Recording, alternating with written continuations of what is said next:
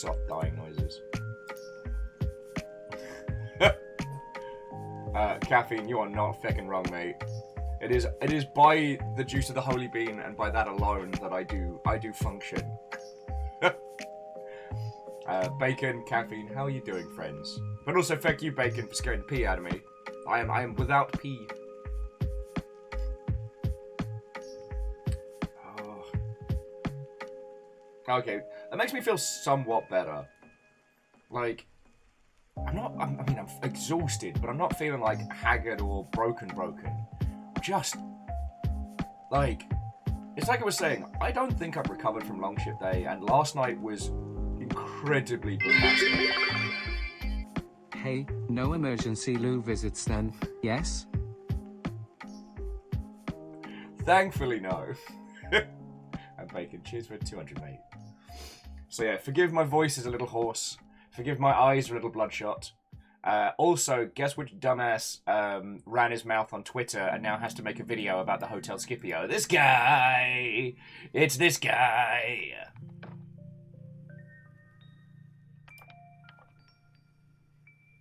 So, that's a thing. Basically, while drunk in the wee hours, I tweeted basically a question at, hang on, let me bring it up, because I was talking at the Sniper Elite, where was it? Tweets and replies, here we go.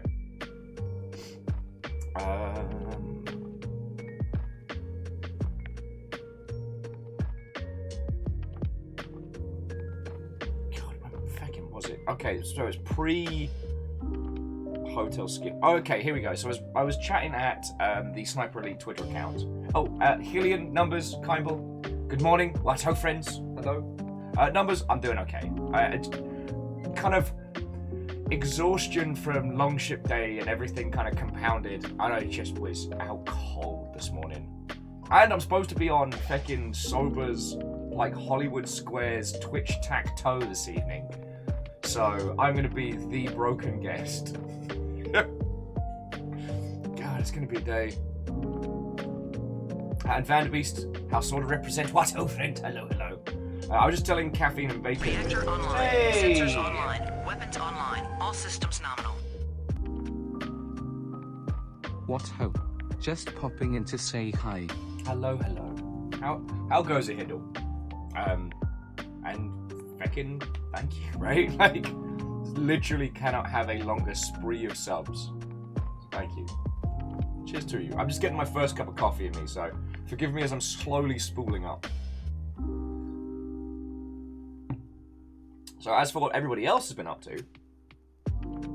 Oh, sorry, quickly. Kyle was saying, how do you like your shelving?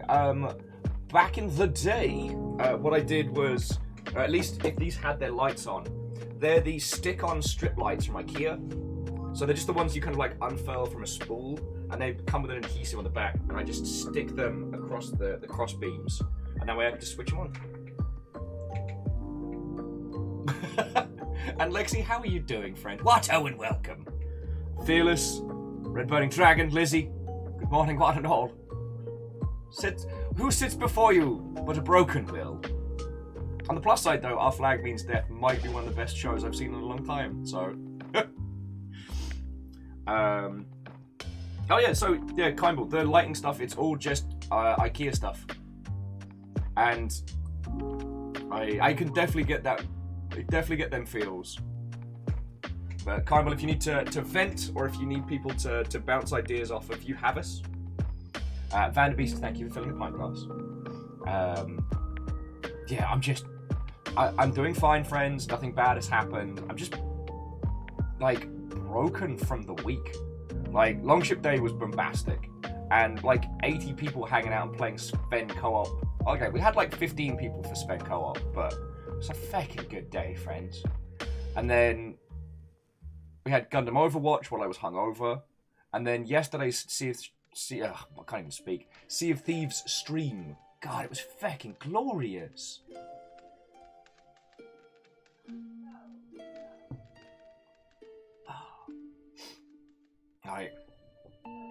I did not expect, like, face-wrecking tier bits, and I certainly didn't expect, like, you know, 250 person raid, and then fucking Brudism with exactly 69 people. That was fucking hilarious. Oh. Yeah, Aldous, the Defense Co-op run was such a glorious disaster. It was definitely tweaked. It was definitely one of those things that once we had enough of a squad for Sven Co-op, we were just steamrolling, but in the silliest way. And Chia, thank you for the tiny beard, friend. Also, Watto and welcome.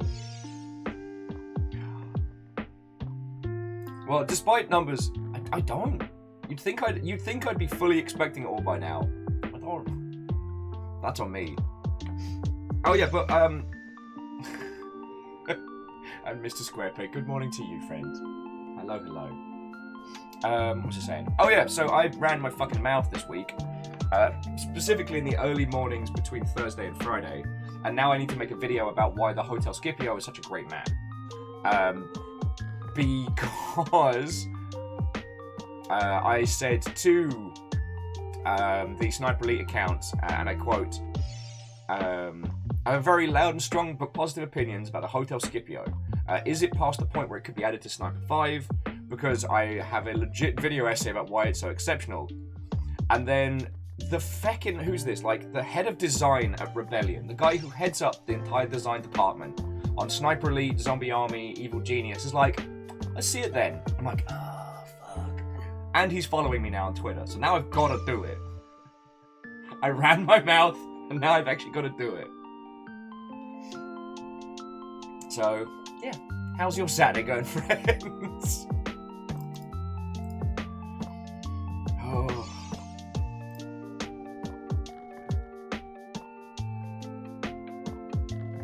Yes. What is it? The scientific method. I fucked around and now I'm finding out.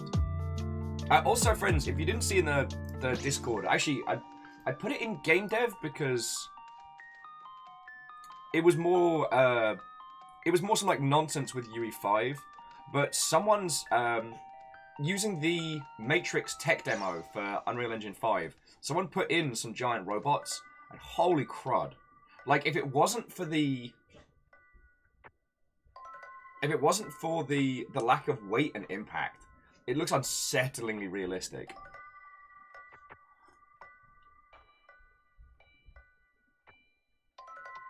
Oh, we're cool.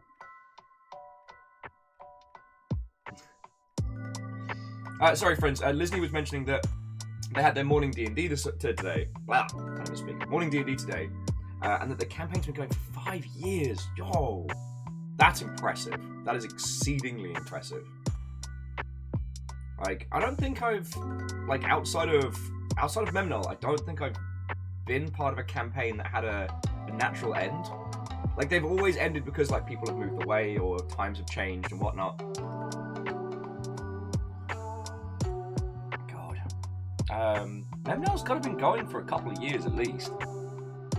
Because we started Memnol towards the mid to end point of me at Kets.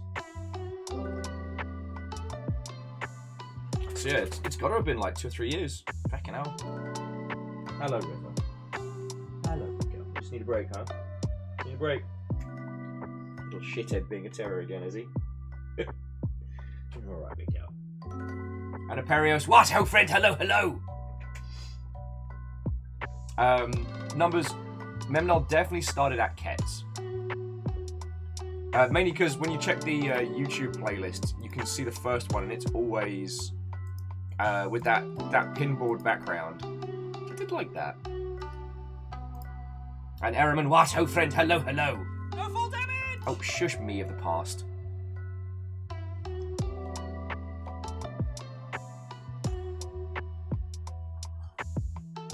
And indeed, Roasted Pepperoni game works. I'm still so glad. Like, Aperios, I don't know if I've said this, but thank you again for bringing us in for that. Because, like, we got to be there for, like, the last great summer of GameWorks, and it was real cool. Lizzie saying, has the Longship outlived GameWorks? We started a lot later, though.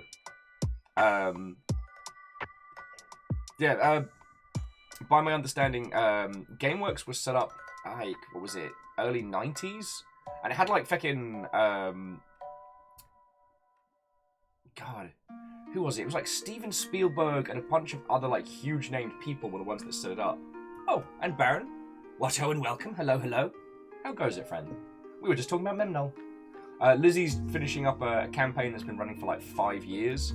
And I was just saying that, like, Memnol's the only campaign that I've been part of that's had, like, a natural end. That didn't end because, like, people moved away or real-life stuff happened, you know? We were trying to work out, as well, how long it's been since Memnol started. And, yeah, it was definitely towards the end of the Ket era. Because the first 3 episodes of Memnol are at Ket. Sensors online. Then it switched to Weapons GameWorks. online. All systems nominal. 2 to the power of 5. 2 to the power of 5. Sorry, AR, thank you for 32 months, friend. Cheers to you. I'm very broken, but not in a bad way. Like, this isn't like bad shit went down or ended up, you know, being sad with the brain spiders, friends. It's just been such a week. Okay, so some GameWorks history for you, friends. GameWorks was opened in 97, so late 90s, my mistake, and was designed by Steven Spielberg. And yeah, the opening event did have like Will Smith and stuff and like that. And this is for the OG one in downtown Seattle. It's fucking cool.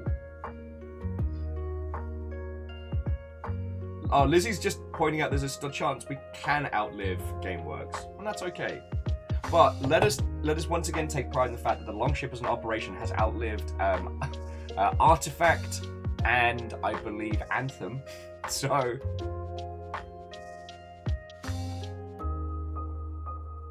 oh yeah, and Baron, like season 1, the ending was so good, so good. I do feel bad for I do feel bad for everyone who has to rewatch it with the rehear it with all the background noise stuff. I was definitely not podcast caliber towards the mid-part. Lizzie says we also outlived the Confederation. Friends, these colours don't run. Rainbow Alliance.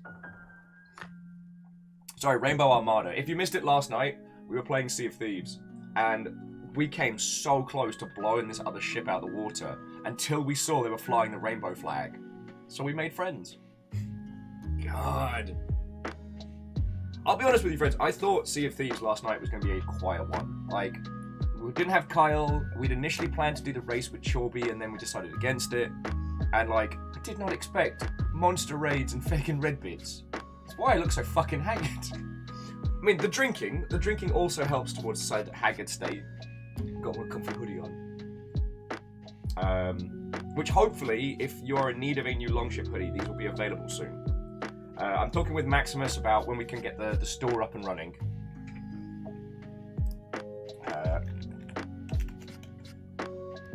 And once that's up and ready, I'll be able to put like a little thing on. It'll be fucking cool.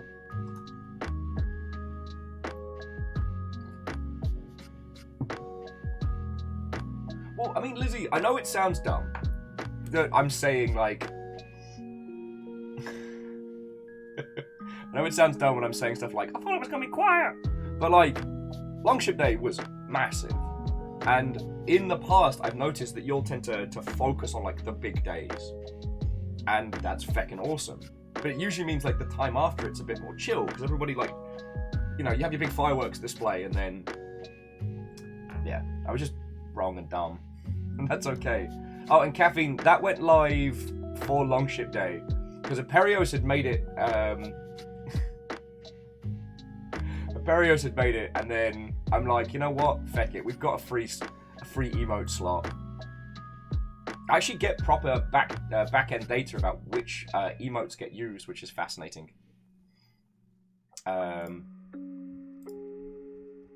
Like, I get like an official like ranking of... Where is the ranking?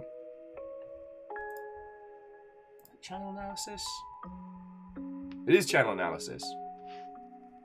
I can find out which emotes get used on which Reactor months. online. Sensors online. Weapons online. All systems nominal. Hello, France. And a hello front to you too. Star, how goes it? I haven't had the chance to start watching the show, which is frustrating, but this week has been off the chain in a good way. How are you doing? Sorry, I'm so broken. Here before you sits a broken will. But Star, I hope you're doing good. I hope your ankles will healing up.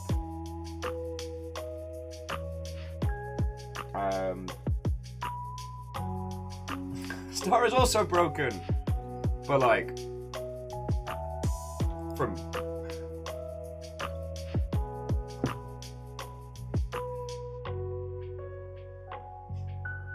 Oh, friends. Oh, you got the pink cast! Yay! Star also had a bit of a nightmare GDC. Sadly, broke their ankle like the day 0. So what I ended up doing was midway through GDC, I went out to go hang out with them, and we had like a bit of pizza, and we just hung out, chatted. I got to see a preview of their lead designer's talk. So it was kind of cool that the only talk I went to at GDC was held in Star's house. It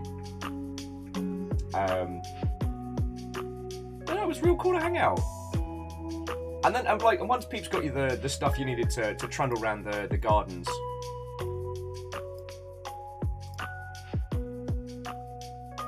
Oh, just very quickly, everyone's asking 2 lowest. All right.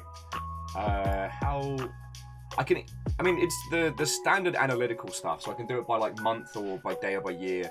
The 2 lowest is the Mead Point face and the Slugcat face.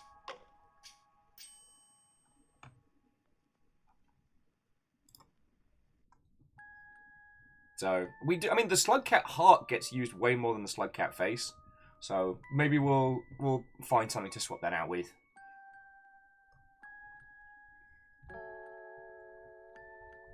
Who knows, friends? Who knows?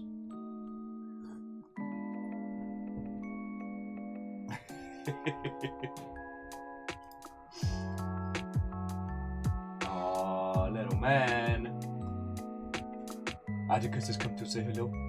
Hello, my child. Weirdly, despite being the same guinea pig that bit Fiona so much that she was bleeding profusely, he did not want to wear the taco costume. Atticus has become the cuddle nugget. Like, he's the one who's fine getting, like, cuddled and hanging out. He likes being picked up.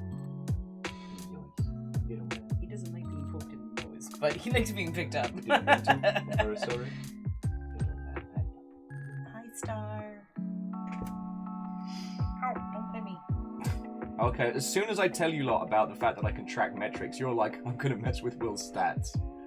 I told them. Aw, look at his little face. Look at his little face. Oh, I know, I got you. You're okay.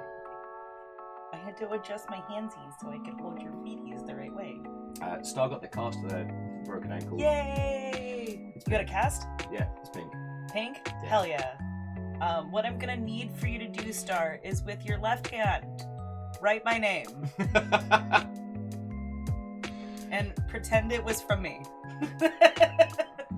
We can just send little pictures to get them stuck on or something. We can, like, if there's a way we can, like, digi-sign your cast. I mean, I'm left-handed, so it would kind of be like it was for me. Okay. That's fine. Oh, everyone pointing out, why not ask? Not to mess with things. Screaming Wolfface has done wonders. Oh, what a buddy. And yes, I am using Very mad at me. I'm 2 guinea pigs past normal mug. I stole your cup.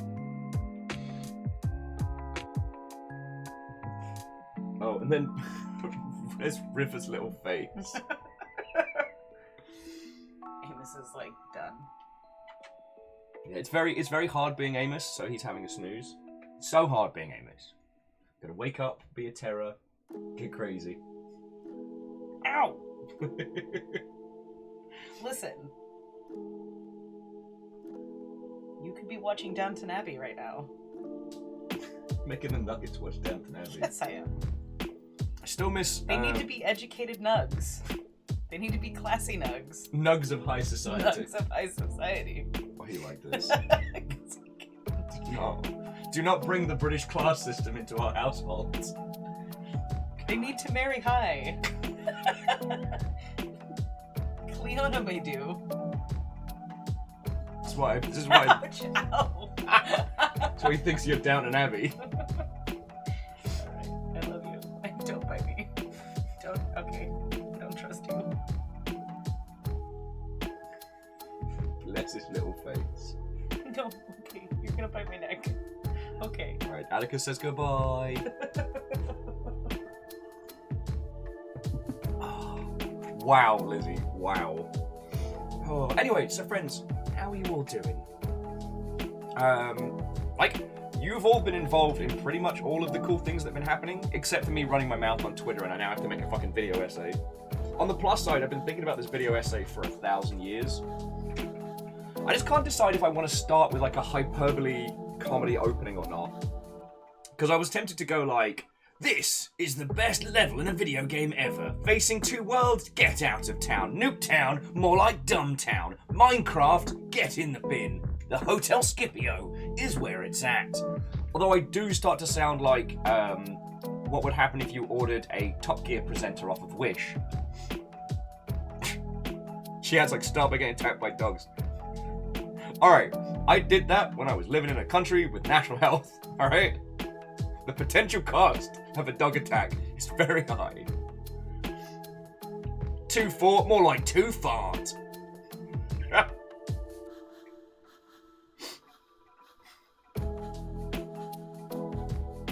Dust too, more like dusty poo. God damn it.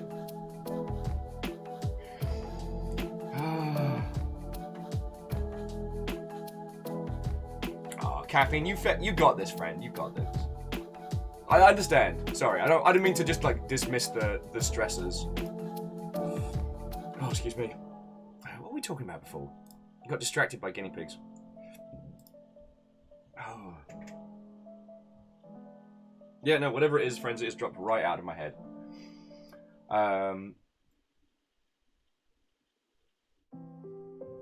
Yeah. No. Brain smooth, head empty, arm spaghetti. I will say, I don't know if you've all seen that Back 4 Blood's going to be getting some new content, which includes flesh mazes and new, basically like new legendary weapons that seem to be like a variation on the standard, which, I mean, I'm not saying I want to go into a fleshy, twisted maze, but I've had a real craving to go back to Back 4 Blood. There's just something really... It's the deck building plus chunky combat coming together that makes me very happy. I still got to clear it all on what's the mid difficulty. Lost Flowers, the River's doing much better. So she's on antibiotics and stuff for at least a few more days. But she's happy, she's perky. Occasionally, we'll just go and hang out in the bedroom so she can avoid Amos for a bit. Amos is a lot. But she's doing good. She's doing good. And...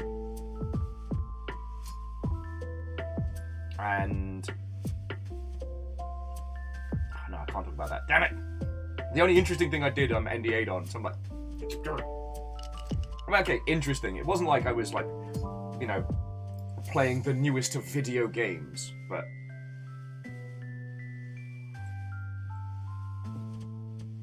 And Mecha Noel, how are you doing, friend?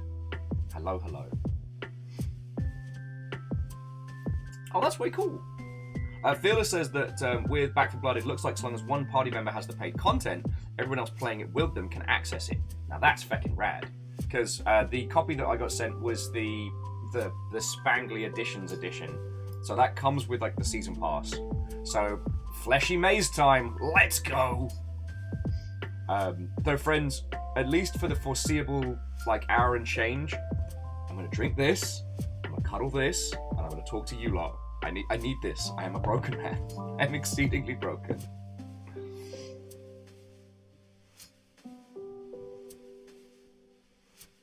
Oh, way cool. Sorry, Mecha Noel was saying that they're doing a doodle. Post the doodles on Twitter, and they make a thing they're happy about. That's way cool. Perios, no. No flesh mazes for you. You've already been to hospital once this week. No more flesh mazes. Oh, yeah, Crux. tea is still a passion of mine. It's something I thoroughly enjoy. It's like a little lovely treat in the evenings. Coffee is a thing that I need to function, and without it, I will cease to be.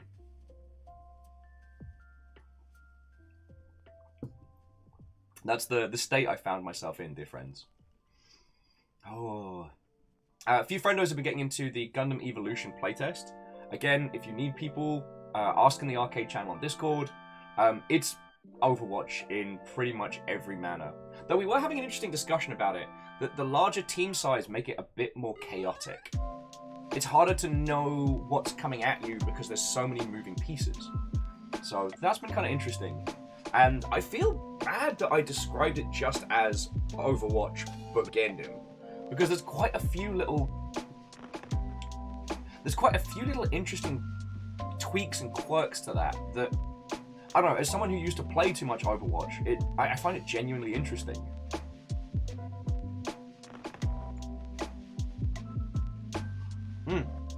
So Lost Flowers is in now as well, lovely.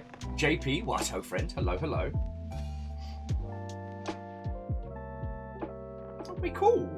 Sorry, Mechanoel's just been playing a completely legitimate Pokemon game and has been drawing their protagonist and team members.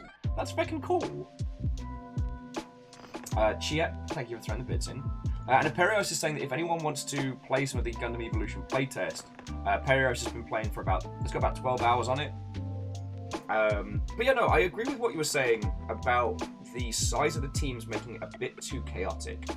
Because there's so many elements you're trying to keep track of. It's difficult to see composition. It's difficult to know why you're not winning when you're not winning. I understand like the units on a like a mode by mode basis. And I will say, like, I think it's Barbatus that's the best example of how they've taken thematics and tweaked them for the kind of hero shooter experience. It does unfortunately mean that the balancing that will have to happen at some point will be taking away from thematics. But it is what it is. Oh, and JP, you have nothing to apologise for, friend. We played Sven co-op for like a bunch of hours, and then everything else we tried to play didn't work.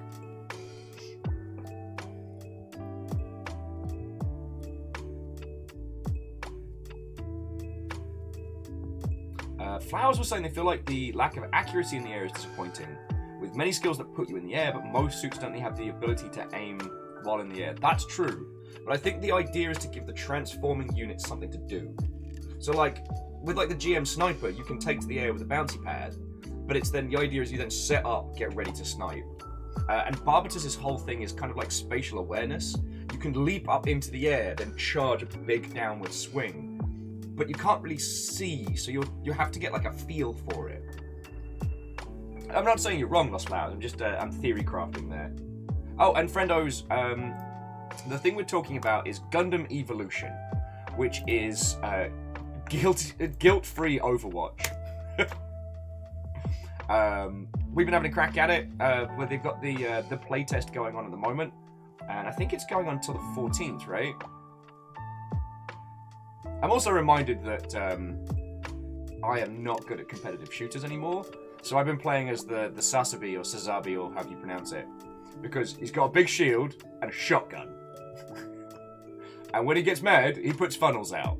So it means that I don't have to do as much like accurate firing as most people. My job is basically to be like angry explodey Reinhardt.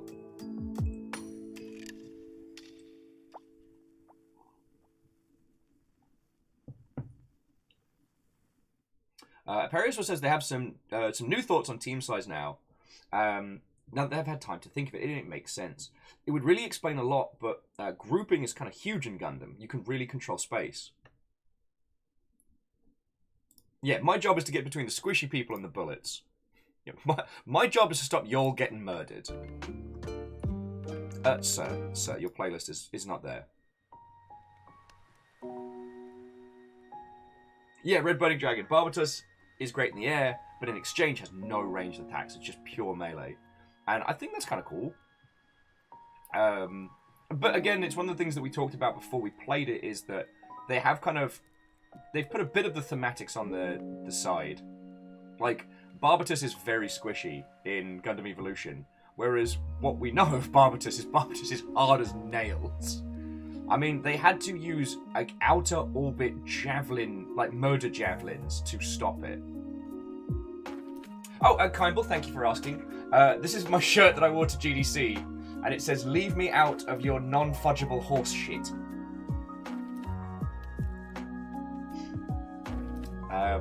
Effing birds is an absolute treasure, and when I had a bit more cash last year, I treated myself to the Effing Birds calendar, with this month's being "You're an irresponsible crap pile," and a duck that says "Toodle-doo, fuckface."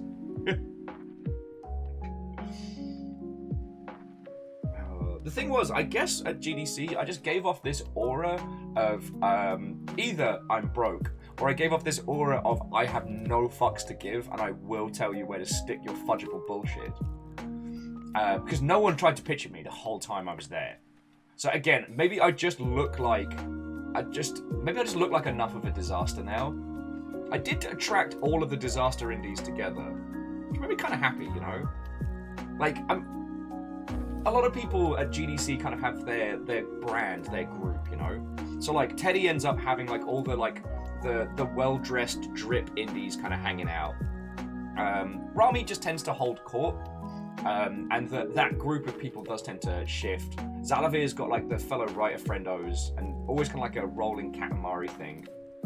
And then there's me, with all the disaster indies. Oh, Alna's got the Monster Hunter Canteen shirt. Oh, it's so good. There's so many good things that Fangamer have put out. Like the chef's apron of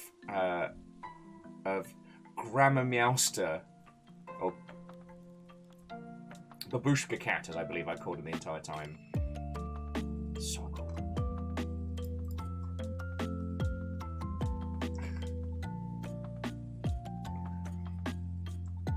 JP, I couldn't possibly comment.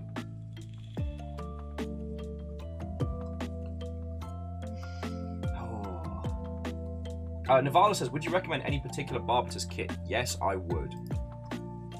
If you'll forgive me using the new type link. I don't have an affiliate partnership with New Type. I just really like their stuff. Alright. Where is it? The Barbatus...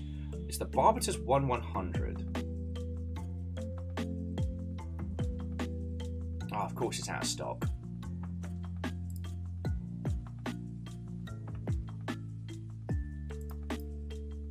Alright. I mean, you can acquire this from pretty much anywhere Nivalis, but this particular kit is the Master Grade Gundam Barbatus, and it is so fun to put together, friends.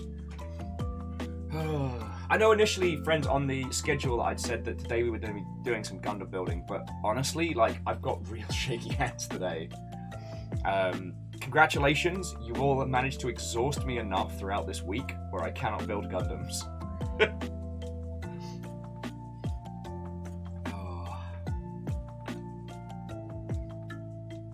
And hopefully, once the either the Twitch paycheck comes in, or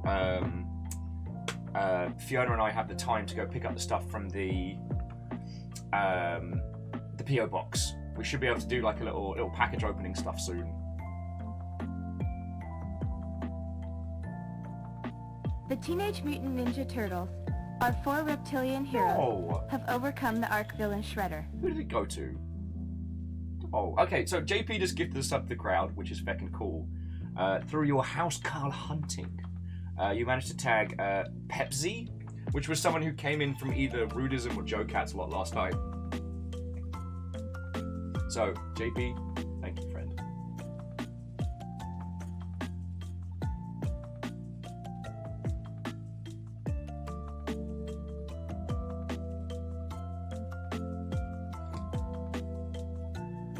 Oh, by coffee I am healed.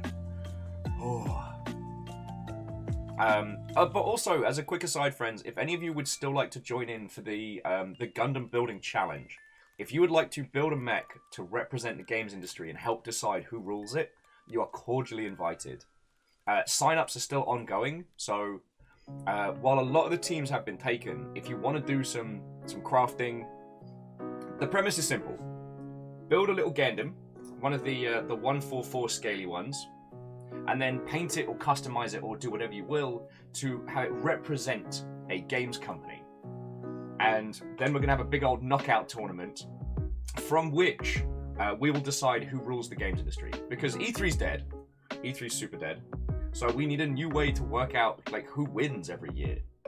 And I decided, by the powers invested in me by the Longship, that we should decide the fate of the industry through giant robot fights, because they're fucking cool. Yay! Fearless installed Sea of Thieves last night. Lovely! Ortrazini and I think Rogue Jeffrey were also sailing last night. Oh, Kimball, you chose so strong. Okay, now this is both for your own entertainment and for the strength of the industry. Friendos, sorry, for the strength and the power of their work.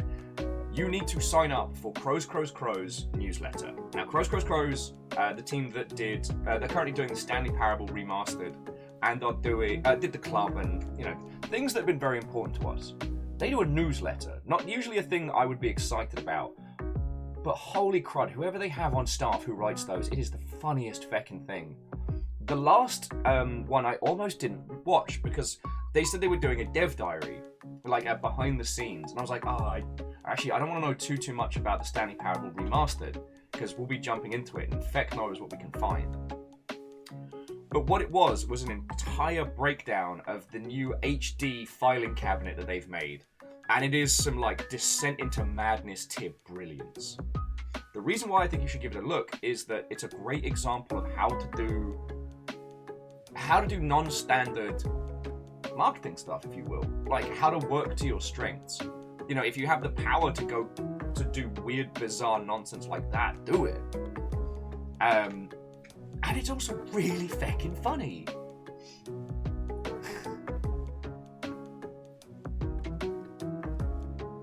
Wolfgrad said today they went to look to see if there are any shops that sell Gundams near them, but unfortunately there are none. Oh. Wolfgrad, whereabouts are you based, if you don't mind my asking? Like, don't dox yourself, obviously, but whereabouts in the world? Because... Oh yeah, Kimball, the whole newsletter is so funny that the texture is the size of North Dakota. And then as they're moving it around, they can show you, like how different parts of the United States fit into this one texture of this one filing cabinet. Just weeping looking at my phone on that one. Okay, Wolfgrad's based in the Netherlands. Okay. Sadly, I don't know where would be best to order from, but... Because you might be able to order from some, like, forgive me for just generalizing, but some Asian suppliers, you might be able to order from them. And if you don't mind the long shipping time, you might be able to save a few bucks. Because that's how I managed to afford to get some of the fancy tools that I got.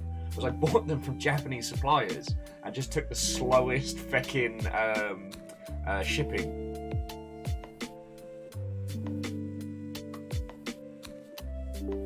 And JP, the fact that it's Devolver publishing a new Monkey Island game blows my tiny mind as well.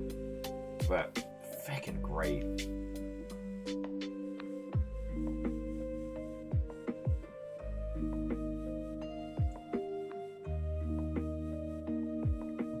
And Compliment Cap, good afternoon to you.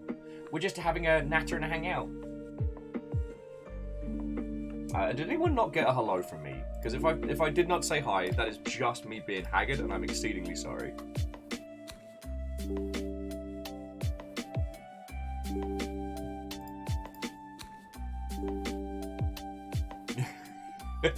Alice was saying that means Monkey Island is fair games for Will's mech. You know what? You're not wrong. You're not wrong. I've committed to a bit already.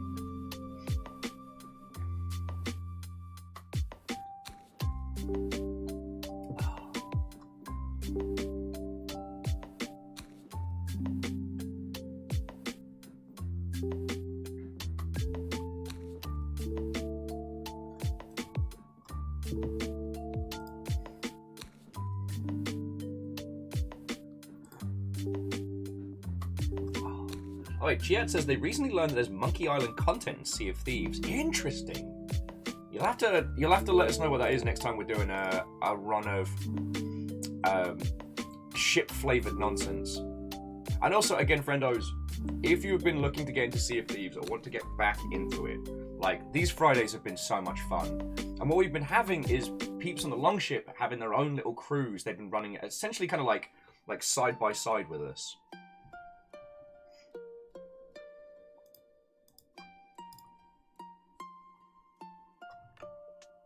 So, if you've been wanting to return to the great seas, we've got you.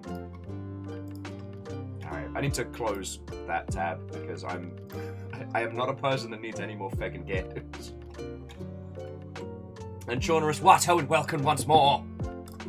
A happy Saturday to you all.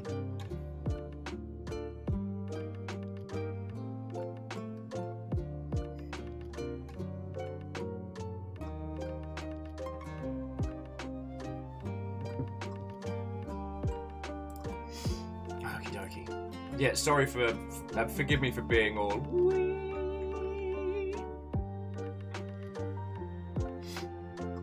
Oh. God. And yeah, I think that's the long and short of what's been going down over here. Like, Vampire Survivors continues to be perfect and has no flaws.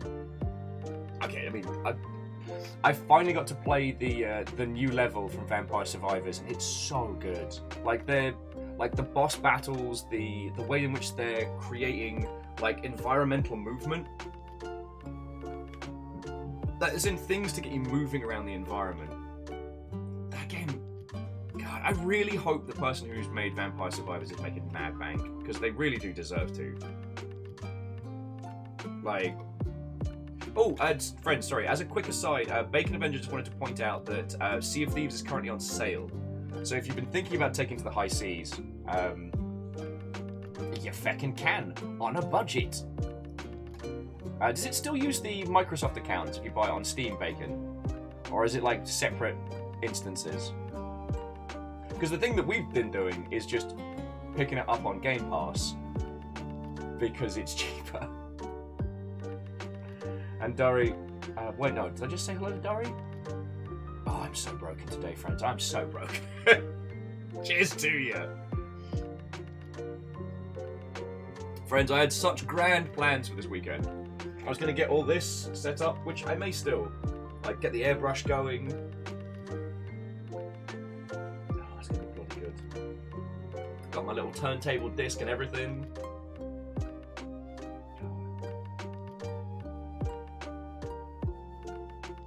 I am an exceedingly lucky bastard. Like, I know I talk about this a lot, but it's hard not to look at all the cool shit that happens because of the long shit. Stuff that you lot have sent, things that you've all done, and the fact that I get to hang out with you all on the daily and not go, holy fuck. Like, how did I get this lucky?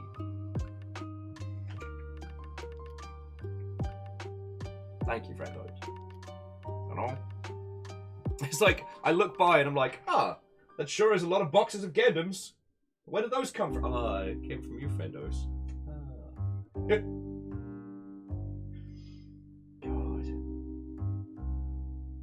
Yeah, I've still got the GM Sniper, which is going to be great fun to put together. I got that one looking at me.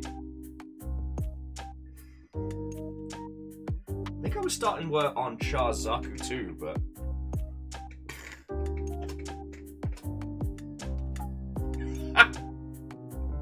Well played, Lizzie, well played. I'm not reading that out, because I speak not of the forbidden snack. I don't think I've even recovered from it from this week, but what more does a noodly boy need? Patience. Lots of patience. Don't have a lot of that. And I keep running my mouth and getting myself into trouble, so. Again, for those of you who only just popped on in, I was drunk talking nonsense to the Sniper Elite Twitter account, and I said that I was going to make a video about the Hotel Scipio. And so basically the head of design is now following me, who, for lack of a better term, just went, bet.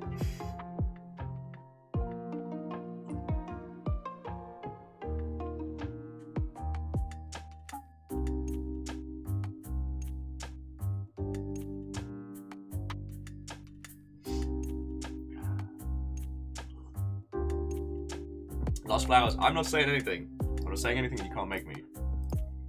But yeah, I need more people for sketching fun nonsense. Because what was it? The Jarl Infinitus.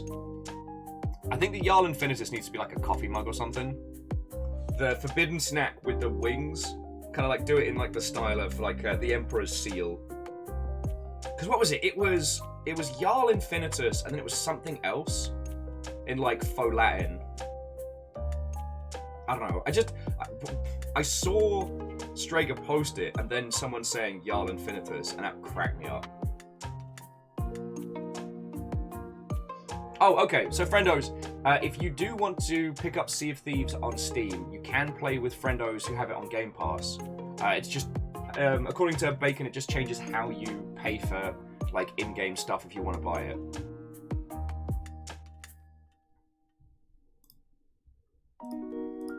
God, I don't want to tweet. I don't want to tell people that we're live because I am not with it right now.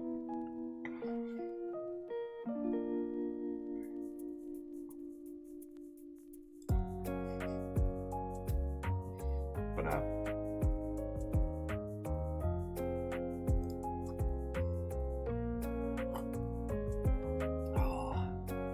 Though one thing that I will say, we've been getting a lot of props for, is the fact that we haven't just been binging Sea of Thieves.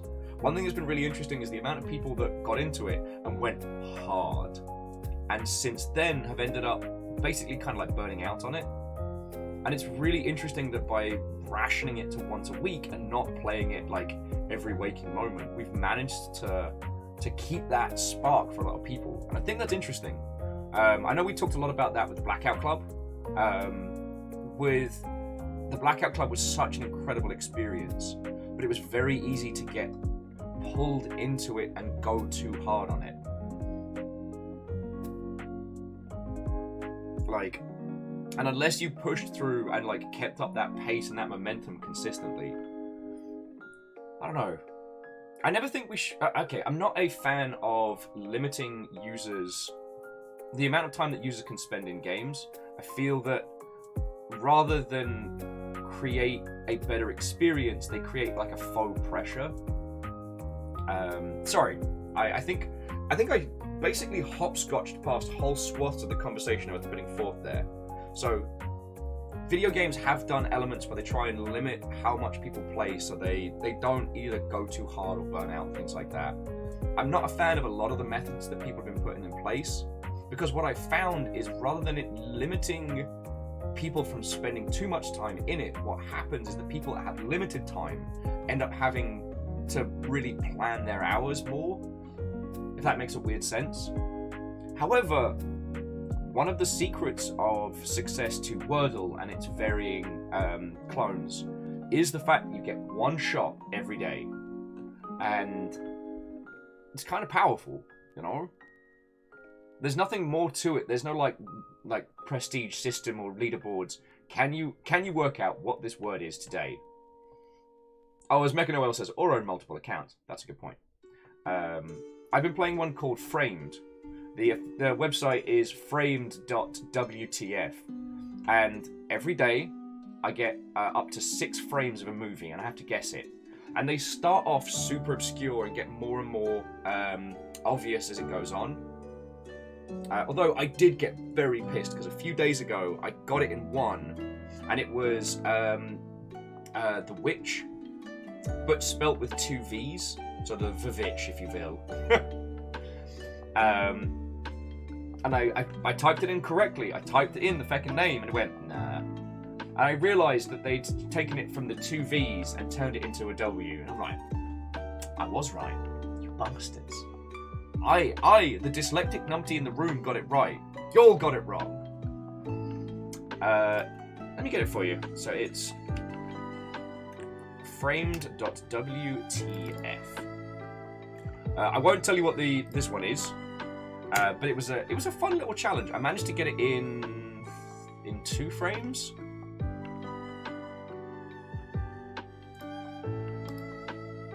But it's an interesting thing to talk about, because by limiting the play experience of the user, it does increase engagement, which is counterintuitive, and something that usually I would dislike. Yet, if the framed website was just keep guessing things until you can do no more, I wouldn't still be playing it. And I'm reminded of the GeoGuessr upgrade, where you would have like a walking video of a city, and the goal was to guess where you were in the world. And I played that hard for like a weekend, never gone back. But what if it had limited me to one place every day? Like, you know what I'm saying? It's a curious conversation. I'd love to know your thoughts and feels on this one, friends, because like limiting users' playtime is something that I'm usually against, and yet we're seeing benefits of it. I mean, we've talked a lot about this with like bingeable TV shows, how by creating an artificial like release an episode a week, it helps keep the prestige of a show and keep people engaged. Whereas even good bingeable shows tend to have like a burst of and then be gone. Oh wow! So okay, Orchazini's been hitting Sonic All Stars hard. They've got 100+ stars in the World Tour thing. Check you out. I should sit down and play it all, but God. And Dustin, good morning. What ho, friend? I'm still recovering from last night. Also, nobody clipped Uwuzi-Mandius. Which will haunt my days. Non-bingeable television. NBTs.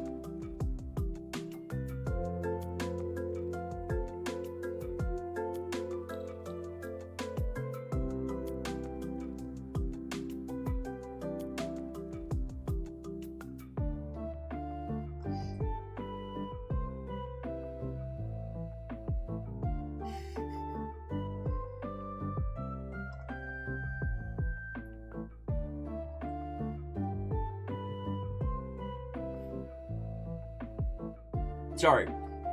I know I'm taking conversations off at a very weird and strange angle today. It's something I think about a lot, because sometimes as users, how we wish to experience things isn't the best way to do so. And sometimes users will experience things in a way that results in them having a bad time. But if we control how users are allowed to experience their art, that starts getting a bit gatekeepy, a bit pretentious. You know what I mean?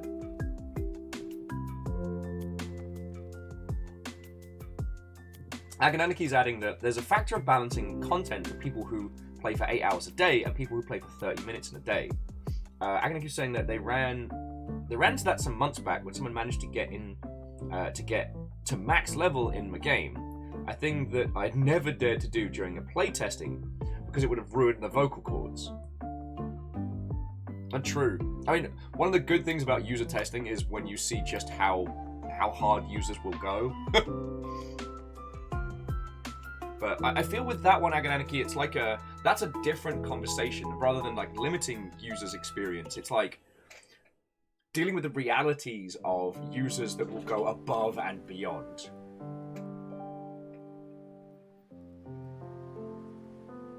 But Scotty, one of the things that I find very interesting is, I don't want to use the term no life fit. Sometimes you get a game that just, it speaks to your core, or you find it at a certain point in your life where you can just play it for 12 hours a day. Now, I will admit, the times when I've been able to do that, mostly been unhealthy, or there's been something bad going on, but that's another story. But what's interesting is that any elements that you put in to stop people from going that hard tend not to affect the users you're aiming for, but the concept of limiting playtime, it tends to be a turn-off for people who are who have less time to engage with it. Does that make a weird sense? Because I do understand that I'm very broken today, and I might just be making like a series of whistling incoherent noises, and I don't know it.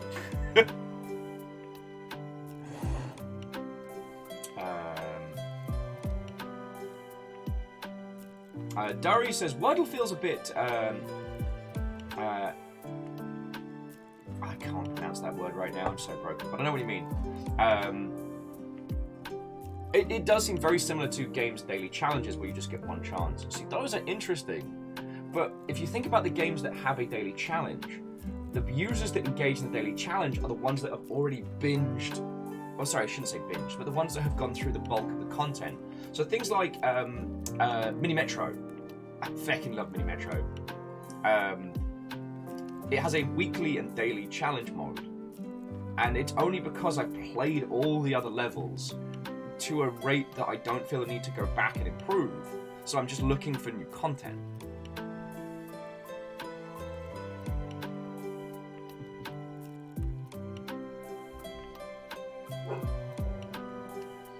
Agananki was adding that if you consider something like Wordle, there are only so many words that people can fairly guess, unless you start getting into obscure vocabulary.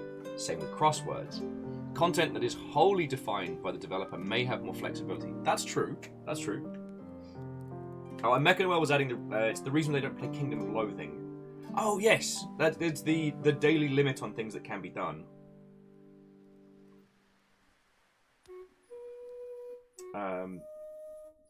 So yeah, I don't have like a solution to this. Like, and I'm trying to think of some games that have done some really elegant solutions to kind of keep playtime constrained. Mobile games tend to be less. Mobile games tend to use playtime as a way to monetize, which is something that I'm against.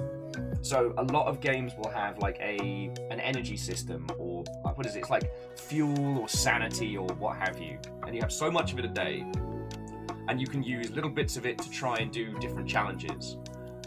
But if you use it all up, well, guess you're out of fuel for today, unless you pay me $1, and then I'll fill your fuel tanks for you. So rather than that being a way to limit, what it is a way to monetize off of people who are going hard. And I've always found that a little scummy, because it's a purely artificial limiter. And rather than creating an experience, it's just a faux quarter system, if you will. I mean, yeah, it is some dirty monetization. By my understanding, it tends to be users that are already making purchases in the ecosystem that spend on that. So, energy systems, at least by my understanding, energy systems tend to only be used by users who have already purchased, say, like, cosmetics or loot boxes or what have you. And because of the way that is laid out, usually with a currency system that leaves you with leftovers. Those leftovers tend to be what people use for recharges. When I say leftovers, it's a jerk move, but it's very prevalent in mobile games. They will sell you packs of currency. Now, the packs of currency thing is mostly to avoid a whole bunch of nasty laws and problems that would genuinely hurt development. Like, I'm not dissing on currencies. That way you can launch a title in multiple regions and kind of keep everything visibly the same, even though there's different currencies involved. But what they do is they sell you blocks of currency, and they make sure that the blocks of currency that they sell you are either slightly below or slightly over the thing that you want to purchase. So if you want to buy the Will's a broken piece of shit skin for me, I don't know why you'd want that. You want the summer beach party Will, which ironically is the same, but I have a big umbrella. If you want to buy that, that will be 500 fun coins, but you can only buy 200 fun coins or 900 fun coins. And because of the ease of use, a user is more likely to buy 900 fun coins, pick up the Will Beach Party skin, and then have 400 coins left over, which is not enough for another skin. So then you have money already in the system, and that's when the microtransactions really hit. users then go, yeah, you know what, I actually do want to keep playing today. This Will skin's real cool. I want to do another few rounds of this. You know what, feck it, I'll spend 100 fun coins to recharge my mead power bar or what have you. 3 corgis and a lab coat mad science skin. God. Friends, if I ever ended up stupid rich, which will never happen, but if I ever did that, what I would do is, whenever we have conversations like this, I'd just pay a bunch of artists to start drawing the bullshit that we come up with. Okay, sorry, let me jump back in. Because Fred, I do want to read your stuff out, but I don't want to miss what peeps were saying. Mechanoel was adding in KOL. KLOL? Acronyms are the bane of my life. They don't monetize, but the further you get into the better food, the more you can... Okay, Mechanoel, you're going to need to give me some context on that one, sorry. Agonadiki disliking on energy systems. Okay with diminishing returns like WoW users and rested bonuses. Yeah, again, it's interesting because, I mean, you all know the story that the rested bonus was initially meant to be a way to stop users from basically playing the game to the detriment of their own health. And originally it was like what did they call it? It was like a time limit thing, and they changed how the UI represented it from a timer to like an if you've been rested for 24 hours you get more XP thing. It's fucking fascinating.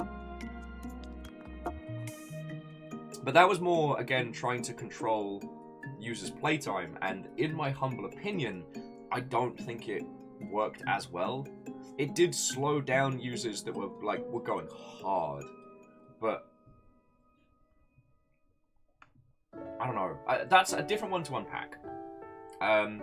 So Fred's saying, Legends of Runeterra CCG gives you slightly descending amounts of XP with each win per day. So if you want to play, you can, but if you're time efficient, you just play a few games every day. Interesting.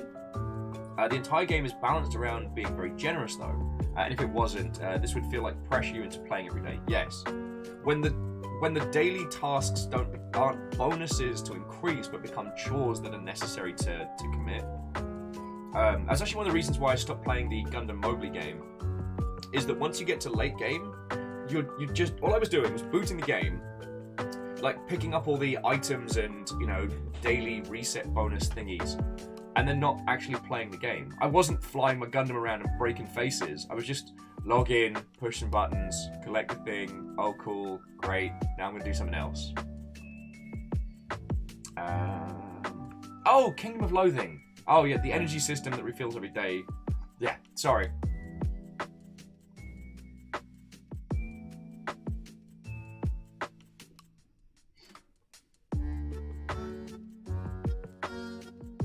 Now, Wolfcrat, you know, Hitman's elusive target is an interesting one, and you know what? I'd like to add I'd like to hear your feels on that one. If you're unaware of it, Hitman's elusive targets were a single target that would rotate. I think it was like every couple of weeks. But here's the kicker: you get one shot. You get one shot at taking them out. We did one live on air where we took on Sean Bean, the Unkillable, which is fucking funny.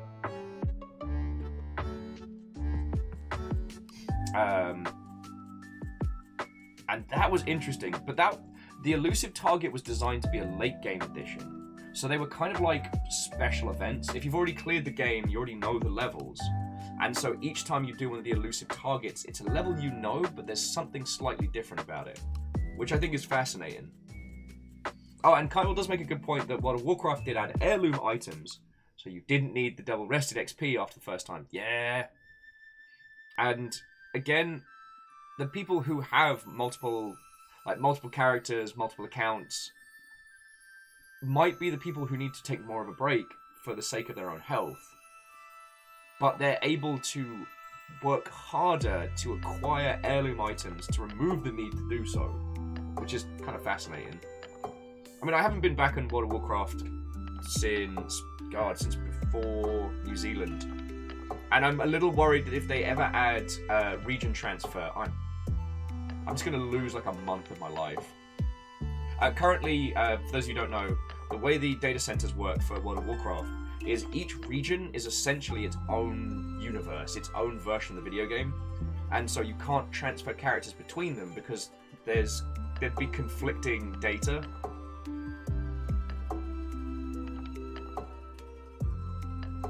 Now, Wolfcrowd was saying that the elusive targets in Hitman felt more like keeping players engaged.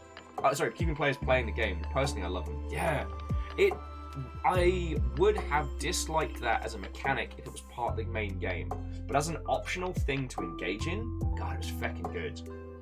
And also, it put you more in the mindset of the killer. What we ended up doing with Sean Bean is he started talking about leaving the level. So we used a handheld explosive that it turned out was way more powerful than we thought.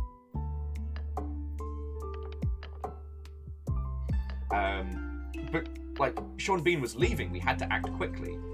You know, we didn't have time to prepare this incredible Rube Goldberg machine of murder as we would be able to in the regular game. No, we had to just get it done. And that is something that I do really enjoy, that sometimes there are thematical ideas that are interesting to engage with, but would make, if they were enforced, they would make for a lesser experience. Do you know what I mean? Sorry, just thank you all for bearing with me this morning. Look, I got this much into the coffee. Look at this, I'm actually conversing. Like I know what I'm doing. Thank you for bearing with me this morning, friends. God.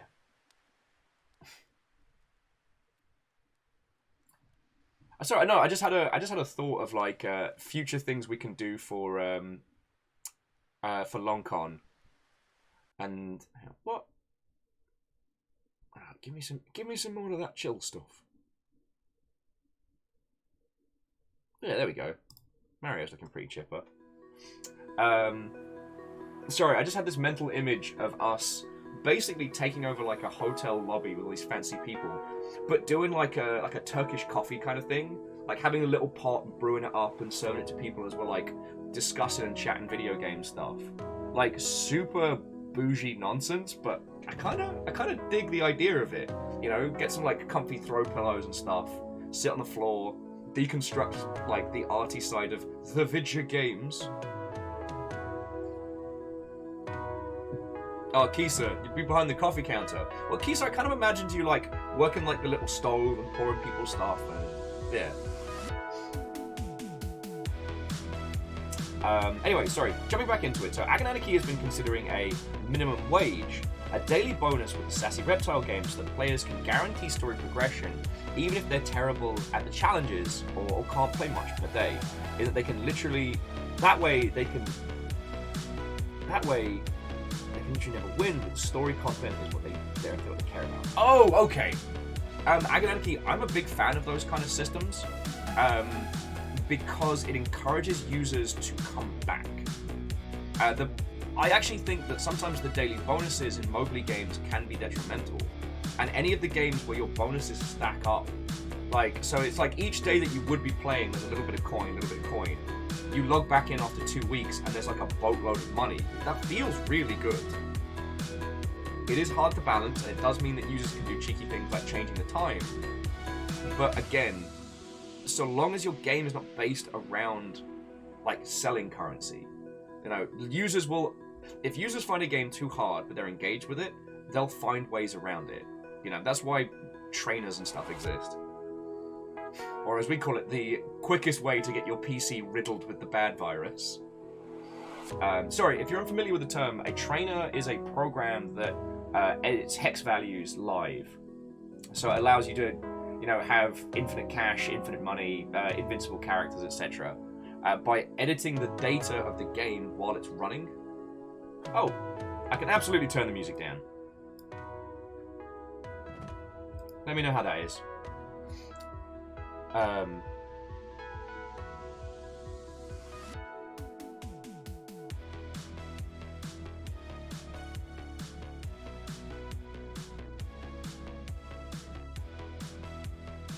Oh yeah, and Kisa, I'm with Jafar James on this one. Bring the donuts. What was I nattering about? Oh yes, like stackable bonuses that encourage users to come back. I always think that's a really good idea. It's kind of, it's no worry. It's no worry. Oh. Oh.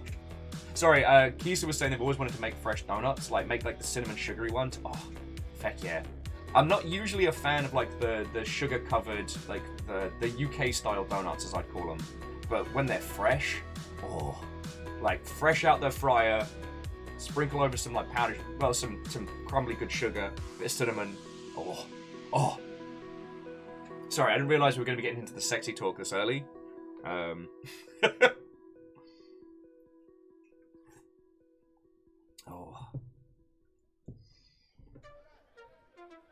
Now I'm thinking about donuts. Oh.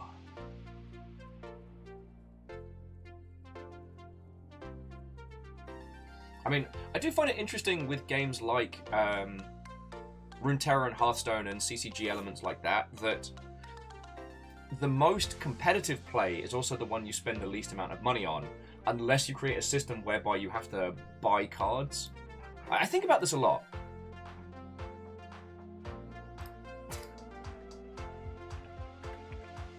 Feck you, Sadlin. Sorry, I saw I had a DM and I was like, oh no, what's going on? Nothing to worry about. Sadlin has drawn a Flying Shark 7/7 token. I just felt the need to send it to me whilst we're doing this. Kisa said, what's a donut everybody wants? I'm craving apple cider. Honestly, just the cinnamon swirls that you can get out here in the US. Want one of those. So good. We have a local chain called Top Pot here in Seattle, and they're so good. Now, I do understand that much like barbecue food and good Mexican food, like there's a bell curve of brilliance across the United States. But coming from the UK, like I still remember when Krispy Kreme got rolled out, and it was like this transient moment for a lot of people. There are levels upon levels of donut brilliance, but because I have an unrefined palate when it comes to the good rings of the sugar, like, I guess. Oh, bacon's all about the maple bars. And Hillian, nothing wrong with being basic. If you like the sugar donuts, fucking go to town on them, friend. I mean, within a healthy reason. Who was I talking with this about? Was it you lot I was chatting with this about? About how after I started working, having gotten thrown out of home back in my teenage years, I just ended up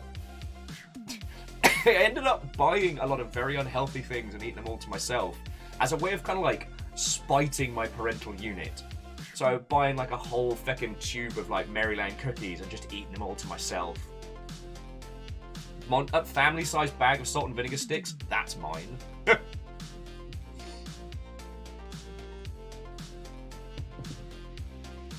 Oh, sorry, jumping back onto the discussion, Agananarchy was just adding that any money that Agananarchy will make will be single chunks. Skins, content, challenge types. And if you make a lot of money, it will be because everyone tells their friends, not because they're hooked into vulnerabilities. I mean, that's very true. There are ways and means of implementing systems to do well. And I'm always a fan of... I'm a fan of cosmetics. Like, especially in titles that aren't inherently PvP. Because it's not about FOMO and it's not about the missing out. It's like, I really relate to this character, I really like this character. I'm engaged to the point where I want to spend money on it. Oh, should have known! Wellity, wellity, wellity. As soon as I start mentioning the fancy foods, Rilu's like feckin' the Nosferatu of exceptional cooking. Sorry, Rilu, how are you doing this morning? Hello, friend. Rilu was saying, are we talking donuts? Yep. Rilu says, in the past few months, we had a stunning Polish bakery move into the town, and oh god, Rilu would die for the freaking donut there, but they're also huge. Had one today, a semicircular donut, but filled with dark chocolate ganache. Oh, thick, Moorish with a proper hint of the good chocolate. Oh, that's so good. Crosstown Donuts, which I think they're in London. I don't know if they're across the UK now. They did their traditional chocolate donut, ring donut, chocolate glaze, like, seems simple enough, but they got, like, truffle tier ganache, dark chocolate, like, I don't know what to call them, weights of chocolate within. So, resulting in what can only be described as a donut dense as dark matter, and very delicious.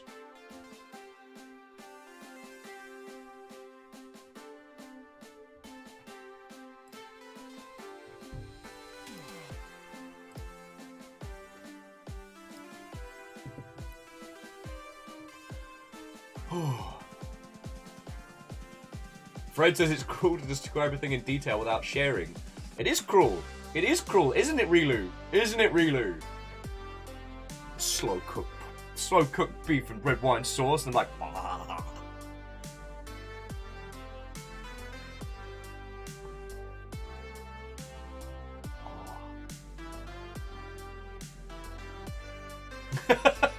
not cruel at all. Sips tea.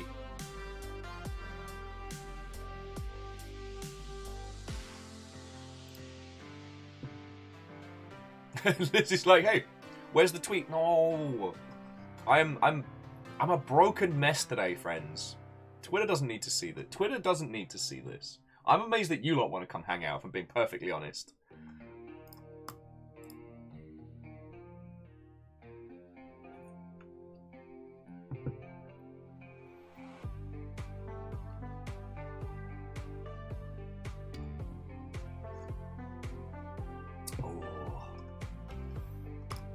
Fred's like, mental note, carry favour with Rilu and bribe mercilessly if the opportunity presents itself.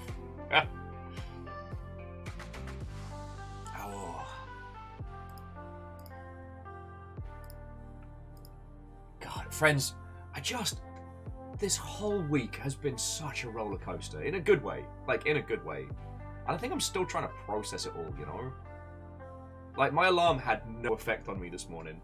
I've even done that thing now where I make the alarm read out what time it is. Nothing. It must have just given up, because I do not remember turning it off.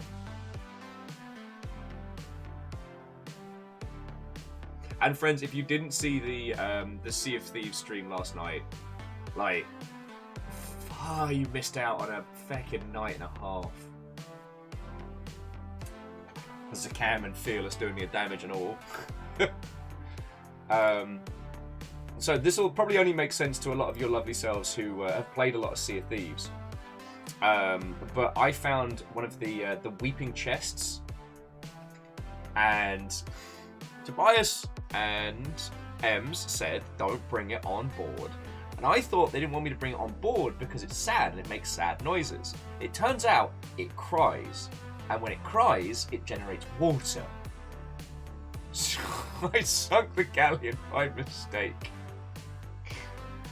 Oh,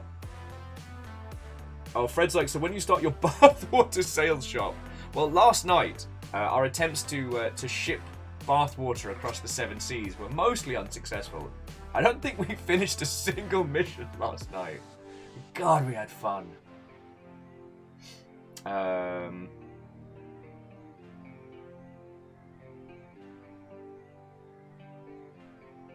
I'm going to be very busy this weekend, so I don't think I'm going to get the chance. But one of the things I do want to do is learn how to make like the decent Japanese curry, because we've got the proper stuff, we've got the packets of it. It's just I've never had much luck with curry myself. I've tried cooking like curried meats and things in the past, and it's just not been good. Oh, Hillian says they're curious, if you put a weeping chest in a dinghy that's attached to the ship, would it still flood? Huh. Oh, Chonra says, yeah. But like, are the weeping chests worth anything, or are they just a weapon?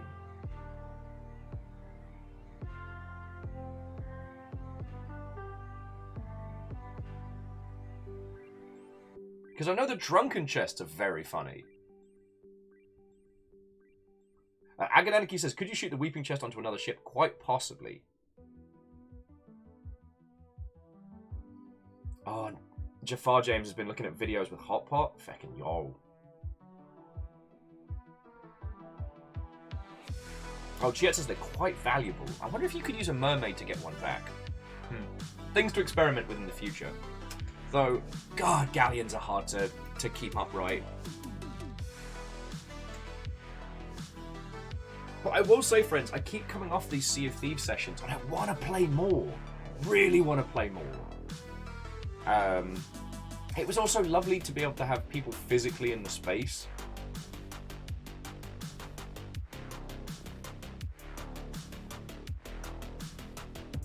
You know what? I knew it. I knew it. I knew you were coming here to do a damage reload. I could sense it on the winds. I'm going to read this out, but I'm not happy about it. So Rilu says, they came in to tell us about the pork Rilu's cooking tomorrow. They have 2.5 kilograms of fat-ass slab of belly pork. That is currently uncovered in the fridge to dry the skin out before cooking it for 6 hours tomorrow. Gonna serve it up with gorgeous caramelized onion and plum sauce and their signature proper crackling. That's actually, really, that's very interesting because, oh, I think it's in the box. I think it's in the box here. Is it this box? Is it in here? It might be in here. Did I put it in my hoodie? Did I put... Thank you, Rilu. But also, you're a treasure. Fucking hell. Fucking hell.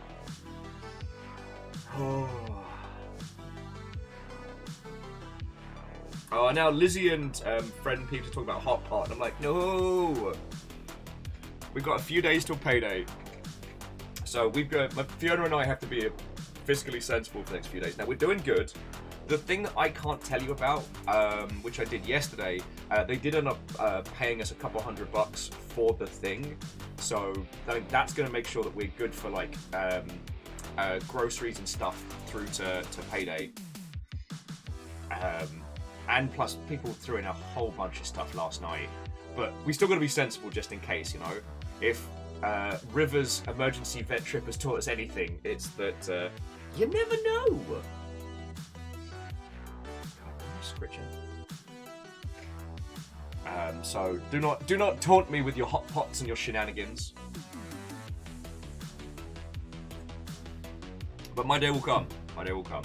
And like, friends, it's not like it was like when I got back from GDC. Like, it's not like, yeah, we're not in scary waters anymore. And friends, that's only thanks to you lot.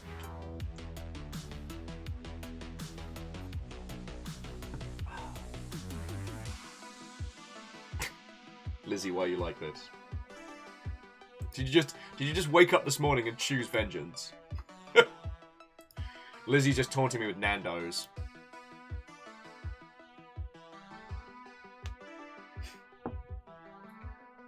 Alright, so aside from making each other violently hungry, you villains, how are you all doing, friends? Aperios, I hope you're feeling better, friend. And I guess the other question is, like, friends, what are you playing at the moment? Because it feels like a lot of the people that went hard on Elden Ring have either finished it or kind of, like, taken a breather from it.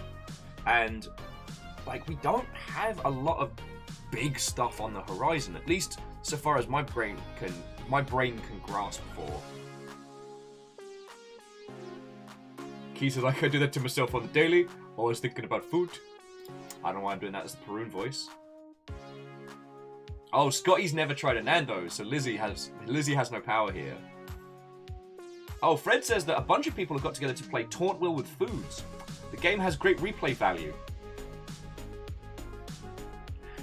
Sometimes I worry by bringing you all together I have created a force far more powerful. Like... so JP's still on Lost Ark. Vanderbeest is playing Tunic. Well, Vanderbeest, when you're done with Tunic is when we'll probably start having a run at it. I think, by my understanding, we've still got a fair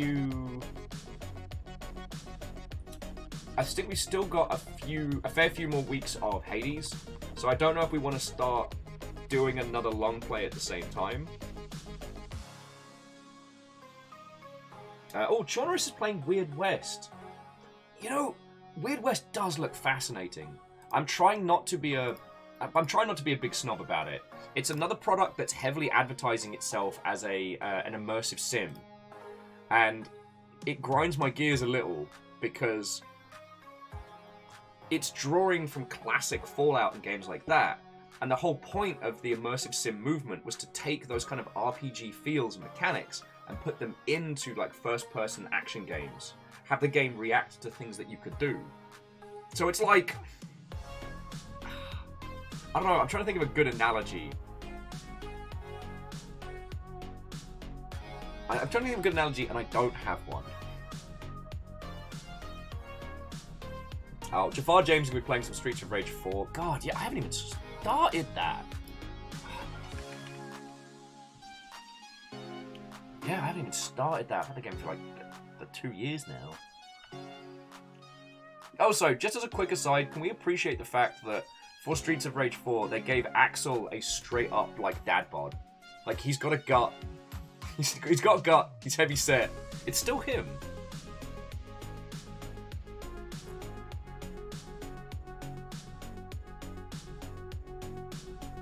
Kisa says like a cat and a dog costume. It's definitely there. Reactor online. Hey! Sensors online. Weapons online. All systems nominal.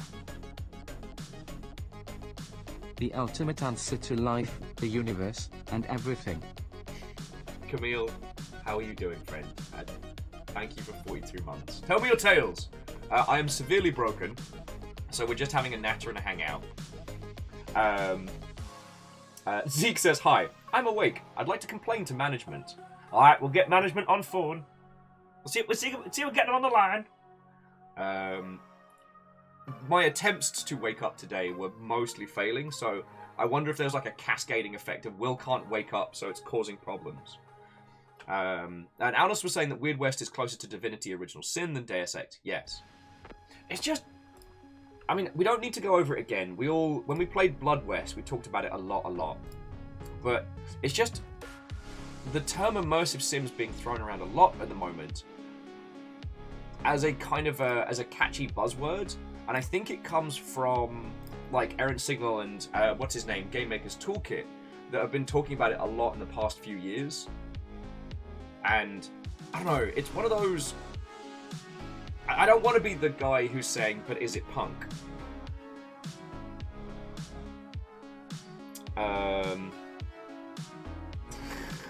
Jafar says, loving it, and Axel hit rock bottom after the 90s. No, he's just got a dad bod.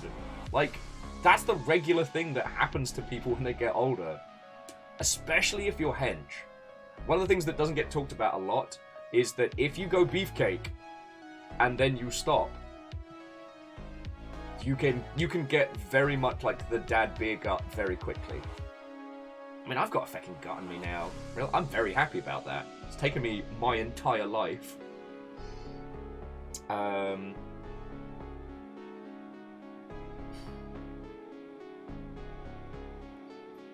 So Camille says they broke a product SQL server last night, but managed to come up with a solution after sleeping for 12 hours.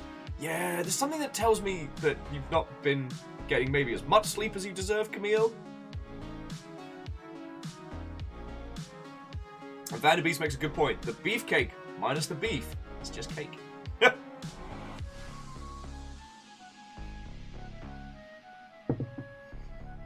Really, I will not be reading that out loud.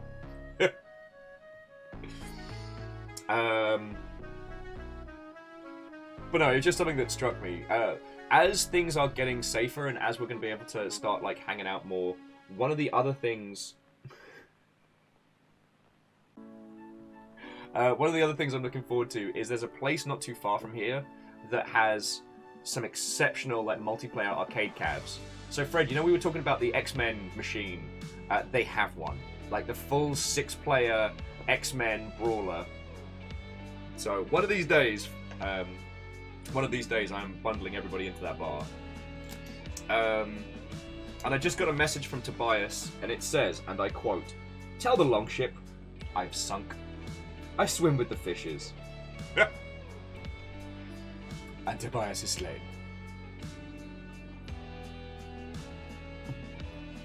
Fred says that game is great for a game or two, but it's boring if you play well. Very true.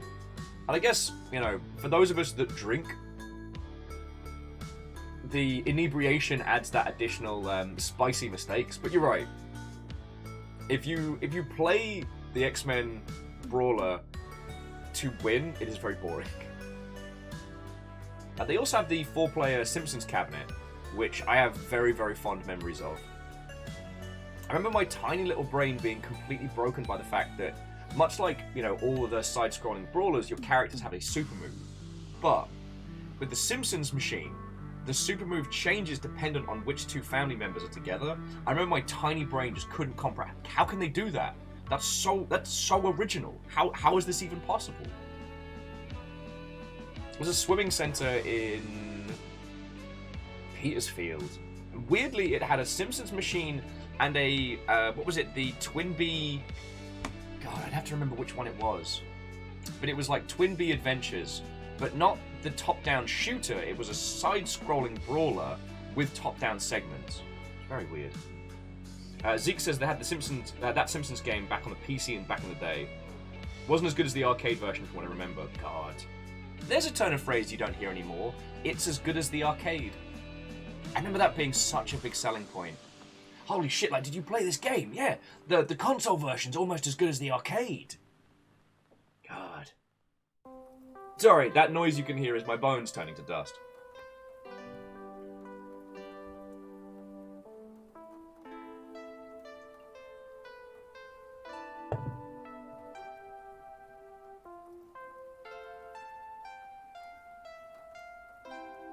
Fred was asking if the arcade in question has the classic Capcom beat-em-ups or the wonderfully terrible WWF WrestleFest. Sadly, no. I haven't seen a WrestleFest arcade cabinet in Seattle. I have seen some of the classic Capcom ones, which is real fun. Our local bottle shop used to have a Street Fighter 2 cabinet. I mean, like, OG, off-the-boat Japanese Street Fighter 2 cabinet. Scotty was saying that Virtual Fighter and Virtual Cop on the Saturn were the first games that looked as good as the arcade to me. I'd hard agree. I remember being blown away by how good it looked just on a regular telly. God. I also remember downloading the PC demo of Virtual Cop and playing the crap out of it because you could play it with a mouse, making it really easy to triple tap every kill, making you feel like a badass. Oh, for those of you who never played it, Virtual Cop wasn't just a shoot bad guy light gun game. It had a nice little quirk, which was you could combo a bad guy 3 times. So, to get the maximum score, you had to hit every enemy 1, 2, 3. And it was fascinating.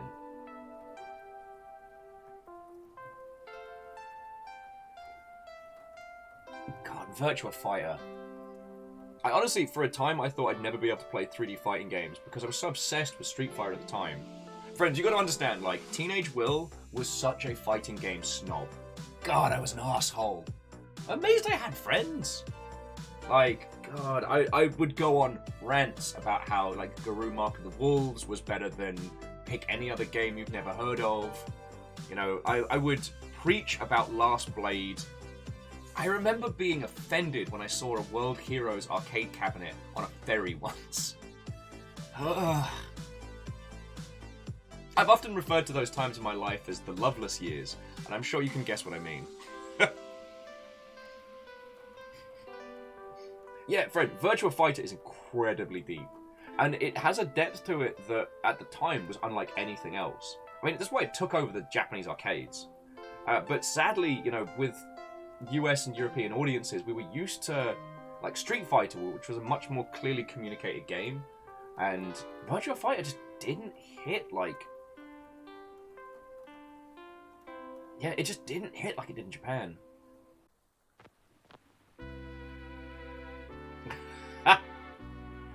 But sorry, Fred was adding that Mark of the Wolves is missing one of the most important things from the Fatal Fury series, the lovingly animated fabric on Kim's pants. Yeah, I am still in awe at the animation quality of the Fatal Fury and King of the Fighters series.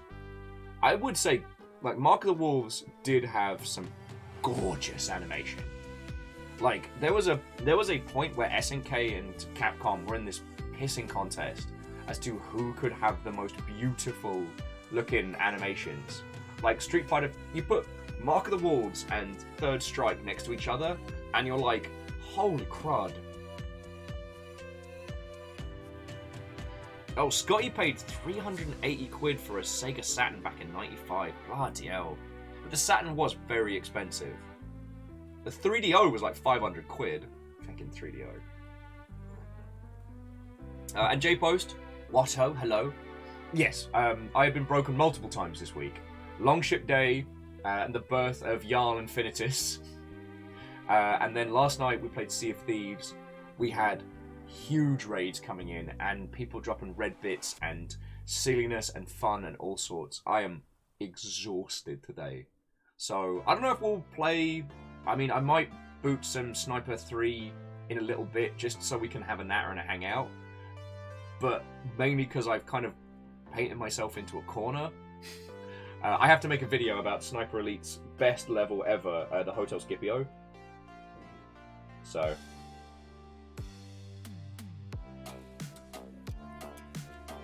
Robin, there was one of the forbidden snack on Wednesday, and I don't think I've recovered from it. You know what I mean? If that makes a weird sense.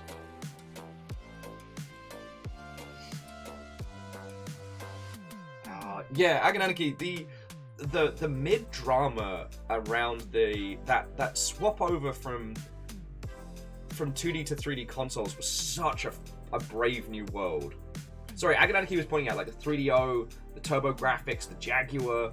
Those were some crazy Ds. They really were. It was so hard to know what was going to take hold. And then Sony just smashed everybody's competition. Like, marketing on point, games on point. Like, I am glad Sega managed to survive long enough to put out the Dreamcast. But...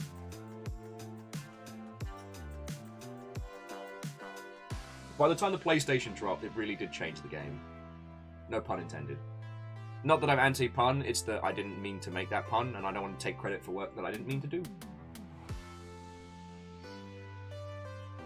Moose is like, but Will, where are you going to find footage for that video? I'm going to go into the archives for it.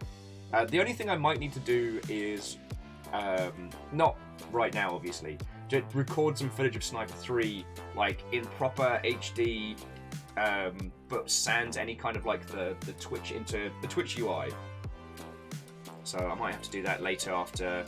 Oh, there's another thing, friends. I'm going to be on the Sober live stream later on today playing Twitch Tac-Toe, which is like Hollywood Squares but with my dorky face.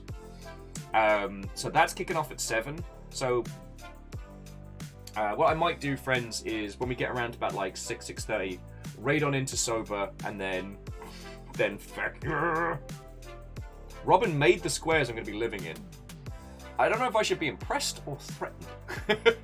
Also, Robin, how are you doing, friend?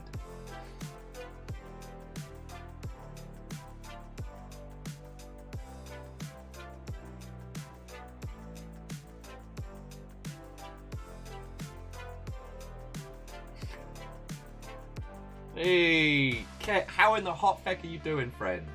Yeah, we're talking, honestly, Ket, we're just talking about anything. This week has been a roller coaster, and I am so broken. I'm so broken. So, I forget how we got onto the topic of consoles.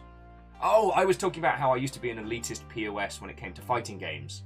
And then we just got talking about, like, gorgeous animation and that weird era. Like, after, like, the SNES and Mega Drive had really kind of, like, had really set the pace, and people started making their own, like, wave of consoles, like the 3DO, the Jaguar, stuff like that. I mean, shite, we never got the Neo Geo over here. Oh, excuse me. Hey, and Robin, like, if you manage to get a gig at 343, I'll be super happy for you, friend. So, Ket saying, doing good, keeping busy. Ket was raised on a computer game, so pretty much missed out on the early consoles. We didn't have a lot of them, but I was obsessed with them. So I had a cousin who was very much a lad's lad, but that also included like buying the new stuff. So he'd come around and visit, and he'd bring whichever console he was enamored with. So I got hands-on with like the 3DO, the PlayStation, the Saturn. The Saturn was the one I loved the most. It would be years until I had my own. And I'm still mad at him because he traded in Panzer Dragoon Saga to get his 3DO.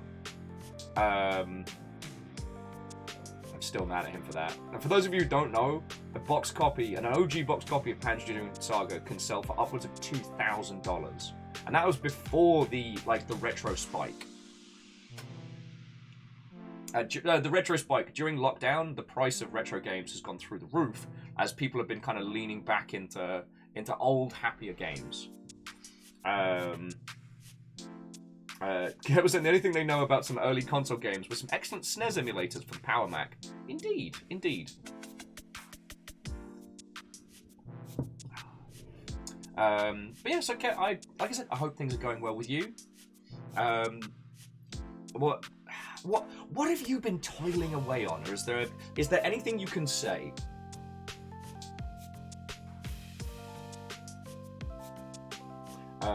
Ket was also adding that you see some of the spikes seems to be from market manipulation from auction houses. Yes, that's definitely been happening at the high end. But like, if you go into a retro store now, the price of most things has gone up. And that seems to be because during lockdown, everyone's been kind of like going back to their like nostalgic roots and having time to actually play those games. At least that's my working theory. Like, even a PS Vita is an incredibly expensive thing to acquire right now. It is also because the PS Vita is one of the easiest to what's the TOS safe term to use? Customize. You can customize a PS Vita very well. Way cool. So, can talk about what's going on. I've joined the fun employment. I've been working on building a portfolio of board games they can shop around to publishers. Feck yeah! I mean, you know, you need us, you got us. Like, if there's anything we can help with, friend. Which one next? Yeah, let's give Samus a run.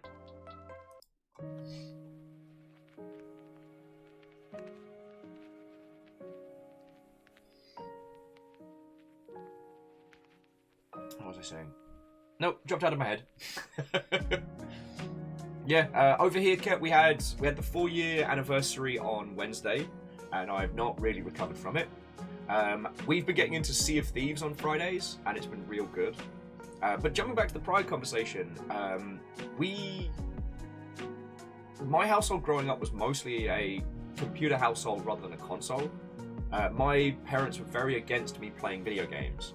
So my first console that I physically owned was a classic Game Boy, which is why I've got such a love of the old DMG1.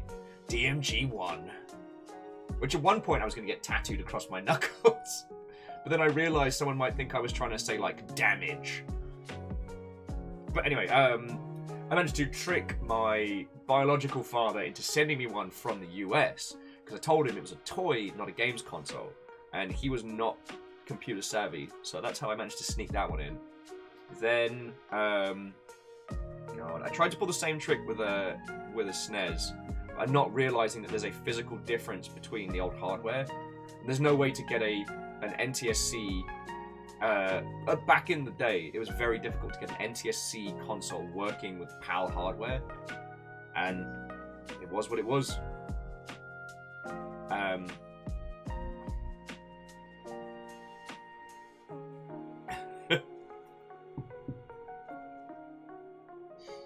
Robin just adding, seeing someone with a DMG1 tattooed across their knuckles will probably do someone some psychic damage, to anyone who knows what it is. Yeah.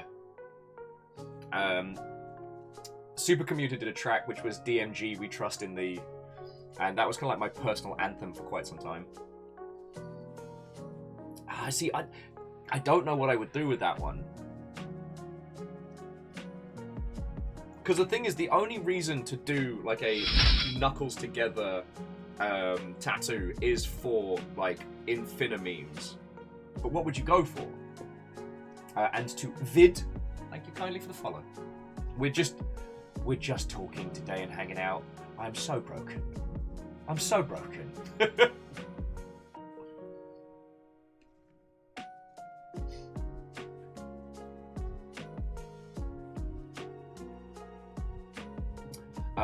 Boogie says they told their mum that the PlayStation 2 doubled as a DVD player to upgrade from a chipped PS1. Now, obviously, when Boogie says chipped, they mean a PlayStation with a little, like, dent in it, as to make it seem chipped. obviously, we would never condone piracy on this Twitch.television.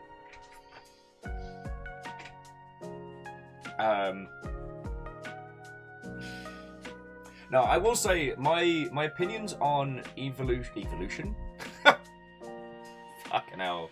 Charlie. Look at what you've done. Sorry, there's a steampunk punk band called The Men Who Will Not Be Blamed for Nothing, and they have a banging track about Charles Darwin. Get back on the Beagle, Charles, and sail far away. The things you've said today is surely blasphemy. I'm going off on directions, but my opinions on emulation are very much changing now that we're seeing this both artificial and standard spike in retro prices. Like, it's starting to get to the point now where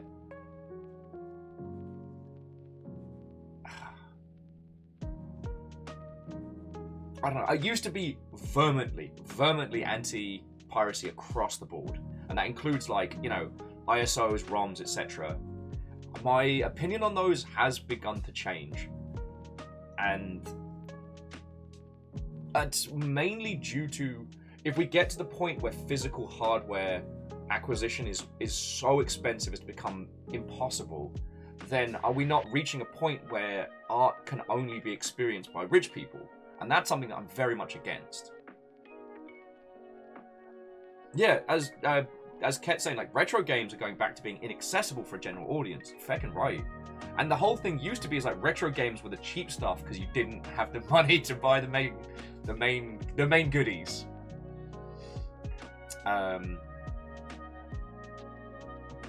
It's one of the things, I'm sorry, I've talked about this a lot. As a fan of Panzer Dragoon Saga, the source code of that game is, oh, baby. Oh, look at a little chubby face. Okay, we will continue this conversation in just a moment. But first, more nuggies. This is little Anya.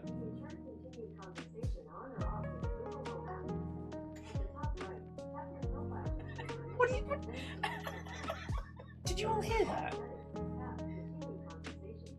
We're already having a conversation. Why am I getting heckled by our Google Home?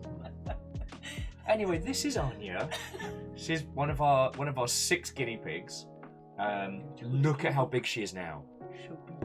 She was the little sickly one who wasn't going to make it, and has now lived many years, and is now a honka chonka of a cutie patootie. One whole potato.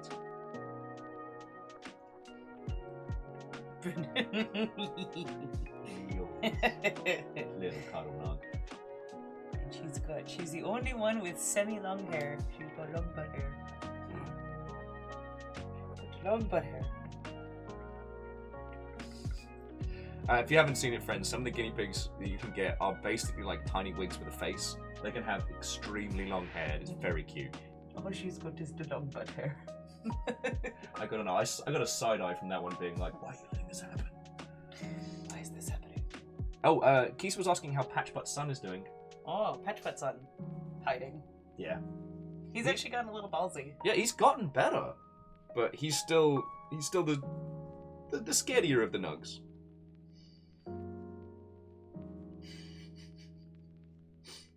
Patchbutt's son, won't you come?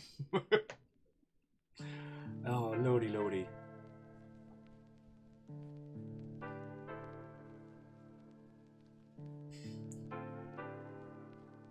Well, Lost Flowers, I can assure you that little Anya has been doing very, very well. She is a super happy little nug. She's sassy now as well. Like, she'll do this thing where if you try and pick her up and she doesn't want to, she'll kick you. Like, she's basically like batting away what, from their perspective, is a kaiju. Patchbutt's son, won't you come? Won't you come? Patchbutt's son. Patchbutt baby. As Boogie and a few people are new here, you will have to show them why he's called Patchbutt's son. Because he's got a patch butt. Perfectly square little patch butt.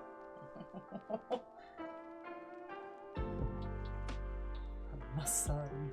Kisa, say hello to your baby.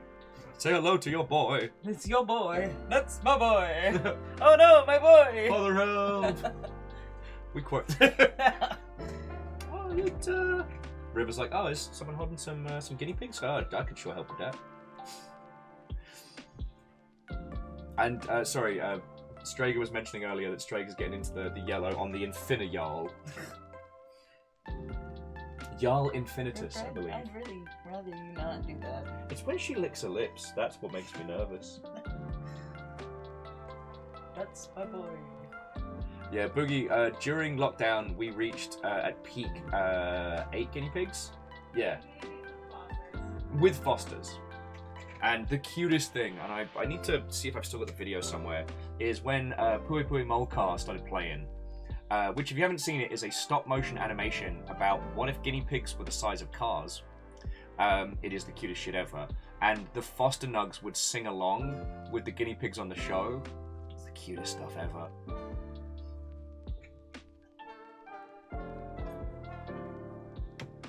God.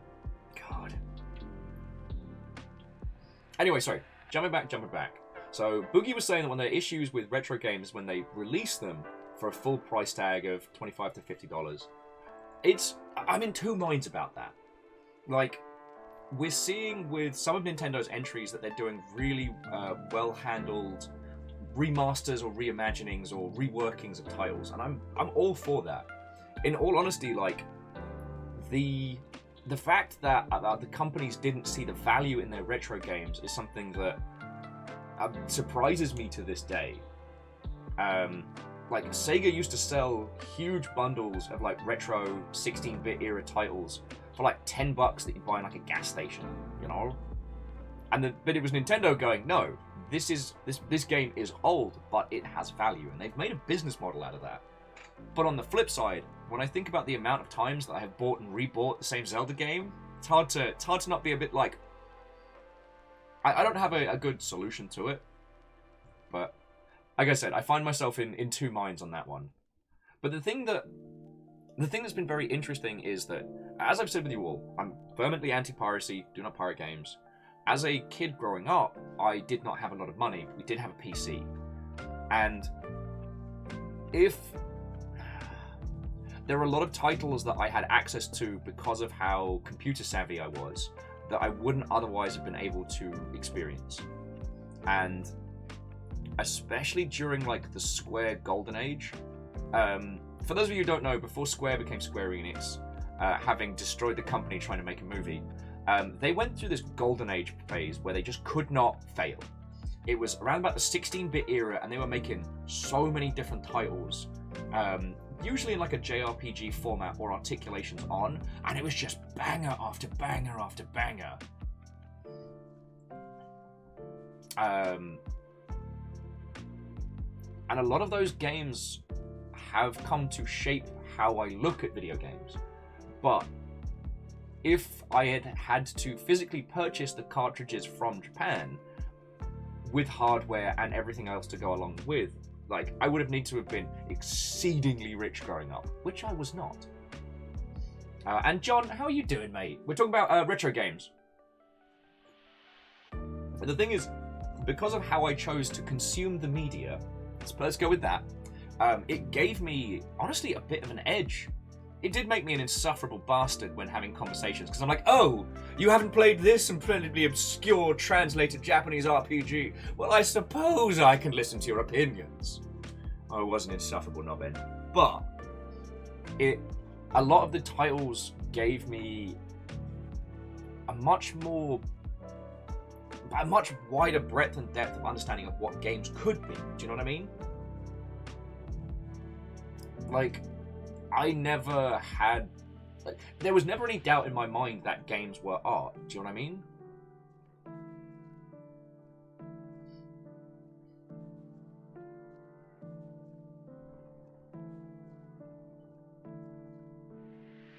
Scotty's saying they remember buying Japanese carts from the N64 and the L-shaped adapter to play. Yeah. Good times, good times.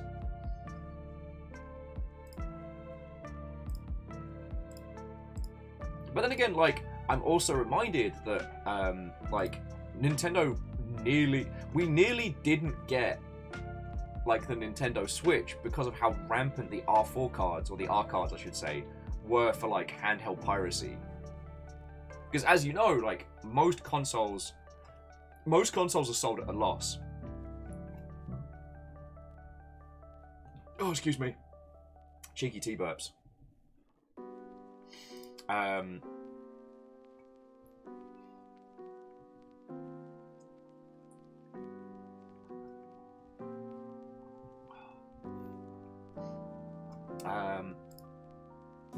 Apologies, I lost my train of thought there. Anyway, we're getting into this point now where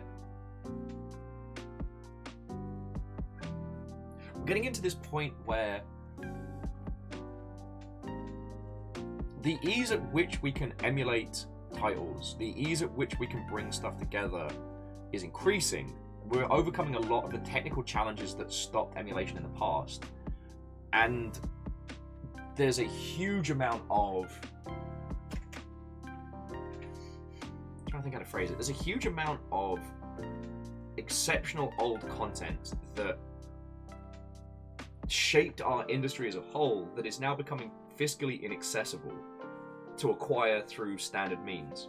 And as an individuals have been pointing out, if you buy a retro game for $200, the people that made that game get nothing. Like, there's nothing to help support the team that made, I don't know, fucking Final Fantasy IV or what have you.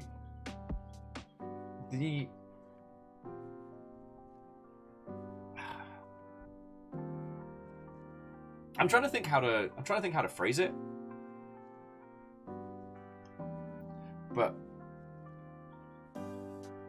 you're not able to support the artist by spending stuff off the...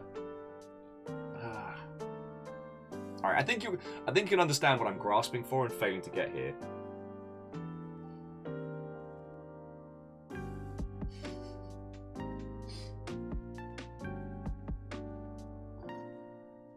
I'm just going to slug some more coffee, get my conversational feeties back under me. But I don't know. My opinions on emulation is changing, and I will say, like, when Eric and I tried to go and get him a PS Vita, and we saw like the prices in the general Seattle region of retro stuff, and the kinds of titles that shaped our industry that are now stupidly expensive. Like, okay, here's another example. Eternal Darkness. The one thing that Silicon Knights did really, really good. Okay, I'm just kidding, they did do some good games, but Eternal Darkness was a touchstone moment in our industry. Horror's always a good one to talk about in games history because it's easy to chart the genealogy of how horror games have evolved over time, you know? Now, you can point to Eternal Darkness, you can point to Dead Space, you can point to, like Amnesia.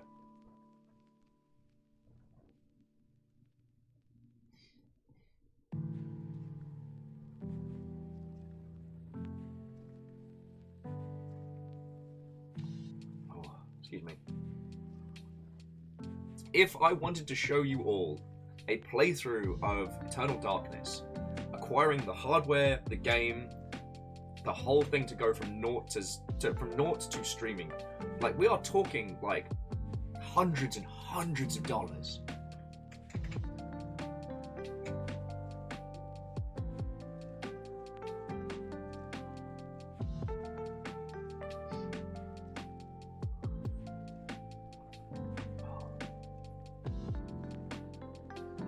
Okay, I might be just slow-brained. I'm not sure what you mean, but again, I'm not batting for 1,000 today, so I might be missing the back and forth.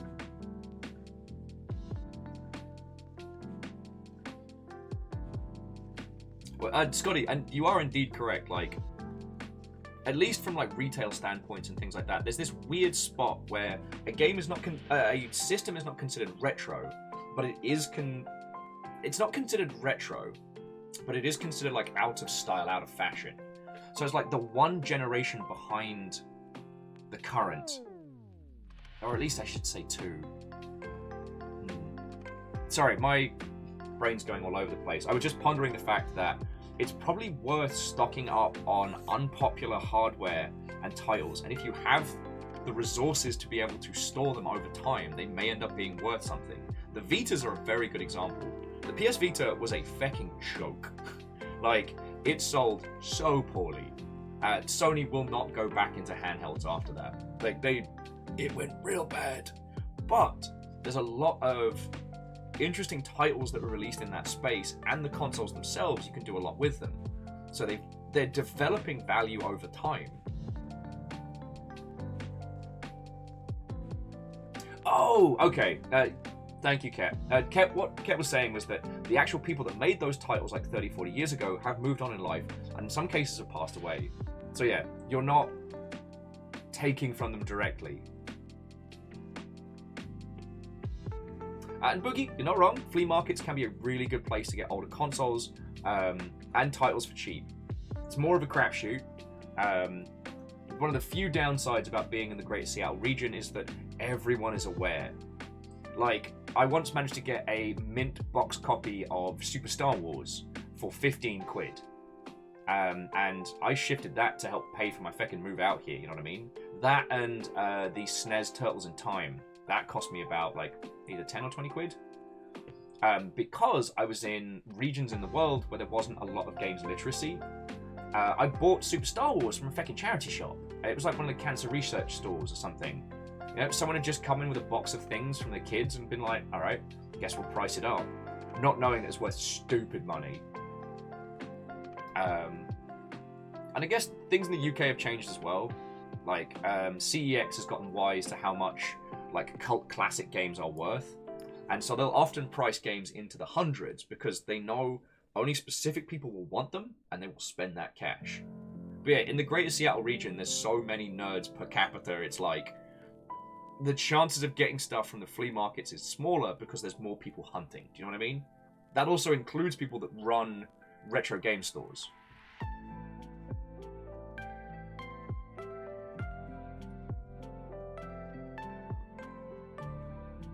Oh.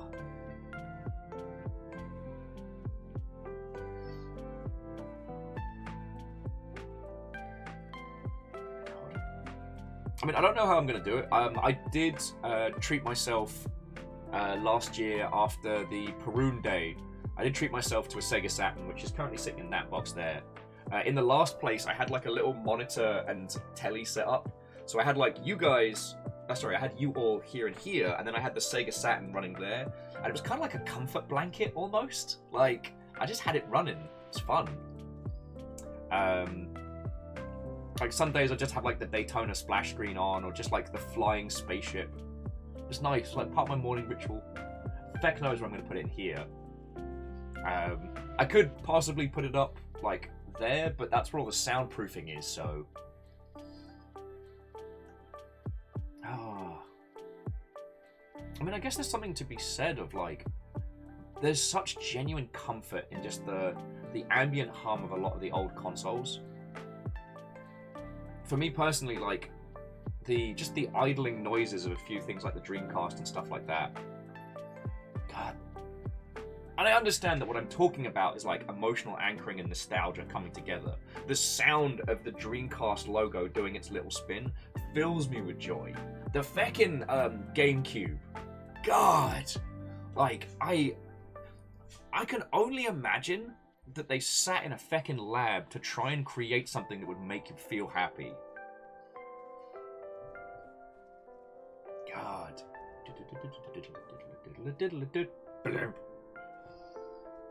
God. And then it just, you know, reminds me of weekends spent playing Phantasy Star Online and Metroid Prime. God. And a bunch of Resident Evil games that got re-released on the Cube. Like, there's so many happy memories. I mean, I guess I'm not trying to say everything was better in the past. Like, the access and the breadth and depth of games that we have now, like, this is truly some video game golden age. Like, I genuinely believe that. But I do feel for some of the younger generations experiencing this, because there was such a leap with every generation of consoles that came out. And now we're moving more towards platforms, not hardware. Like, at least in my humble opinion, from what I have seen, like divination in the tea leaves, from reading the bones, I feel that we're going to see this move to platforms. I think Steam has just demonstrated like market domination by being a platform, not a system. And I think with Game Pass and things like that, I think that's where things are going to fall into. Like, you'll have a Microsoft account, you'll buy a bunch of games, they'll do incremental hardware every few years, and it'll just let you know which ones can run on what hardware. You know, as more time is spent on backwards compatibility, as there's more of a standardization in hardware, and essentially consoles moving towards being like just little flat PC setups, it means the amount of stuff that they can support increases. So it becomes less about like, you know, are we having a leap forward in technology, or, you know, do I need to get the newest Xbox or the last one? Do you know what I mean?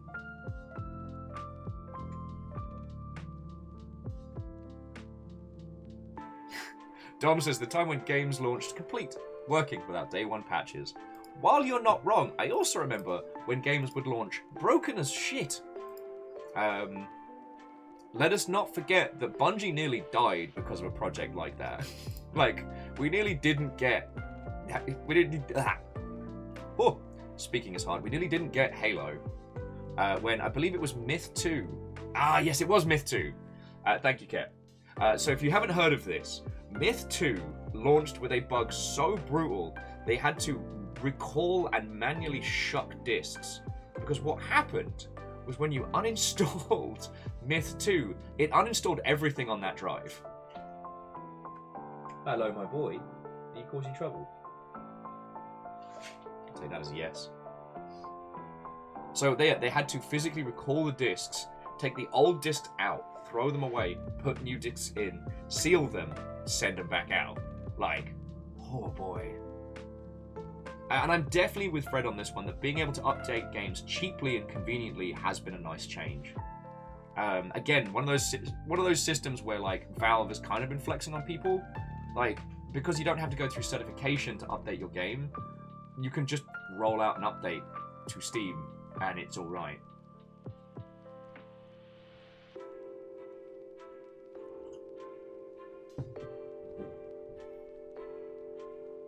Oh yeah, as Dom's saying, you then have Fallout 3 Game of the Year on PS3, which was just broken. It's just done. And again, this isn't a... It's not as good as you remember. It's a... We are legit living in a video games golden age, and I love it. Like, the gloriously weird experimental games living alongside these huge, technically incredible stuff. Like, UE5 being a thing that you can just download and work on. Like, fuck me running. That is such a huge thing. And again, mainly because we have a few more people in the chat than earlier, if you cast your eyes into making games in Discord, someone has worked in some giant robots into the UE5 Matrix tech demo, and it's amazing.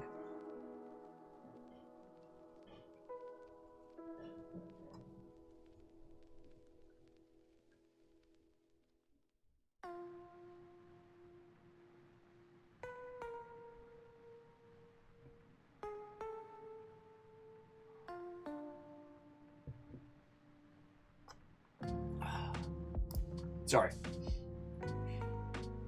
Yeah, Robin literally has the UE5 engine open right now. Apologies for going off the space for a second there, but like, it used to be, if your team had money, you could pay, and Unreal would just give you a whole ass engine. But we're talking like big people money. And a lot of the times, like, additional shaders and stuff like that would either cost more or take a lot of time to develop. That's why we went through that whole phase of having like brown and grey-brown video games, because those were the default shaders that went with UE3? Yeah, it was UE3. Just gaining access to the Unreal Engine was a huge feat. Now, you can just download it by yourself. It might melt your PC, but it's just yours. I mean, how fucking mind-boggling is that? One of the most complex game engines that we have right now. It's just go get it, just download it, it's fine, it's great.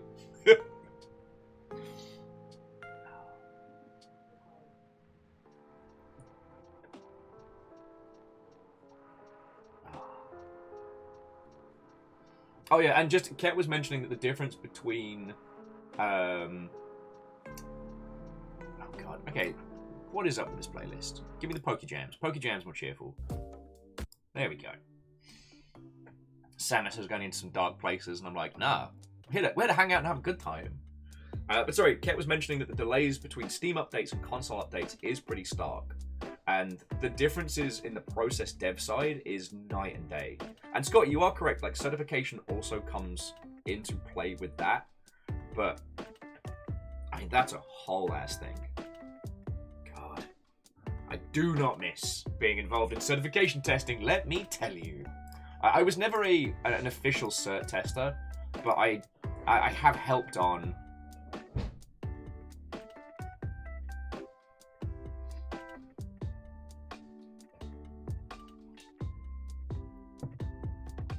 Excuse me.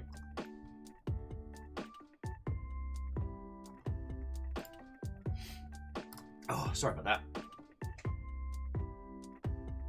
Oh, just Robin was adding that UE5 probably won't melt your PC. Just don't try and run Lumen or Nanite on integrated graphics. Yeah. That's how you get yourself a melty PC, that is. Scotty was saying that the last time I read about cert testing, it was like 30k, but that was a long time ago. You're right, I've not been involved in cert testing in a while, so perhaps the costs have gone down.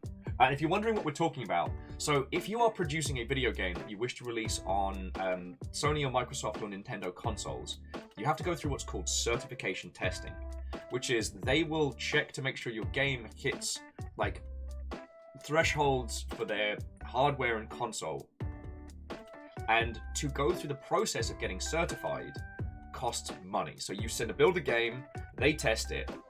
But I remember back in the day, it was 30k a run. So if you put it in for certification testing and it failed, the 30k is gone. You just gotta spend it again the next time you try. And it makes things...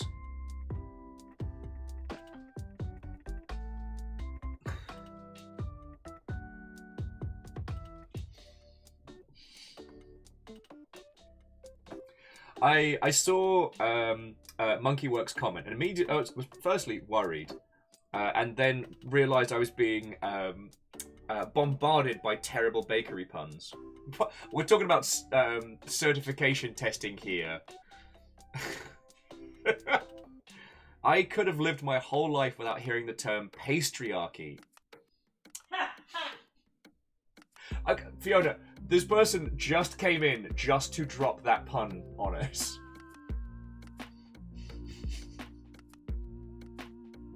Fucking pastryarchy. Oh, we're getting into the Kellogg's deep lore alongside cert testing. But actually, monkey work. I grew up in the UK, and over there, you know, obviously, due to the pronunciation, we don't have like, you know, Pop Tarts. We have Father Strudel. Why did I say that? I hate it. I hate it here. Excuse me, my boy. Would you care for a Father Strudel before you go to your place of education? Yes, Father, I'd quite like one. Which one will you got? Well, your choices are between cinnamon and sad coal. No, monkey work, that was frankly entertaining, and I don't know when the pastryarchy will pop up in my head again, but it will do one day. It's like a pun in storage, just right here, back of the brain. Oh.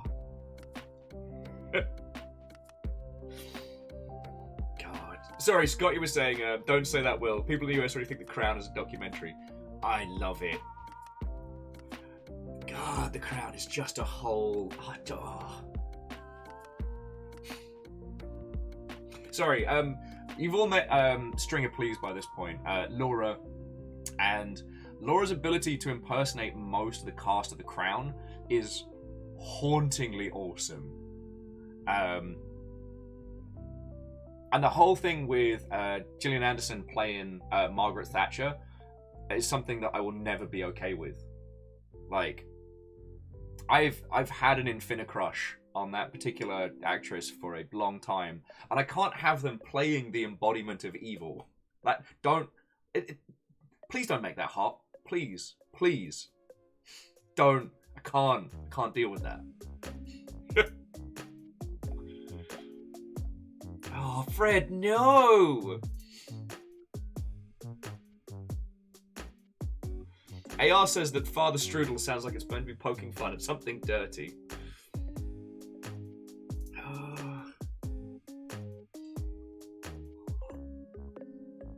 Oh. Monkey Work just adding, the Canadian, so long live the Queen. She cannot be killed. At some point, they'll pretend like she's expired, and then, you know, she goes back into the rejuvenation chamber, and suddenly we have a new Elizabeth, freshly gorged on blood. What? Oh, sorry, this is just. I promise I'll bring it back to video game conversation. But as some of you know, I did a stint in film and television, and I worked in a post-production house. And one of the things that was fascinating is I was there when they were doing a few of what are called kind of like the hit documentaries. So not documentaries that are good, but documentaries that are specifically commissioned to like go after people. And there's quite a few that have been done for the Royals. Now, I mean, I have no horse in this race. There are a bunch of rich people who have rich people problems, whatever. But what was fascinating was like the measures to which these documentaries would go to just deconstructing the shit out of the current royals was fucking fascinating. Caffeine says, sand the corner down and paint it black before you do yourself a permanent damage. No, it's this bit here. We're using one of the old desk tables as what will eventually be the Gundam station. So, sorry, we're still kind of setting up, and since I've been broken due to feckin' Longship Day, but the spray paint tent is set up, and the airbrush is going to go, I guess, here in the middle, and then we'll have like the construction area. So what I need to do is attach this proper. The problem is it's right within elbow reach, so it's right there for bad times. So I'm going to have to learn on that one. Anyway, what were we talking about? Talking about certification testing. God, this is definitely the only squad of... This is definitely the only squad of people where we can flip between talking about Margaret Thatcher and certification testing, and it doesn't feel weird. I haven't even checked the hot sheets in the last couple of days because everything has been going on so much.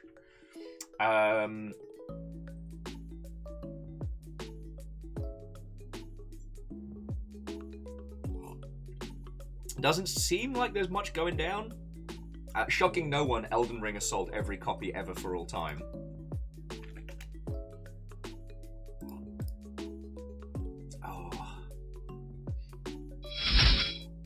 Oh. Hey, Monkey Work, thank you for the follow. I can promise you that usually I'm a better conversationalist than this. We do talk a lot about video games here, and this is absolutely a sensible corner of the internet where nothing silly happens at all. It's very sensible here, very sensible. And I should say, like, hey, I'm Will. It's lovely to meet you. I used to work in video games, and I kind of, sort of do-ish, but I do this full-time now, so... Mike's like, well, go on follow now. Curses! Gotta stop scaring people away.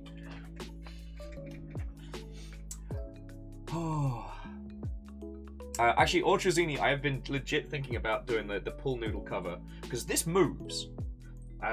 It'll be weighted down eventually because of the stuff that'll be on it, but I'm just looking forward to having a place that she just build Gundams in the evenings, you know what I mean?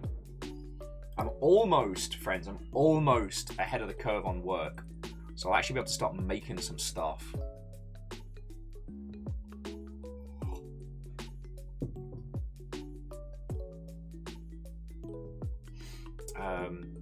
I'm not going to make it for No Grey November. This has been well documented.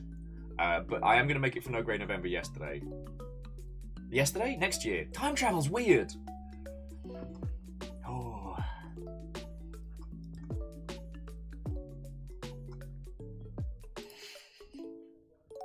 Lost my train of thought entirely. Sorry, friends. Whatever we were talking about, it's gone. Have you played Gundam Evolution yet? What's the little terror doing? He's being cute. Of course he's being cute. He's being cute. Come He's been a terror for this morning. He's being cute. Here, not silly, Are you of course not. cute? The Show jar everybody games how are cute you are. SRS business. And if you believe that, Whitey, I've got some no, seaside property in Ohio to sell you. No biting. Bacon, thank you kindly for the 200, friend. No barking. Yeah, no, you're right. Video games, very serious business. If you believe that, I've got some seaside property in Ohio to sell you. Lakeside. If you're gonna sell it right. Lakeside. God. Oh, I'm only making. Oh. Hey, so Bacon, thank you again for the 200, and fucking J-Post keeping everybody tagged and hunted. Aren't you playing video games today? I should. You should. We got talking about stuff and things, and then suddenly 2 hours have gone past. No, I mean, we've been going for 2 hours and 20 minutes, and the first 20 minutes of that was probably like, you know, watching a creature crawling out of the sea and discovering how to live. I was just like, kill me. But enough coffee later, and I am a functioning human. I'm still dealing with the patriarchy. Like, that is a powerful pun. I don't know when I'm going to use it.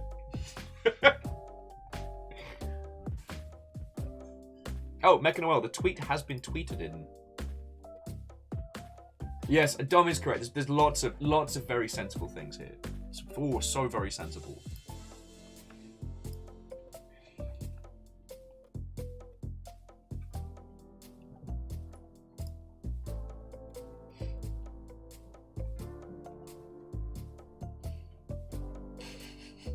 Just Bacon with that. Yeah, Fiona, that's the joke. Yeah, and River's coming in to do a little lie down. Everyone's being cute today. Oh, and little Amos is getting better. He's getting better. Like, I definitely been struggling to get into what's the term? Been struggling to get kind of into this essentially new dad life, which is not something I expected. But excuse me, but.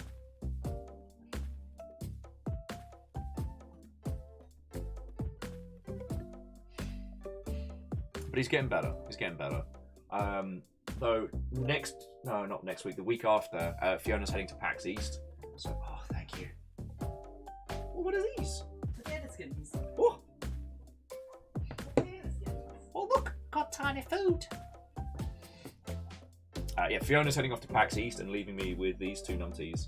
So that week is going to be a challenge. I need to start as Perios and Peeps. Perios, if you're feeling up to it, I will be stealing you to come be my co-host.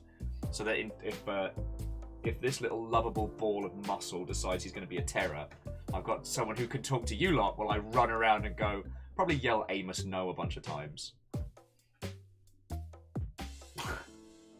Scotty's saying, if there's a patriarchy, does that make Greg's like the baking mafia? The underground circuit of sausage rolls. Oh man, there's a cake Yakuza pun in there. Oh, I can't. Ah, stupid slow moving brain. Alright, Scotty, we're coming back to this. There is a feckin' good Greg's pun in there. I'm gonna need to put a pin in that one. We're coming back to it. AR says, I have to play some Have a Nice Death. I do not know that game. I know the people that made Manuel Samuel made a game about Valhalla, which is more kind of like a body part puzzle game. At some point I will have to bust out a stream for that.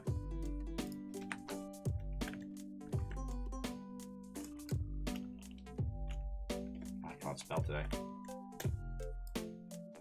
Oh, yes! Have a Nice Death. I believe Aperios had a whole run of that. I'm probably going to wait until that one's fully out of early access, so I don't end up, like, accidentally binging it. But, God, that game looks gorgeous. Like, the animation style of it is just beautiful.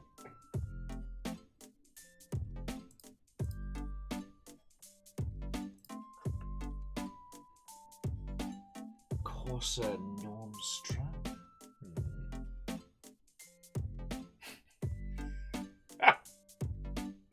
Sorry, just Soul Splitter John's like, during lockdown, I have discovered there are only 3 shops I need. Specsavers, Boots, and Greg's. John's life is Specs, drugs, and sausage rolls. Bravo, friend, bravo! God. You know you've been outside the UK for too long when you actually miss the Boots meal deals. Whatever they put in those fucking pasta salads. Although we did have to stop having energy drinks at lunch because we got complaints. Sorry, at CA, myself and Craig, we got banned from playing Unreal Tournament. Because what would happen is we'd play Instagib. So we'd go out, go to lunch, get a Boots meal deal, which included one of those big style energy drinks. We'd have that, and then play Instagib. And the shit talking between each other got viscous, to say the very least. The Hetty Wainthrop versus Bergerac day, I think, was the one where they told us we had to stop playing. Because what we do is we'd each pick a different terrible TV show to represent, and we'd do battle. What do you call an angry egg? Greg? I mean, whatever you want. It's an egg.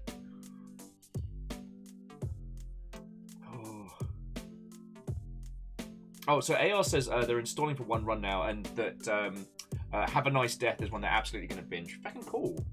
I mean, I was asking you all earlier what you've been playing, and then I think we got sidetracked by something?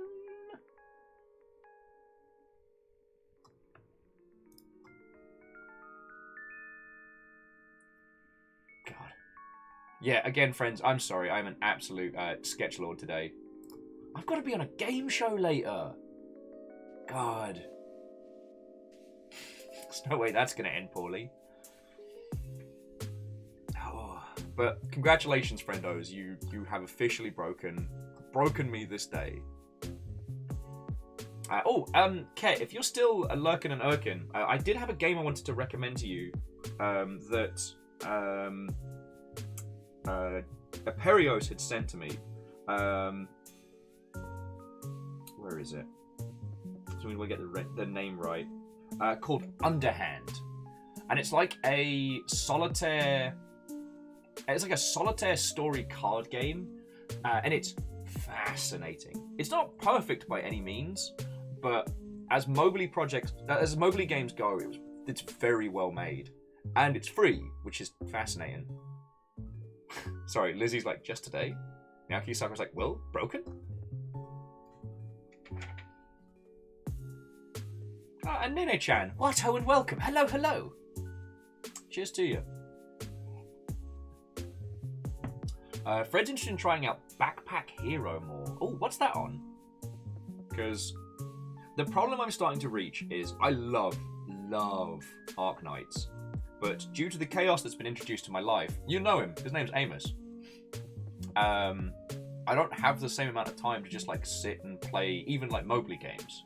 So while Arknights is brilliant and I definitely recommend it, I haven't been able to play it as much as I want. So, okay, so Backpack Hero is an itch.io tile. Interesting.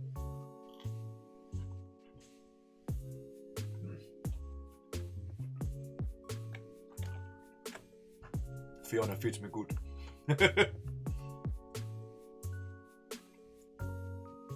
I know, Fred, count me in.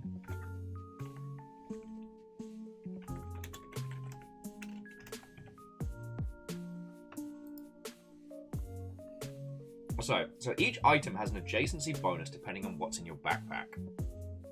Okay.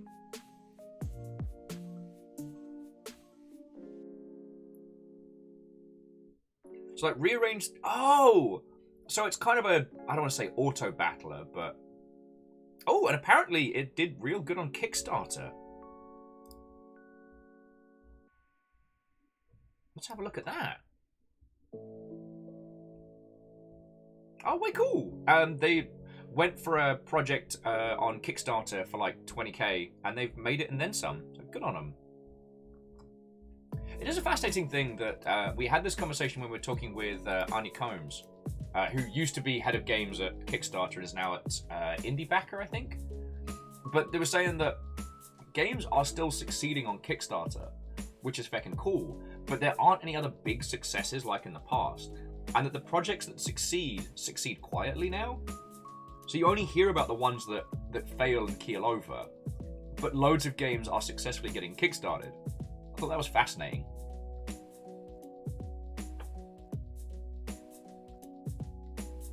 Reminds me a lot of the Unity problem, that Unity gained a reputation as being a subpar game engine because the only ones that people were aware of being Unity games were the budget free tier ones that have the Unity logo at the beginning. So people started to associate, especially the cheap, like, download asset pack, give it a meme name, release it on Steam quickly titles. They started to associate those with Unity. And the high-end, gorgeous, really well-made games, because those teams paid for the full version of Unity, there was no splash screen at the beginning, so people didn't know. I still find that fascinating.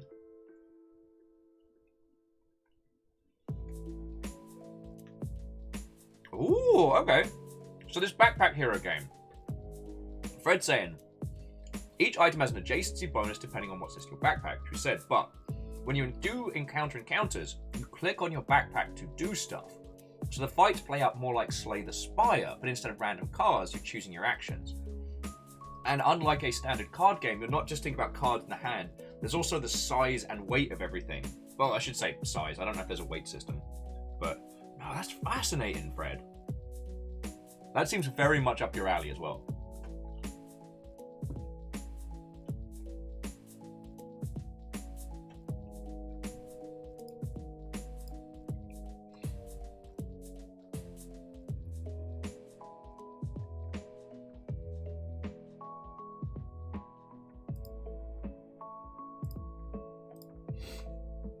Oh. Right, forgive me for I'm stuffing my face.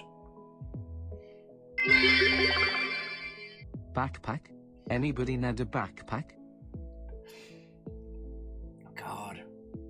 The legend of Hindle carries on, even far beyond those days. God. I hope one of these days we can find another title like Miscreated that we can all just bundle into a server on. I always thought that was a really, really good time. But sadly, like, the Miscreated just doesn't seem to be gelling with everybody anymore. And that's okay. Like, games change, people change. I'd love it if, what's the one by Ark? Atlas. I would love it if Atlas was more stable. God. See, I guess this is the other reason why I keep calling our current era, like, the golden age, right?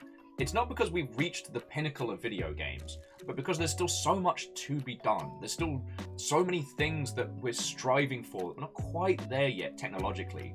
I find that fascinating.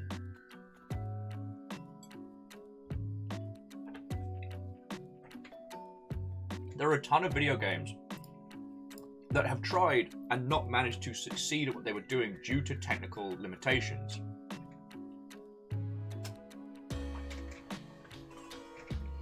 But it means that those concepts are still on the table. The idea of being able to, like, build and construct your own pirate ship in these huge, sprawling, open world, you know, build bases, interact with characters, all of these complex ideas, that's still on the table because Atlas hasn't managed to hit that beat quite. I mean, when you look at Sea of Thieves, which does have technical problems, it's surprisingly stable when you consider what it is. This gorgeous, like, sprawling ocean of things to do. Also, friends, if you didn't see last night's Sea of Thieves stream, you did miss out. Because I completely forgot to mention that it ended with us getting into a battle with another ship. And whilst we were fighting them, the Kraken arrived and was playing with both ship, kind of like a kid with two toys in the bath, just banging them together. God, that was a hell of a fight. That was fucking cool. Though I did set their ship on fire, and they took exception to that. They set our ship on fire as well.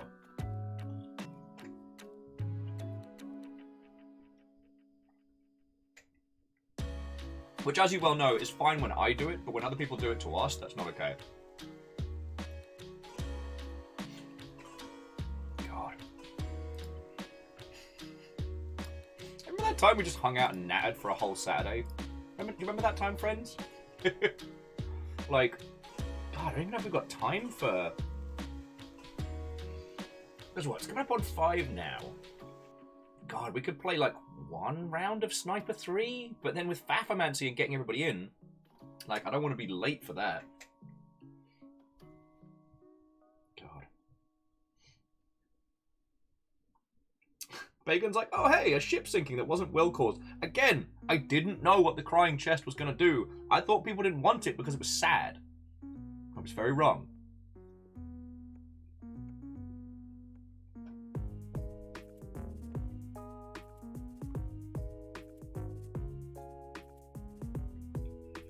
As I've said, I've been wrong before, I'll be wrong again.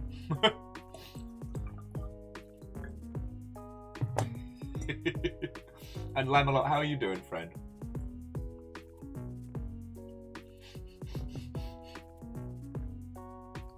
Caffeine's yelling, no, people don't want it because the damn thing tries to sink you. I mean, it's fine. It was so funny just coming over the cliff and seeing the whole ass galleon like up to the hilt with water and being like, oh no, this is bad.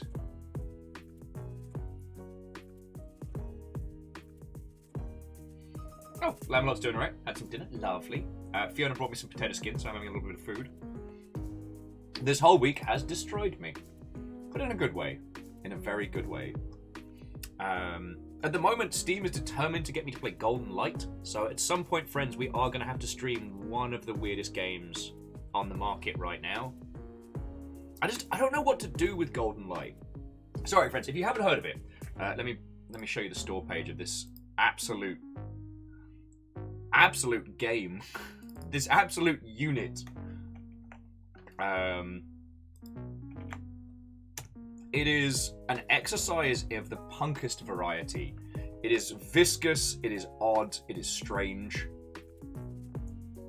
And there's nothing quite like it. But alongside with being a weird, surrealist, survival horror kind of game, it's also... They've added online co-op and versus mode along with a battle royale mode, which is fascinating. Like, absolutely fascinating. It does, Lamelot, it has exceedingly interesting textures. Like, every time I look at the Steam store page for this, I feel like I need a fucking shower. But in a good way. You know? And every time I keep going to my Steam library, Steam's like, hey, you've not streamed Golden Light yet. I'm like, Steam? Now, people need advance warning about that game. That's not one that one gets into casually, let me tell you.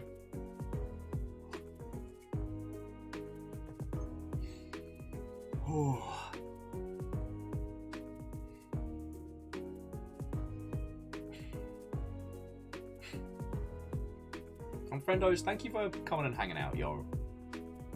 Like, I know I am not batting for 100 today. I am fully aware of how much of a sketchlord I have become. But it's cool to be able to, like, hang out proper, you know?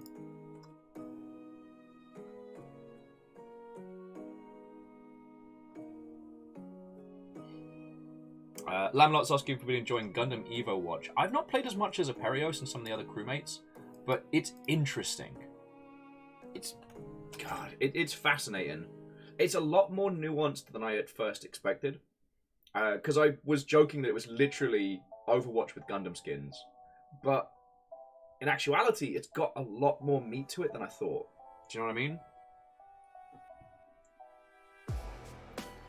It took me a while to find my space. Apparently, me and the Sasabi are good friends. But mainly because I have a big shield to protect me from idiocy. My own idiocy. And I get a shotgun at the same time.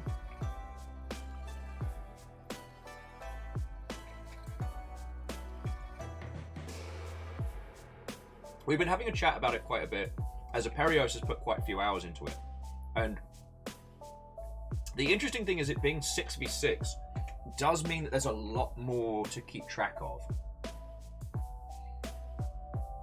And I'm still trying to learn how to play those particular characters well. I mean, it's a hero shooter, so that whole journey of learning characters is kind of the fun of it. The one thing the whole hero shooter genre kind of brought into shooters was that feeling of connection through improvement that you get from like fighting games and stuff like that. You know, there isn't an unlockable combat tree for Ryu where he punches harder. You just got to learn how to use him as a character and go from there. And it has that same kind of vibe. I love that.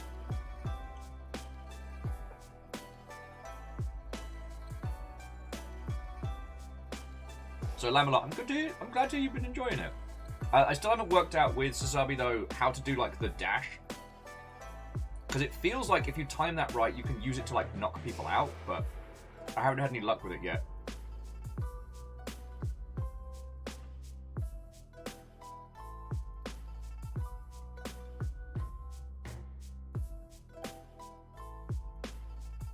Reactor online. Hey! Sensors online. Weapons online. All systems nominal. What ho, friendo? I know, what ho to you. Ferric Phoenix, how are you doing, friend? You know what? I'm broken. We're just having a natter. I gotta be on a game show later. How are you?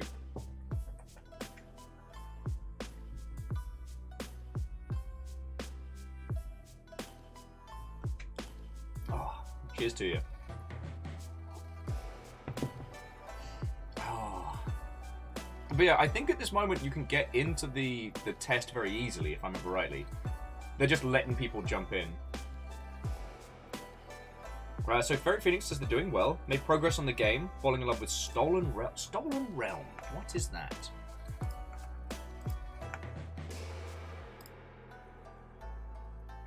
Ooh.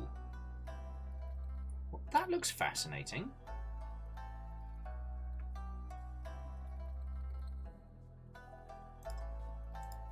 Oh, yes. Sorry.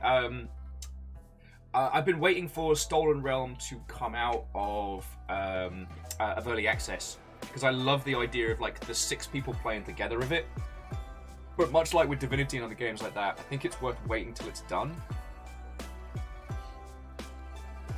I'm glad to hear that your game's going well, friend. As per usual, if there's anything we can help with, let us know. And Orchazini, Orzine, sorry. God, one of these days I'll actually learn how to use people's names properly. Orzine. Good afternoon to you. How are you doing, friends? As you can tell, I am not building a Gundam, and I currently have not managed to get myself into any kind of vidya-gamery trouble. But I'm having myself a lovely afternoon, just chatting and hanging with everybody, yo. So, how's it going with you?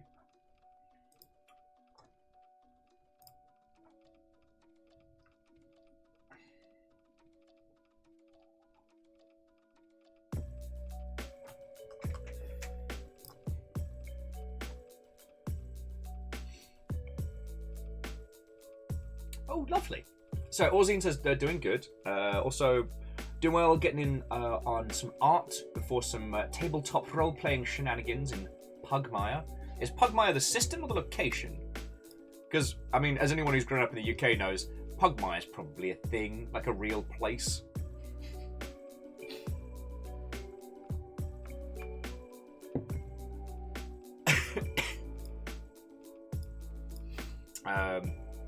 But yeah, as I was saying, I'm doing good over here. I'm just broken. This week has been so much, and it's not over. And I'm not complaining. I'm not whinging. You all went above and beyond. But like, I tapped out early on long ship day. I crashed at 2 in the morning. Like, fucking yo. And then we did Gundam Overwatch a little bit on Wednesday, which was real nice. Sorry, on Thursday. But like, and then Sea of Thieves last night turned out to be a whole bombastic adventure. Like, fucking yo. J-Bo's like, wait, 2 AM is early to sleep? In terms of like party will. Like, I was drinking, we were all hanging out and chatting. We didn't end up getting into any party games on Longship Day, and I mean, I'm entirely okay with that. It's just, it's definitely a curious one, you know?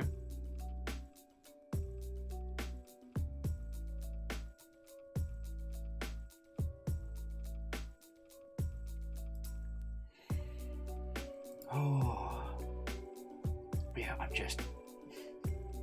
Hello, I'm a broken mess. How are you? So yeah, we've just been having a natter this afternoon. We've talked about time limitations in video games. We talked a lot about emulation again. I guess because emulation's been on my mind a lot. You know, there's... One of these days, friends, one of these days, I'm just going to stream all Sunday, and we're just going to play Panzer Dragoon Saga, and it's going to be completely indulgent. Like, no quality conversation, no chats, just sweatpants and some weird feckin' dragons, you know what I mean? Because I don't imagine... Panzer Dragoon Saga's kind of like OG Final Fantasy VII, in that you remember those great set-piece moments, those huge story beats, and your mind kind of glosses over the grinding for days in weird parts of Midgar, you know? Panzer Dragoon Saga is very much the same. A lot of grinding. And the set pieces are these gloriously weird, surrealist moments, unlike anything that I've really experienced.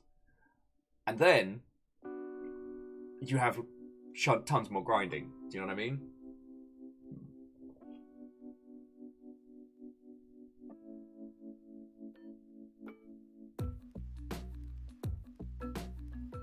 Okay. So Orzine was saying that Pugmire is actually the name of the setting, and it's a simplified take on D&D 5th edition. Interesting. They had it kickstarted for a while, as they understand. That sounds fascinating. I mean, you'll know my thoughts and feels on a lot of it, which is... it's very much about the people you have around the table. Like, that's the value of a system. If the system complements the people and how they want to play, then it's brilliant. If not, I mean, one of the best Dungeons and Dragons campaigns that I've played has been one that was for 4th edition, which is, to my understanding, 4th edition is not liked. But yeah, sorry. Hi, my name's Will, and occasionally I go to space, like this.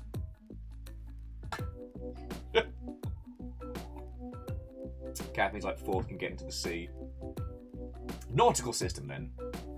God, also I need to trim my nails. Now that the nail varnish is starting to chip off, it does look like I have like gross shut-in nails.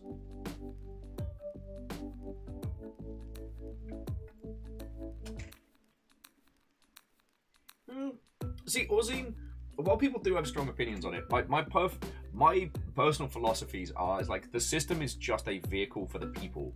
Like, a great system can't make a bad group have fun. You know what I mean? And a terrible system can be a wonderful place to have an experience.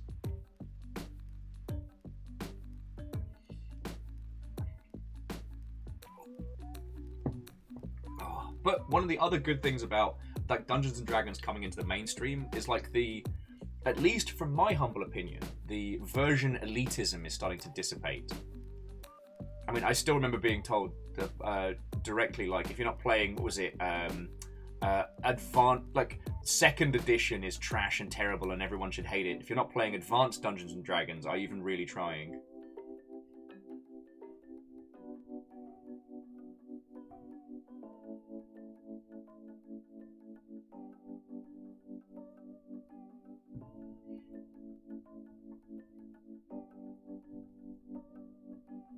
Okay.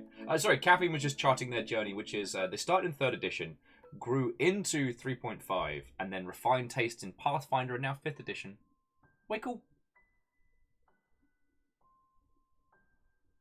Ferric Phoenix says the old guard elite almost made them swear off D&D.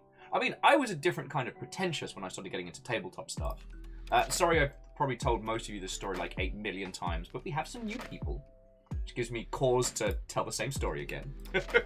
But I didn't play Dungeons and Dragons because I was cool. I played Vampire the Masquerade, which is what cool kids played. Thank you.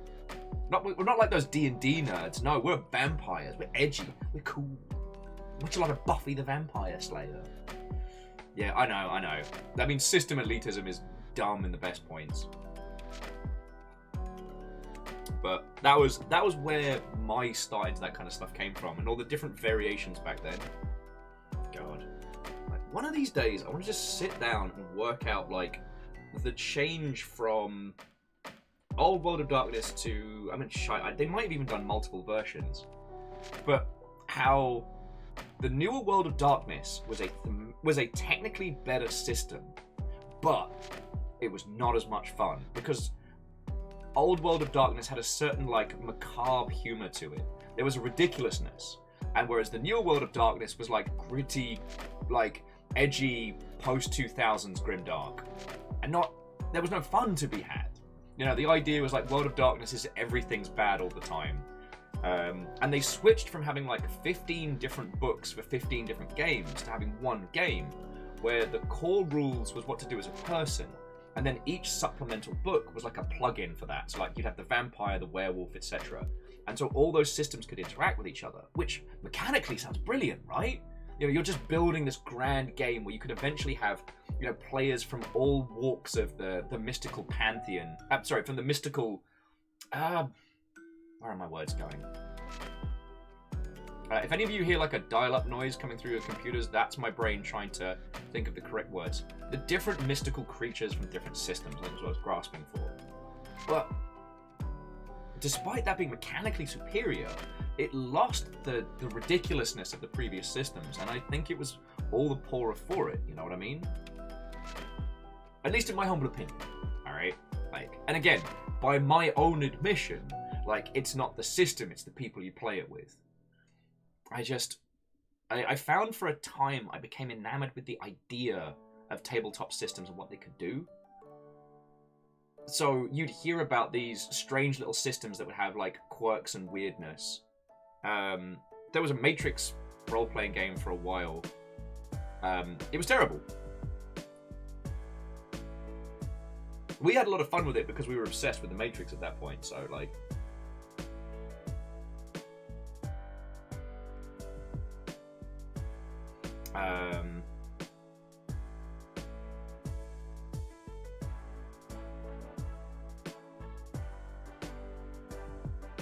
and Orzine, with the old World of Darkness stuff, I mean, there were some problematic elements, and this is not talking about like Mind's Eye and the LARP stuff, but no more so than a large proportion of pretty much every tabletop system. Like anything involving fantasy systems, you can swing a cat for problematic stuff. But it's definitely getting better. I forget who it is that owns White Wolf right now. I think it's Paradox, and they've been really good about like chucking out shitty people and chucking out shitty ideas. It's been lovely to see.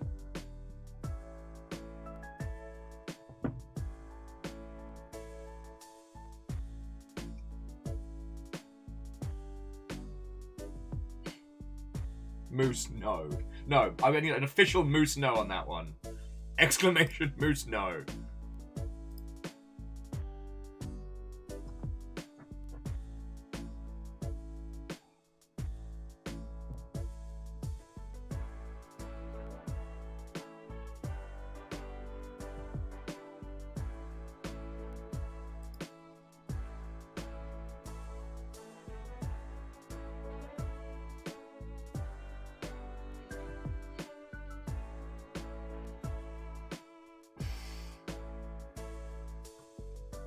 Alright, that is feckin' good. Sorry, I'm just looking by and Ferric Phoenix puts, okay, Best Name of the Year award goes to Stolen Realm for the inspectable, inconspicuous burning demon skull. Is that... Ferric, is that a burning demon skull? I almost didn't see it. How does one inconspicuously burn? Like one of those little tea candles, but it's a demon skull.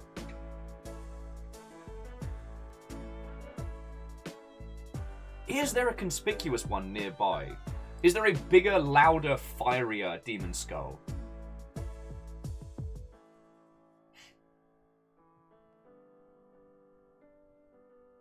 If there's enough fire around, it gets pretty inconspicuous.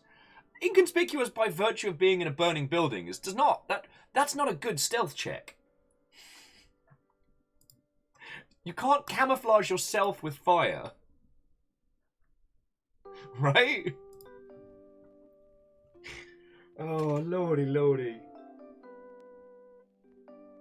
Oh, inconspicuous means not screaming while on fire. Okay, well, we're all learning something today. Actually, Bacon Avenger makes a very good point that in Sea of Thieves, with the Spooky Ladies faction, we have seen inconspicuously burning skulls. Yep. Literally held them. They're very whispery. God. Right, you lovely Mother Hubbards. I need to nip to the loo because I've had an inordinate amount of coffee. So I'll be back with you all in just a second. And as you've got me for like another hour and change, let's just keep chatting and hanging out. Like, that's what I want to do today. You know? I've said this before and I do mean it. Like, one of my favourite things about doing this is that I get to spend my days chatting with you all. So I guess it's a little selfish, but you know what? It's been a good week. I can afford to be selfish. So yeah, I'm not stuck in here with you. You're stuck in here with me. More on that story in 11.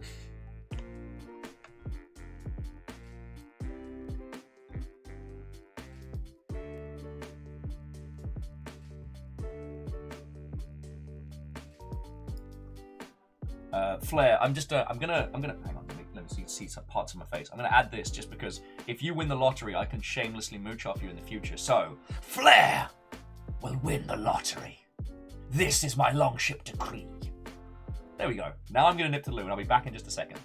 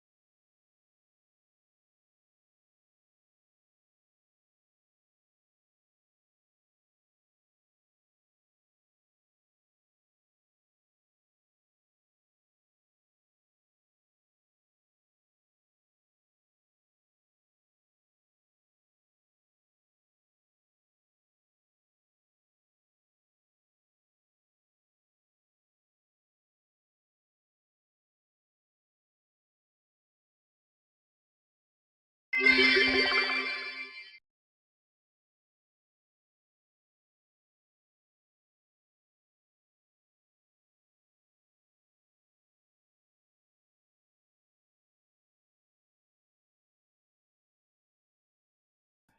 of course, the tune stopped while I was gone. Sorry, I'd leave you all here in abject silence. Fuck a duck. Okay, let's go for a classic. J-Pose, thank you for throwing 100 in. Even though I was AFK and the song stopped playing. A weird and surreal moment. God. Oh.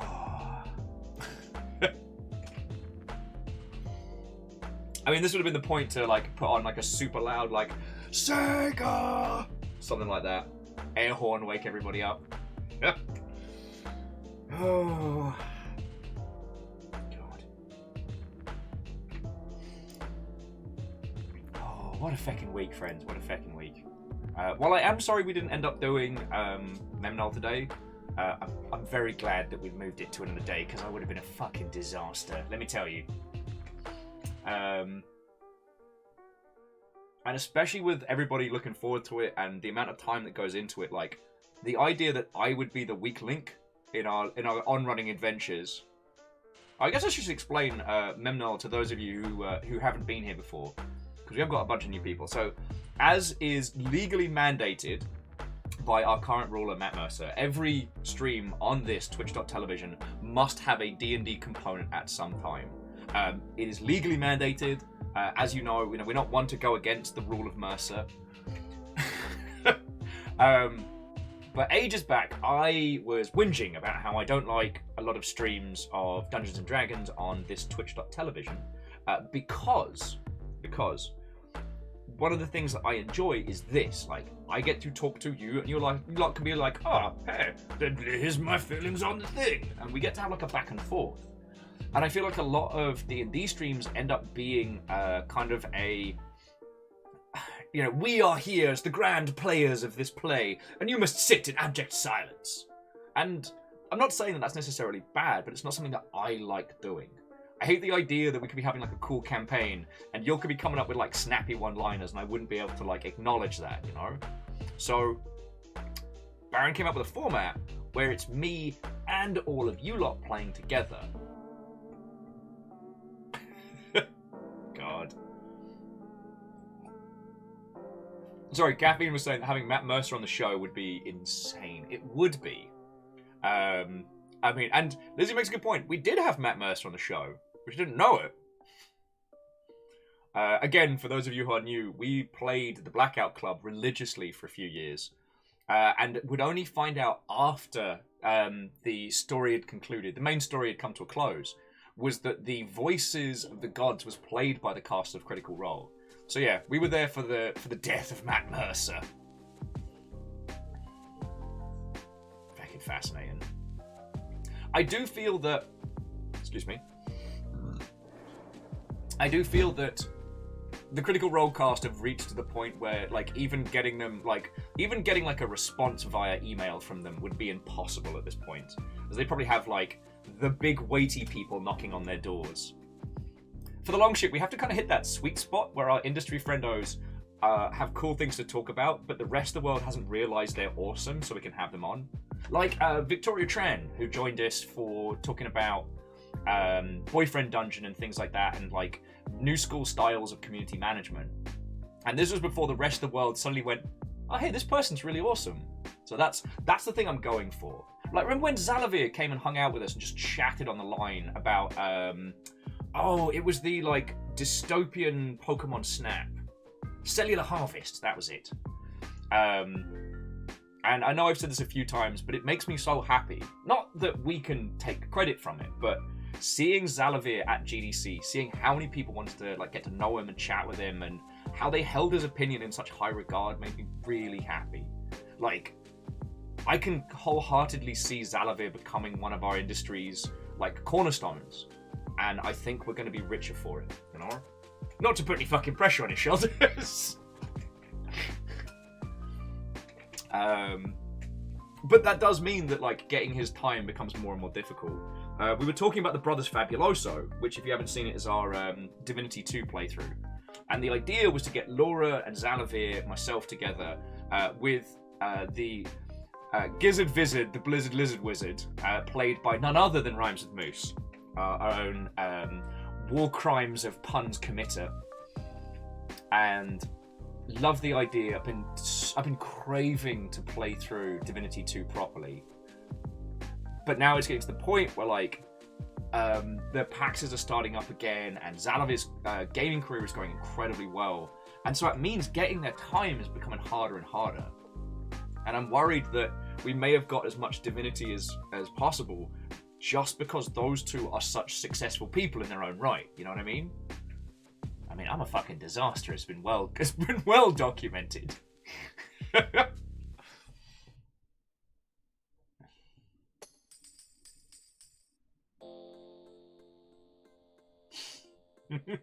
Moose, I'm glad you like that. Sorry, when I said played the Blackout Club religiously. I've got my mark.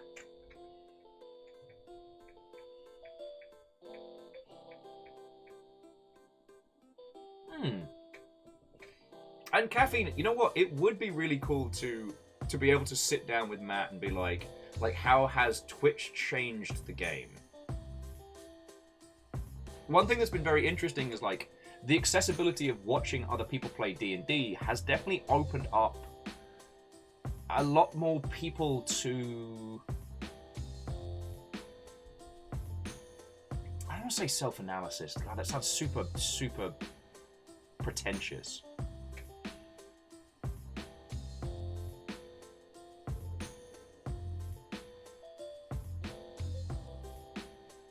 But there's definitely something about how... I'm trying to think how to phrase it. Because I was having this conversation with a friend after watching some episodes of Vox Machina. And this particular friend wasn't a person that had been into Critical Role. And they had some criticisms of Vox Machina, being like, this is kind of just a standard D&D group being a bit vulgar. And so I had to think and a ponder on it. And I was like, but when you think about it, essentially they were doing what most people do for their early D&D games. You know, the characters and the archetypes are a lot of the same kind of characters you see in different campaigns. But I realized that you wouldn't know that unless you talked with a lot of people who play D&D. Like, the accessibility of it, like the fact that it gets recorded, the fact that it gets shared with people, that turns it into such a...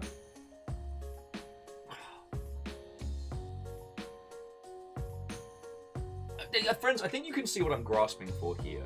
That the act of being able to observe D&D games means that the comparison begins. We start to understand those tropes and those archetypes. And...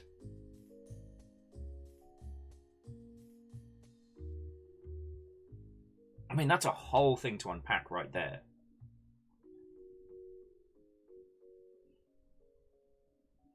Oh yeah, and sorry, this isn't a criticism of Vox Machina or anything like that. As Lizzie pointing out, for a lot of them, that was their very first time playing Dungeons and Dragons.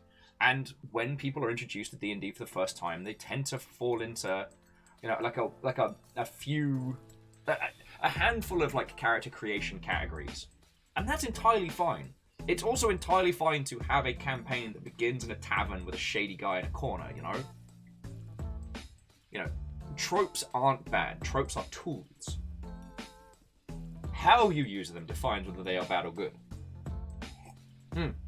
No, Lizzie, thank you for the extra context. God, I need to trim a beard. Because the thing was, my first Dungeons and Dragons campaign proper was absolutely far removed from the standard tropes. Because I got my tropey nonsense out of the way when I started doing Vampire. Like, and I promise, I'm not just going to keep telling you all the same stories over and over. It's just, for those who are new, the point at which I got to understand tabletop games and have fun, like really have fun with it, was when I got given a pre-made and completely useless character. Because like a lot of young, edgy edgelord wannabes, I made characters who were very powerful in one regard. You know, my first character was a gun guy. My second character was a sword guy, you know? And gun guy was fucking useless. He leapt up on top of a taxi cab, ready to gun down a bunch of vampire hunters. Took an arrow to the heart and went immediately into torpor. In Vampire the Masquerade rules, if you get a stake to the heart, it puts you in like a permacoma until it's removed. Sword guy ended the campaign before it even began. He got hit, failed a sanity check, and frenzied, which means he turns into just a reactionary murder machine. Anything that moves until he rolls a sanity save, he's just going to attack. And because I've min-maxed this piece of shit character, he decapitated every other member of the party. So I had everyone around the table just looking at me with abject disappointment. So I didn't go for a couple of weeks. And when I came back, they'd all switched to this other game, which was Hunter. And so I got given Cop 90. And Cop 90 was a washed-up ex-cop with a drinking problem. And he was, I forget what they're called, but it's a certain class of hunter who is able to see the monsters behind the veil, but in their time of action did nothing. So they are cursed to have no superpowers of any kind, but be able to see the world for what it is. And that was the thing. He was an ex-cop, he was a drinker, and he could kind of punch a bit good, and that was it. That's when it all started to click for me, you know? And by the time I hit Dungeons & Dragons, I was already in like the mindset of I want characters that are hilarious. So that was where the first run of Dr. Professor Jeff Science came from. Which was a joke name from a LARP. Wait, I can't remember. No!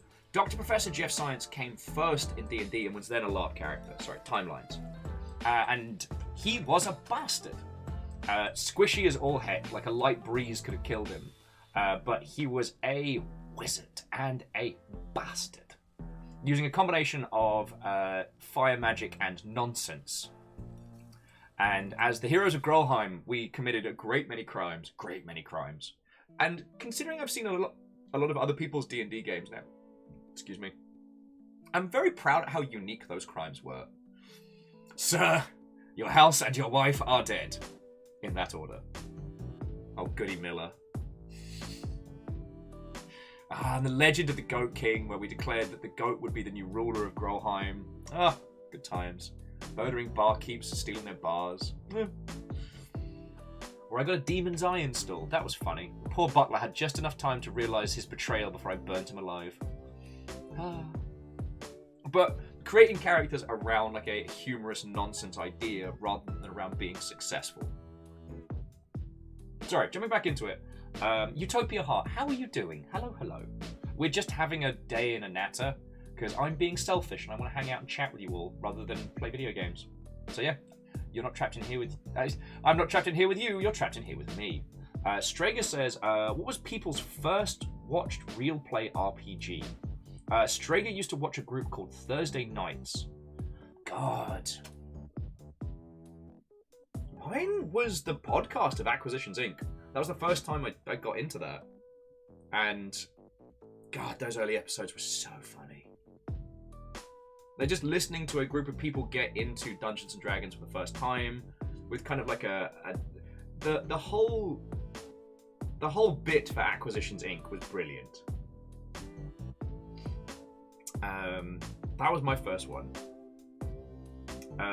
Book says that what got them into role-playing in the first place was listening to an MP3 of a series of fictionalized campaigns. The 2000s, the golden age of MP3s. It's good times. Oh, way cool. Sorry, Phyllis was saying the last Vampire the Masquerade character they made was an investigator. Background as a cleaner. Oh! J-Post, I hope you don't feel that you have to hunt the unsubmed. But that's very kind of you, and thank you, friend. Thank you for gifting a sub to Utopia Heart. Making sure our good friendos don't have to put up with feckin' Geico ads watching my dumbass. But no, Phyllis, that sounds feckin' cool. And Utopia Heart, we've been chatting about everything. I do love talking about this though, because the thing is, for most of us, we weren't there for the original drop of Dungeons and Dragons, you know, It was things that we would hear about later on. But the rise of D&D as a performance, that's something we've been around for. I mean, the fact that, fucking Harmon Quest, the fact that it exists blows my mind. Like, huge tier performers, comedians, and individuals just playing a live game of D&D. Pre-lockdown, they would play it in front of a live audience. God.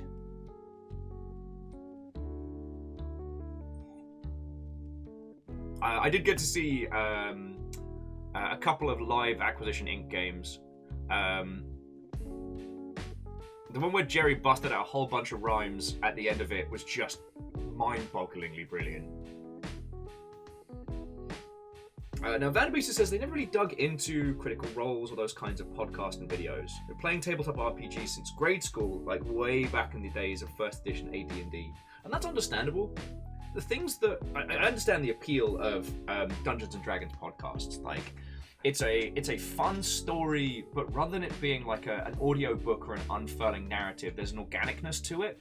There's a genuine heart to a lot of them. When people are laughing, the funny things that have happened are it's a proper feeling belly laugh, and the bits in between roleplay, the discussions, the nattering, the planning, those take on kind of like a conversational tone. It feels like hanging out with a bunch of peeps rather than watching a big stage performance. Do you know what I mean? And I know the irony of that Critical Role in itself has become a huge event, but I think that's the vibe they put forward. I mean, that's probably where Memnol is weakest, is in the rewatching. Like, Memnol's definitely one to take part in. Do you know what I mean? But then again, some people have, like, re-listened to, like, Memnol from start to finish and had a good time with it. So I guess this comes down to, what the fuck do I know, right? I mean, I've never had the interest of doing anything in that kind of vein, like a podcast.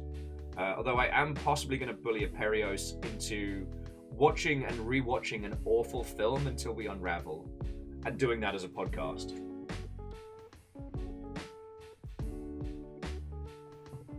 Lizzie says with Critical Role, they never watched or started it until Campaign 2, so they joined when it already kicked off and was huge. Okay. I was aware of it, but I used to have a real problem with voice actors, and so that kind of put my teeth on edge a little bit for Critical Role. We've discussed this at length. I've gotten over myself. You know, it's the important part of being human, is learning to adapt and to change. But I saw the people that were in it, and this was again before, like, you know, Matt Mercer was massive, so it was kind of like the handful of, yeah, adapt, change, and crush your enemies. That's the Longship way.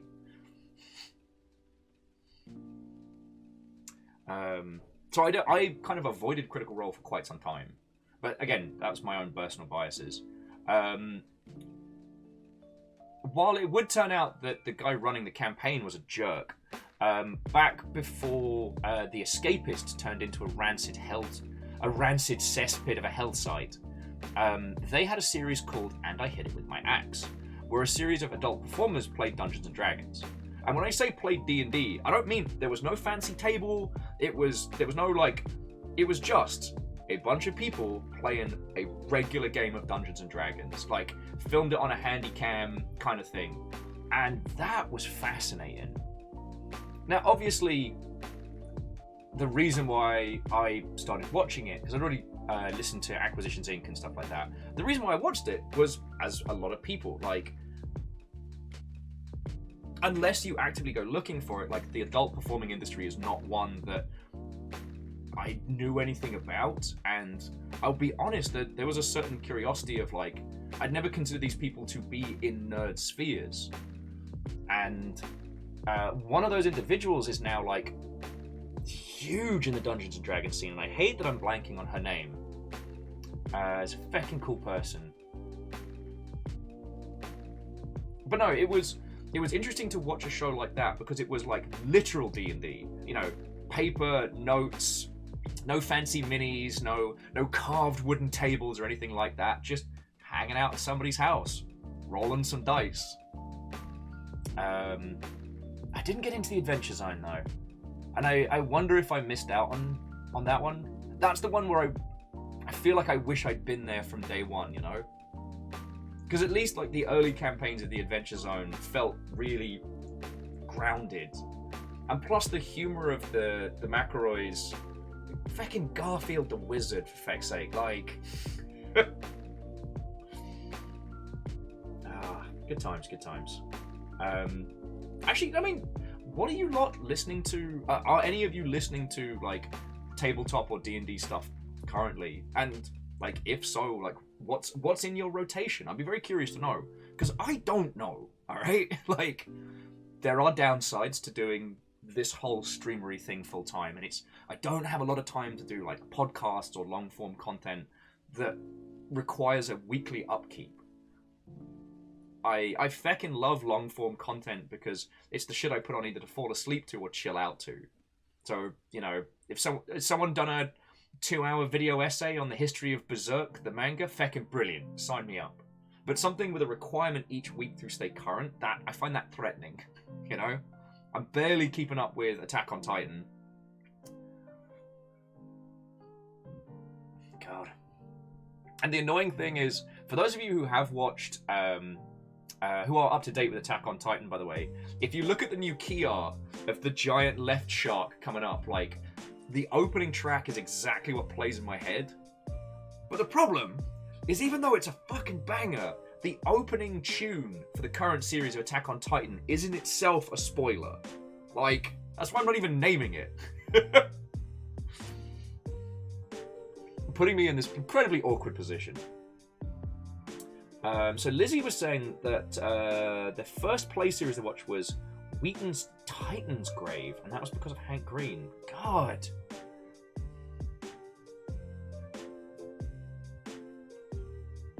Lizzie says there's been some stuff they've tried to get into, but because they don't have the travel time to work, they weren't able to get their hooks into. That's understandable. Like, for me, it's been literature. Not having a commute means I don't read anymore, which is a terrible, terrible habit. But Agananiki, anime's habit of spoiling things is bizarre. It really is. It really is. I guess not everything can be on Taxi, right? Strager says they listened to Fun City and was listening to their pandemic game Float City, which used the new system Still Feet, until they finished that and went back to Fun City, which is a modified Shadowrun. Lizzie's saying just podcasts in general they're not going to get into. Ami's saying that the only D&D channel they watch nowadays is The Unexpectables. 2 of their 3 campaigns finished last week, and there's only 1 still ongoing. God, yeah. Utopia says they love listening to the apocalypse roleplay kind of stuff, or something along the lines of, it's thousands of years in the future, and the apocalypse has ended. Now the world is starting to recover. I mean, I think Utopia Heart, that's something that we can all relate to right now, you know? And J-Po says the only RPG they've watched was some sets of Loading Ready Run's Dice Friends. Interesting. Dory says the only thing we're watching is the HoloLive English girls doing a run of World of Darkness. Is that new or old World of Darkness? You know what? I keep saying this. I need to check. Okay, so World of Darkness. World of Darkness homepage. Here we go. Because I need to, like, so products. Here we go. Because I've been talking a lot of nonsense for someone who is not aware. Okay, tabletop games. Here we go.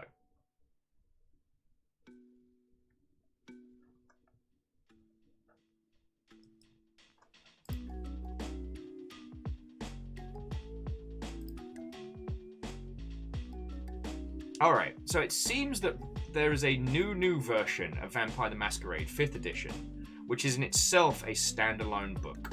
Okay. So I wonder what the previous iterations were. God, I'm gonna have to go deep into the paint on this one. Well, that's a problem for later. Sorry, jumping back in. Lizzie says that they'll throw Titan's Grave into Discord if people want to watch. It's a short series. Okay. And Crux saying that Dice Friends is good. Firestrike says they keep trying to get into hyper RPGs campaigns, but they always end up falling off. Yeah, I mean, this is one of those topics where you'll know probably a lot more about it than I do. I couldn't tell you why I engage with some and not others. And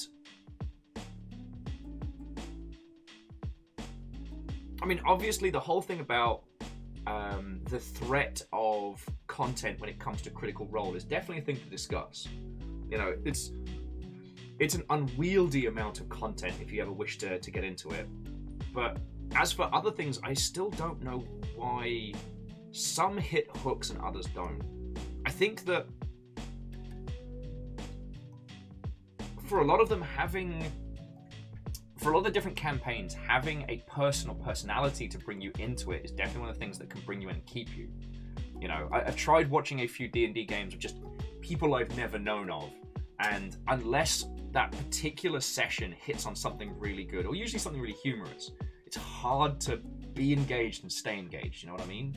But if I'm following a specific person or a content creator, the one I'm sad I haven't had the chance to watch is actually Joe Cat's Necro Hunt, because I know people have been loving that, and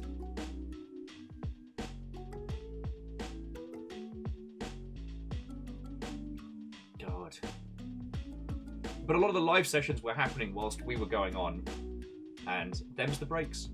It was really lovely. I don't know if you all saw it, but Joe Cat ran like a kids' first D&D game for Fiona, myself, and Star, because I believe was it Star and Fiona hadn't played Dungeons and Dragons specifically before, and that was really good fun, like a nice, neat, tidy little self-contained campaign.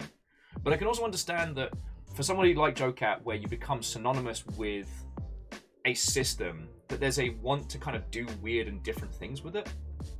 And yes, Phyllis, DJ did have Dungeons and Dragons, which was feckin' rad.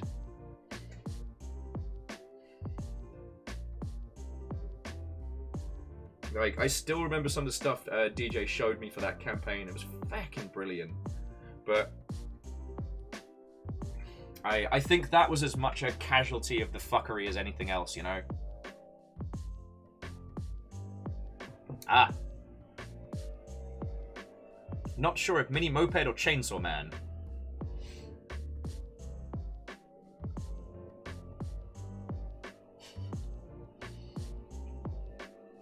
But yeah. Okay, so Lizzie was just adding that Titan's Grave does have some big name folks. So Will Wheaton's running the game. Alison Haleslip? I feel I should know that. Hank Green, Laura Bailey, Yuri Lowenthal. Lowenthal?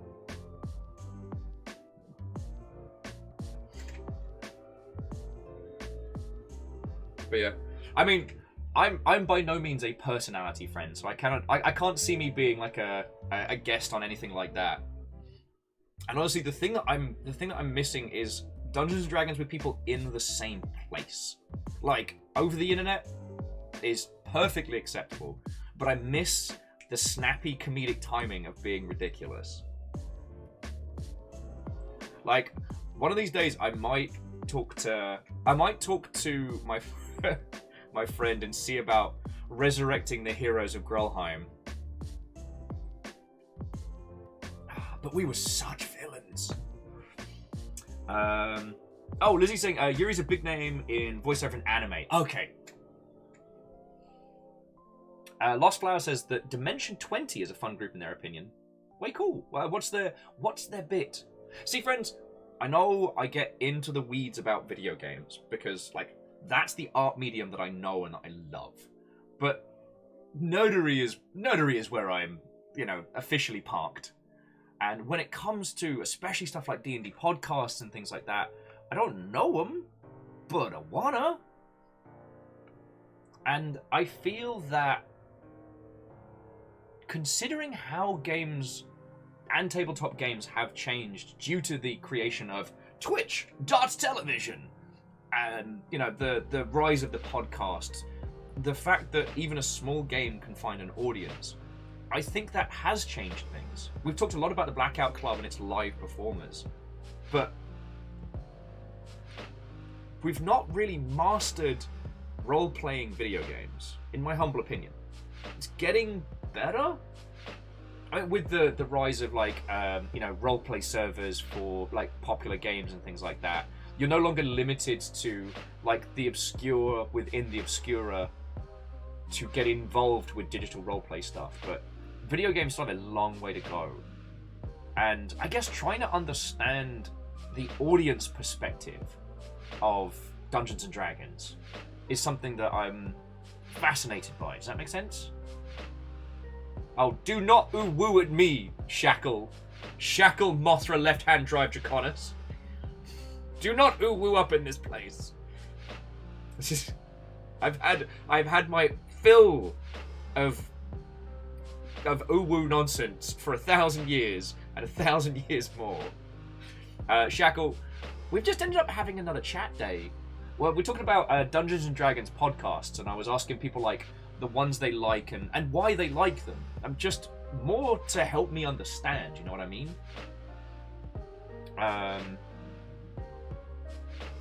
Moose, no.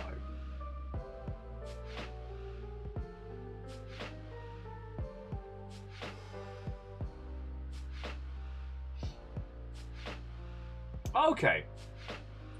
So Flowers saying to Dimension 20, number of different systems, a lot of the college humor cast. Way cool. No, that sounds way cool.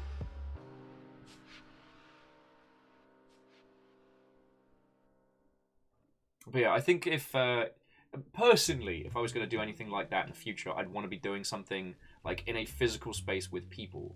But that's not something I have the time for right now. Like I said, I talked shit, and now I have to make a video about Sniper Elite. Got to finish up some please give me money to say nice things about your game projects. Shackle says no more Gnome Brothers. You know what? That's a good point, because myself, Kyle, and Tuna would love to return to the Gnome Brothers. So,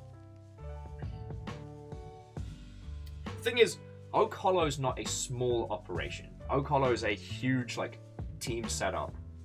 So,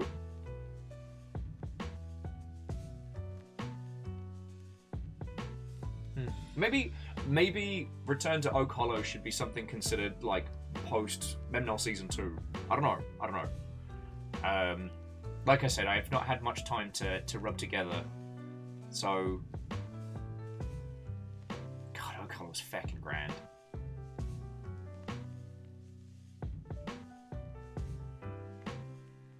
And I know I was saying this with Peoples, but the only thing I'd wish to change if we did Oak Hollow again is group leveling rather than personal leveling. So the idea is, it's decided by whoever's running it that we jump up in, like, the level is for everybody once the village gets to a certain rate or something happens. So rather than XP through combat, it's like, right, you've all done this much stuff, now everyone gets to be level 2 or level 3. Because the problem I had was, by the very virtue of being here in front of you lot, I couldn't play as much Oak Hollow, thus resulting in a situation where the gnomes were woefully underpowered, and they were not smart enough to get themselves out of trouble. But like, having a regular sized shoe and holding it like a crossbow as a wizard's casting thing, adding a bolt handle, like,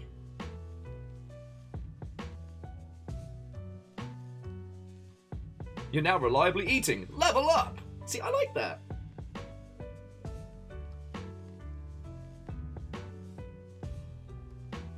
Utopia Heart was saying, just in Dungeons & Dragons, they can see the appeal of a fun and silly game to fuck around and be chaotic and hilarious. But Utopia Heart also adds that they love a genuinely good story. Something with motivation and drive and tragedy and heartbreak and victory and triumph! Like, something with an ending. You can just leave. Like, it just leaves you with that epic feeling. And I do not disagree in the slightest.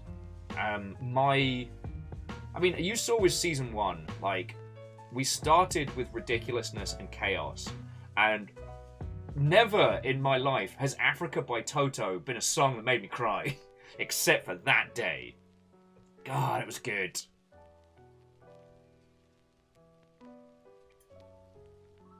Chaos?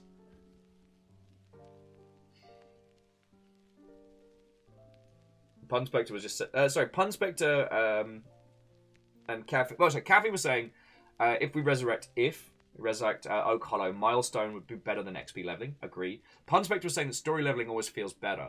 I mean, I love how end of game leveling is done with Memnull. Because it's like, did we learn things? Did we stay true to our goals? Did we really progress?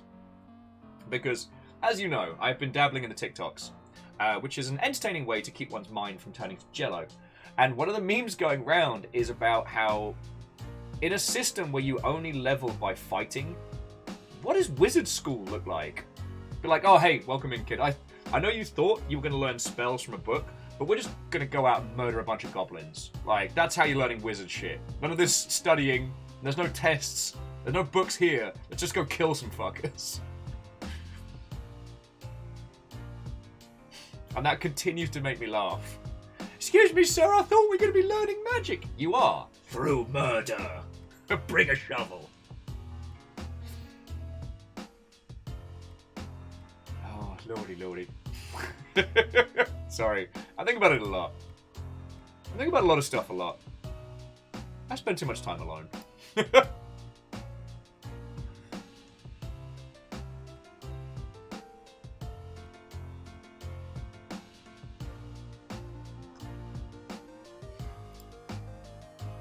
Moose says, I mean, there's definitely a necromancer school. Yeah. God, how do you even find out that you have a... Well, little Tim, we've had a look at your school. We've had a look at your scores, and the school counselor thinks that you should work with the dead, preferably bringing them back. Yeah, you're a weird little child, I won't lie, Tim. So you're going to work with dead things. Bye!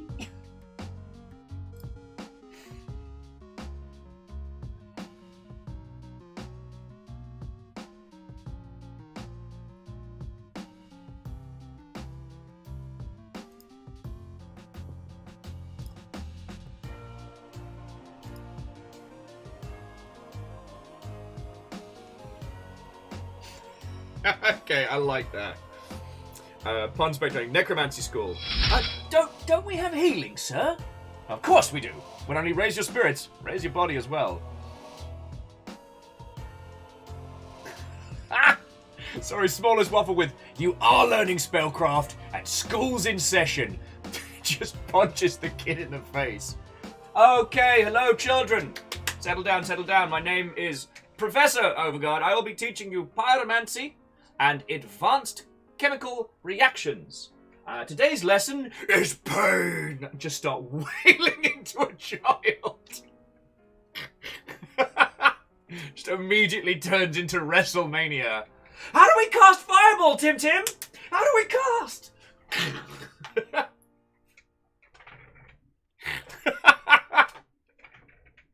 What is your cantrip? Clothesline. I'm sorry, friends. I took that into a very strange place. Oh,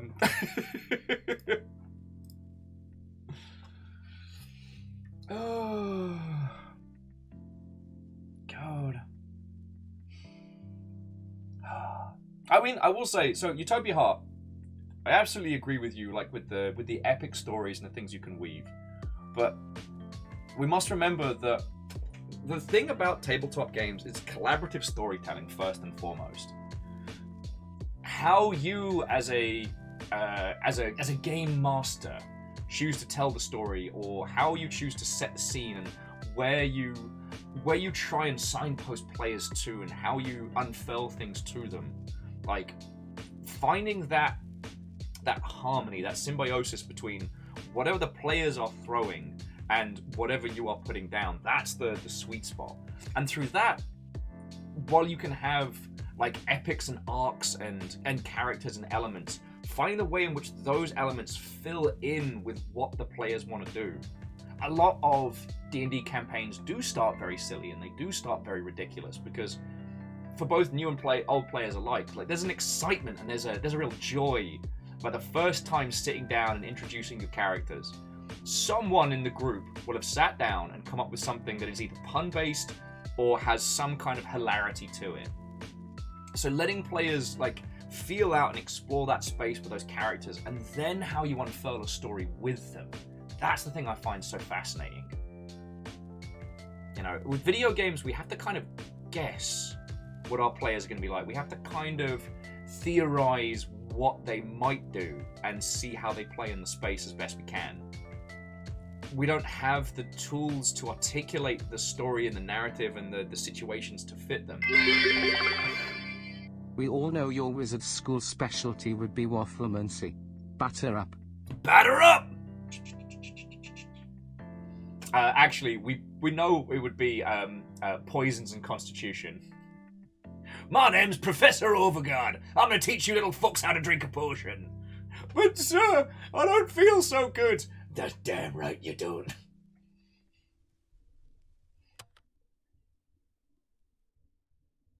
Moose saying, in one of their games, they're currently playing as what they call the Party Cleric, aka the cleric whose sacred duty is to fight for your right to party. God. I feel like Dionysian healers would be a lot of fun. You know what I mean? Hey, remember that day where we talked and went through every single Chiltendo playlist? Alright, kids, this is how you shotgun a mana potion. Let's go! Sir, I don't feel so good. Then learn. Other titles, including the Venga Cleric, yes. But yeah.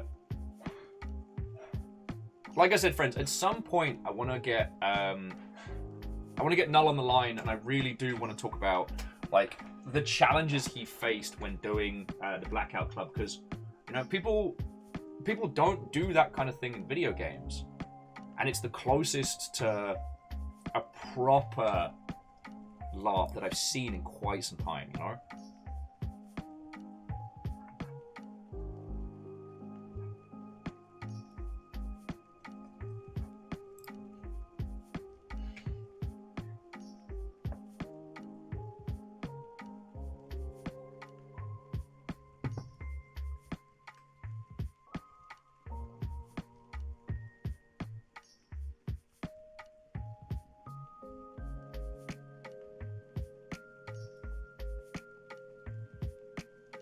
Wow, sorry, I just went completely into space there.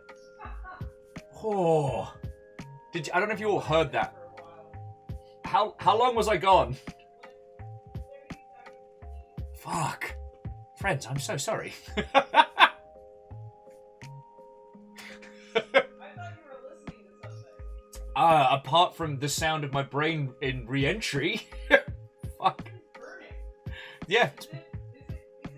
Is it you? It might be. Akadaniki's like, happy Tuesday, Will. Glad to see you with us again. Fuck. Smallest Waffle says, Will's buffering. I mean, I have been very broken this week. I'm amazed I'm even managing to carry on a conversation at this point. They're being cute for a change. Little terrors. Oh, baby. Yeah. She's like, what? They found a little sunspot on the sofa and just living their best little life.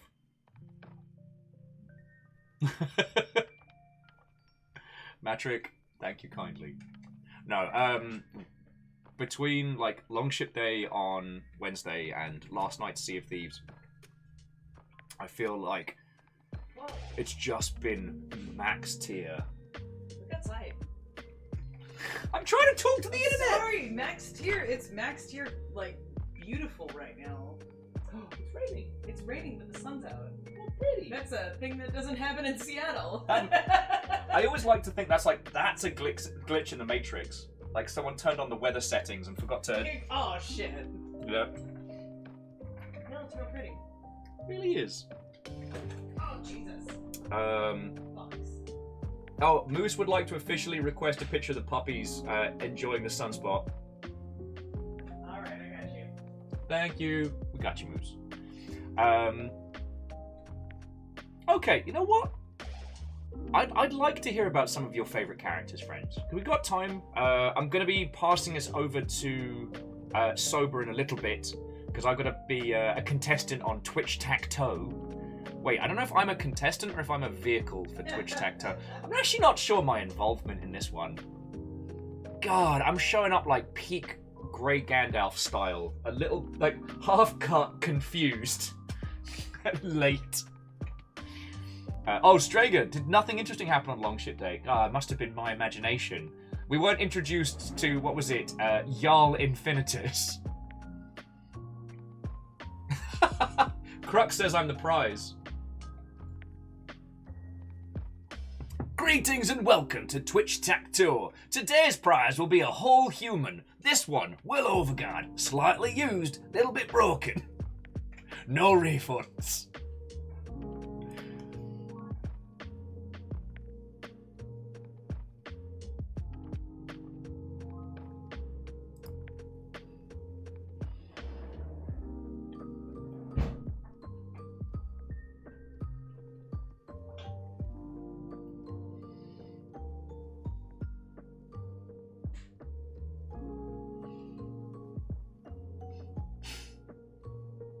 Lizzie, slightly used. Disagree with that.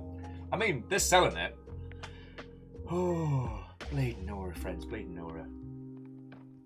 But yeah, so Puns was saying their favourite character that they play is a 4-foot lizard folk wizard librarian who has a 7-foot-tall Asimov fighter as a girlfriend and refers to everyone but her as meatbag.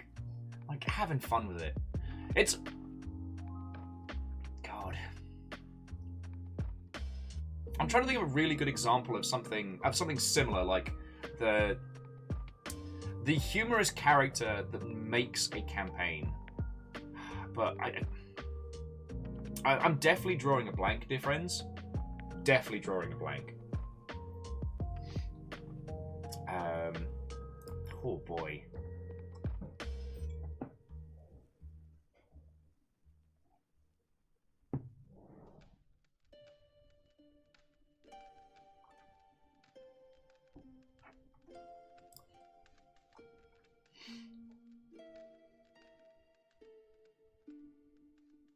Moose says there was a time they played a changeling, but didn't tell the rest of the party they were playing a changeling. God.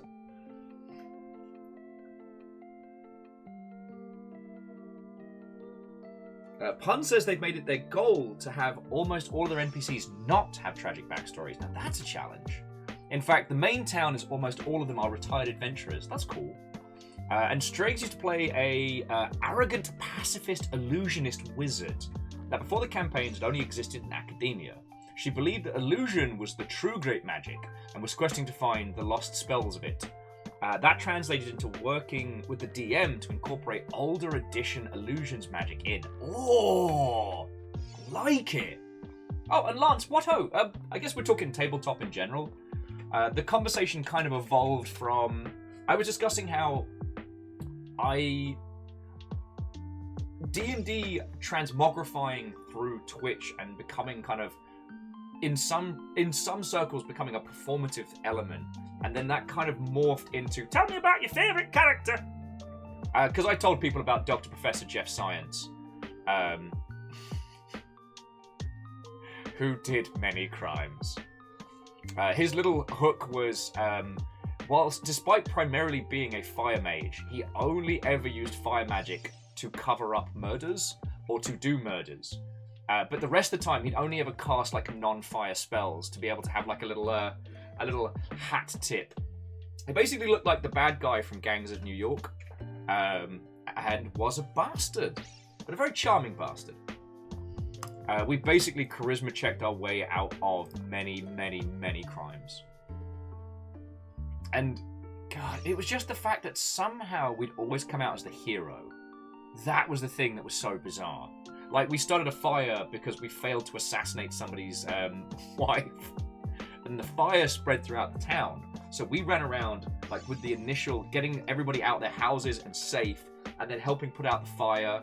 I even ran in and took a crap load of burning damage to go and try and retrieve the person we'd got in to murder, after they were suitably charred and made a whole pantomime about trying to revive them. Yeah.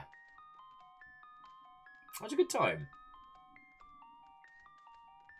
Oh, Moose just wanted to add that the people that played the Secret Changeling game are now inherently suspicious of any and all characters that Moose makes. Lance has a lot of stories, and Shackle says that Natash from Oak Hollow is one of their favourites. His struggle being a true believer in his god, with no evidence in the world, was really fun to play. Shackle also adding it made things like the first Baja Blast such a touching moment. 2 bells. 2 bells!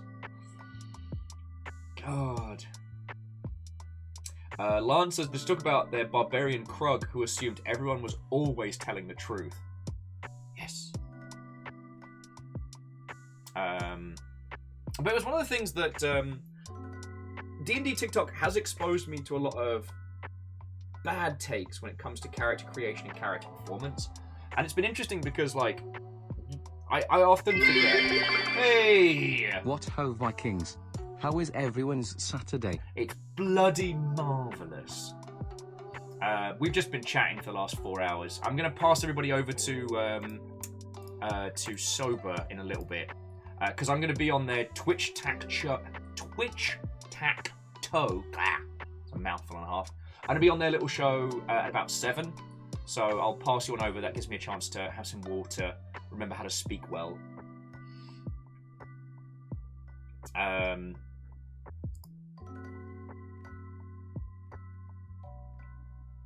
Oh, Lance, you in as well? Oh, cool. I know Chorby's in. So we're going to have good fun. Lyra's is like, I came on the end of stream again? What's my timing? Hey, it's not on you, friend. It's not on you. Our times have been a little bit wibbly wobbly in the past week. And I'm still broken after Longship Day, friend. I'm still so broken. Like, this week has been so much.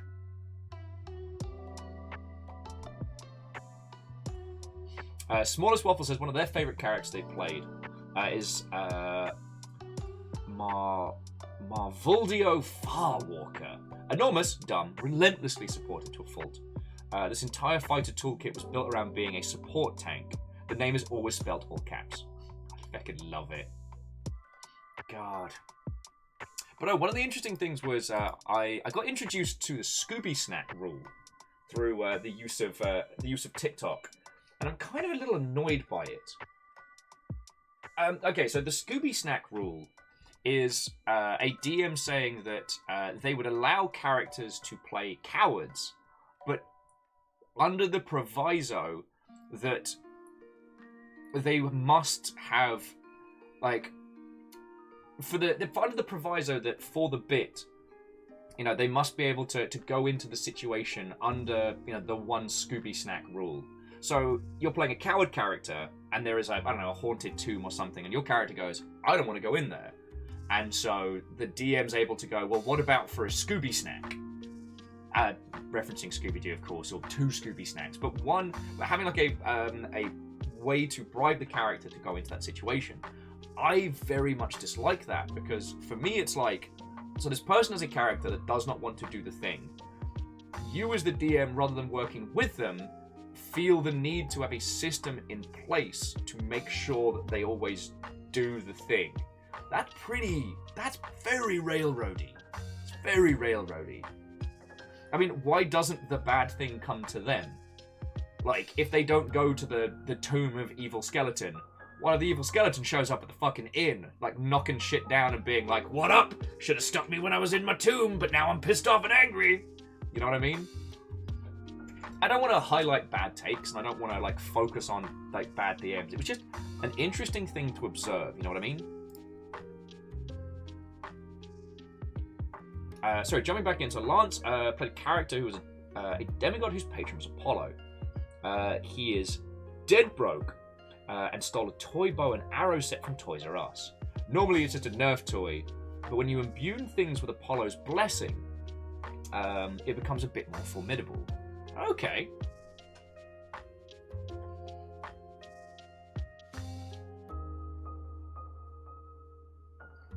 So Lyra says, it makes sense if it's a specific thing they're scared of, like sharks in open water, but they need to take a boat somewhere. But if it's just scared of everything, then why are they adventuring in the first place? Yes. Like, I mean, it's something that should be discussed in pre-game. I mean, the Rincewind Saw is a very, very good example of how to do that good. Do you know what I mean? But if you need to bribe your characters to make them take their character... If you need to bribe your players to make the characters in a different direction, then one must... You have to acknowledge that something's gone wrong, right? Right?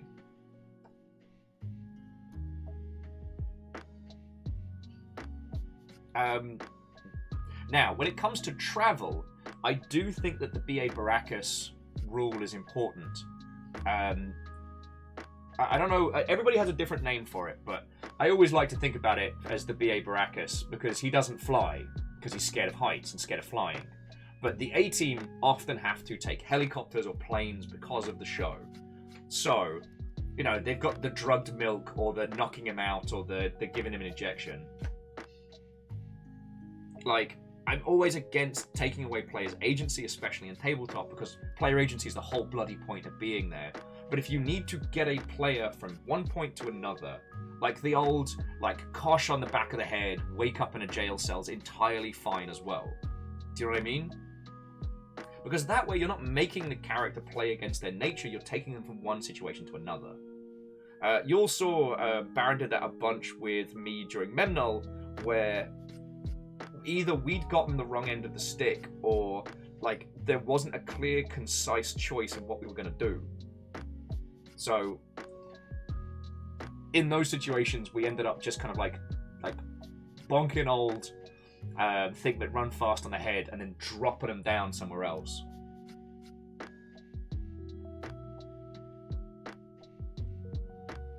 Now, Moose was saying there is also the issue where you can run in where someone is playing a pacifist character and the rest of the party is running headlong into circumstances where that's not reasonably possible. That's where the collaborative comes in. Oh, sorry, just Lance saying that Session 0 is a must? Absolutely. That's where the collaborative nature of it comes in.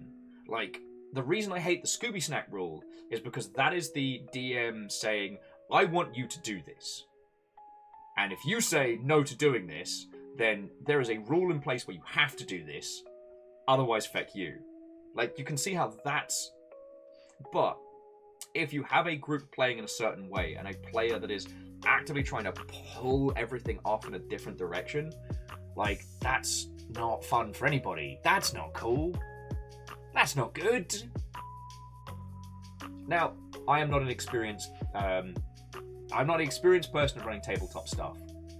I know how to weave a good story, but I would not describe myself as a GM. I'm a vaguely competent player, in that I think I can be entertaining. And I don't mind being suboptimal or losing. You know, I do not spend 10 nights awake crafting the fashion of my most OP character. Like, I'm quite happy, sit down, give me a character, let's see how it goes. Because quite often, no matter how much time you spend crafting a character and thinking them up, once you actually start rolling those dice on the table, they take on a completely different direction or persona. There's a weird thing about how there's characters develop their own life throughout play. And I don't know, am I getting too arty-farty here? I might be getting too into the weeds. Like, you're allowed to stop me. But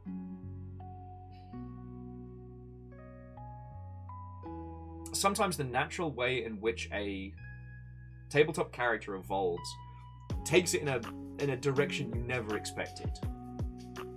And sometimes trying to fight against that can be counterproductive, but that's another story. So I tell you what, friends, the sober stream is up. Aperios, Alchemist Joker, Gabby and Kenley are all having a chat and a natter.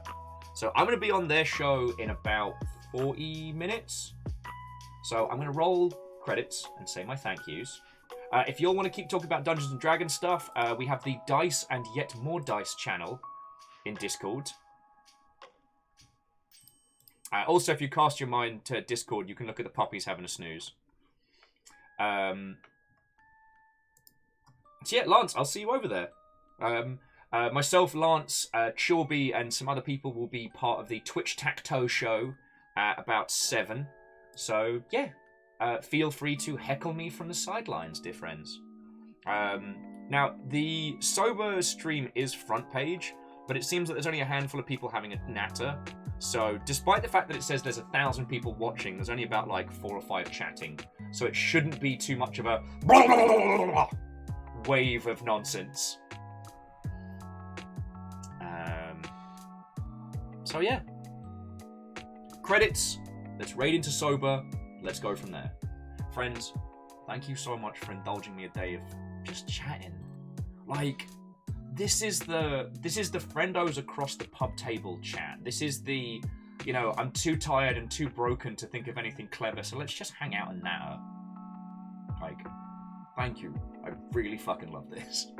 I hope all of you have a fucking great weekend, alright? Whatever you're playing, whatever you're getting into. Yeah, I really... Thank you for a week so good as to break my tiny brain. You lovely mother hubbards. And on that note, let me thank these people specifically. Because if you have just found us today, I'm entirely supported by you lot. So any like donations, bits, gifted subs, that whole shebang, that is what allows me to pay for the bills and eat food. For that, I'm extremely grateful. So today I'd like to thank the following people. Bacon Avenger, Vanderbeast, Lyris Dragon, Pun Spectre, J Post, Chiat, and Mr. Squarepeg. All bits come together to keep me alive, and I'm exceedingly grateful for it. Your moderators today was Caffeine, Lizzie T. Pound, Rhymes and Moose. Also joining us with good conversation. And Wilma D, Monkey Work, and Vid were on your follow peoples. So, hello. Hopefully we get to chat some more. And those that subbed, resubbed, were hunted by House Car. I'd like to thank Hindle, AR, This Is Star, Pepsi, Comet Camille, Mecha Noel, Ferric Phoenix, and Utopia Heart. Lovely mother hubbards. Right! I'm going to pass you on over to Sober. Whether you choose to be... No sneaks! Yeah, like I said, I'm just going to get some water in my system, friends, maybe a cup of tea, and get ready to be a game show. I mean, are we hosts? Are we contestants? I don't know. But I'm definitely going to be on this show at 7, so yeah, in just under 40 minutes. So, I mean, plus, if you need some entertainment, like, you'll know a Perios by this point. Crux, I believe that was me saying no. Apparently doesn't do. But yeah. Friendos, I will try and be on Discord this weekend. I've got a lot to get done in a short space of time, so wish me luck. But, God, what a feckin' great week. Feckin' great week.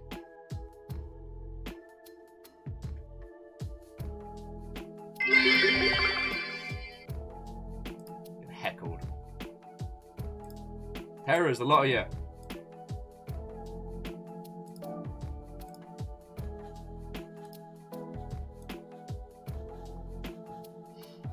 Right. Yeah, friendos, I will see you on Discord. We'll have a natural hangout, unless I end up getting swamped with stuff to do. Thank you for the chat and the conversation, and I'll see you in a little bit. God, I'm terrible at ending shows. This has been well documented that I do not know how to end a show well. But Lyris, Crux, Spooky Ghosts, thank you all. Right, let's go be terrors. To be continued, friends. I'll see you in half an hour.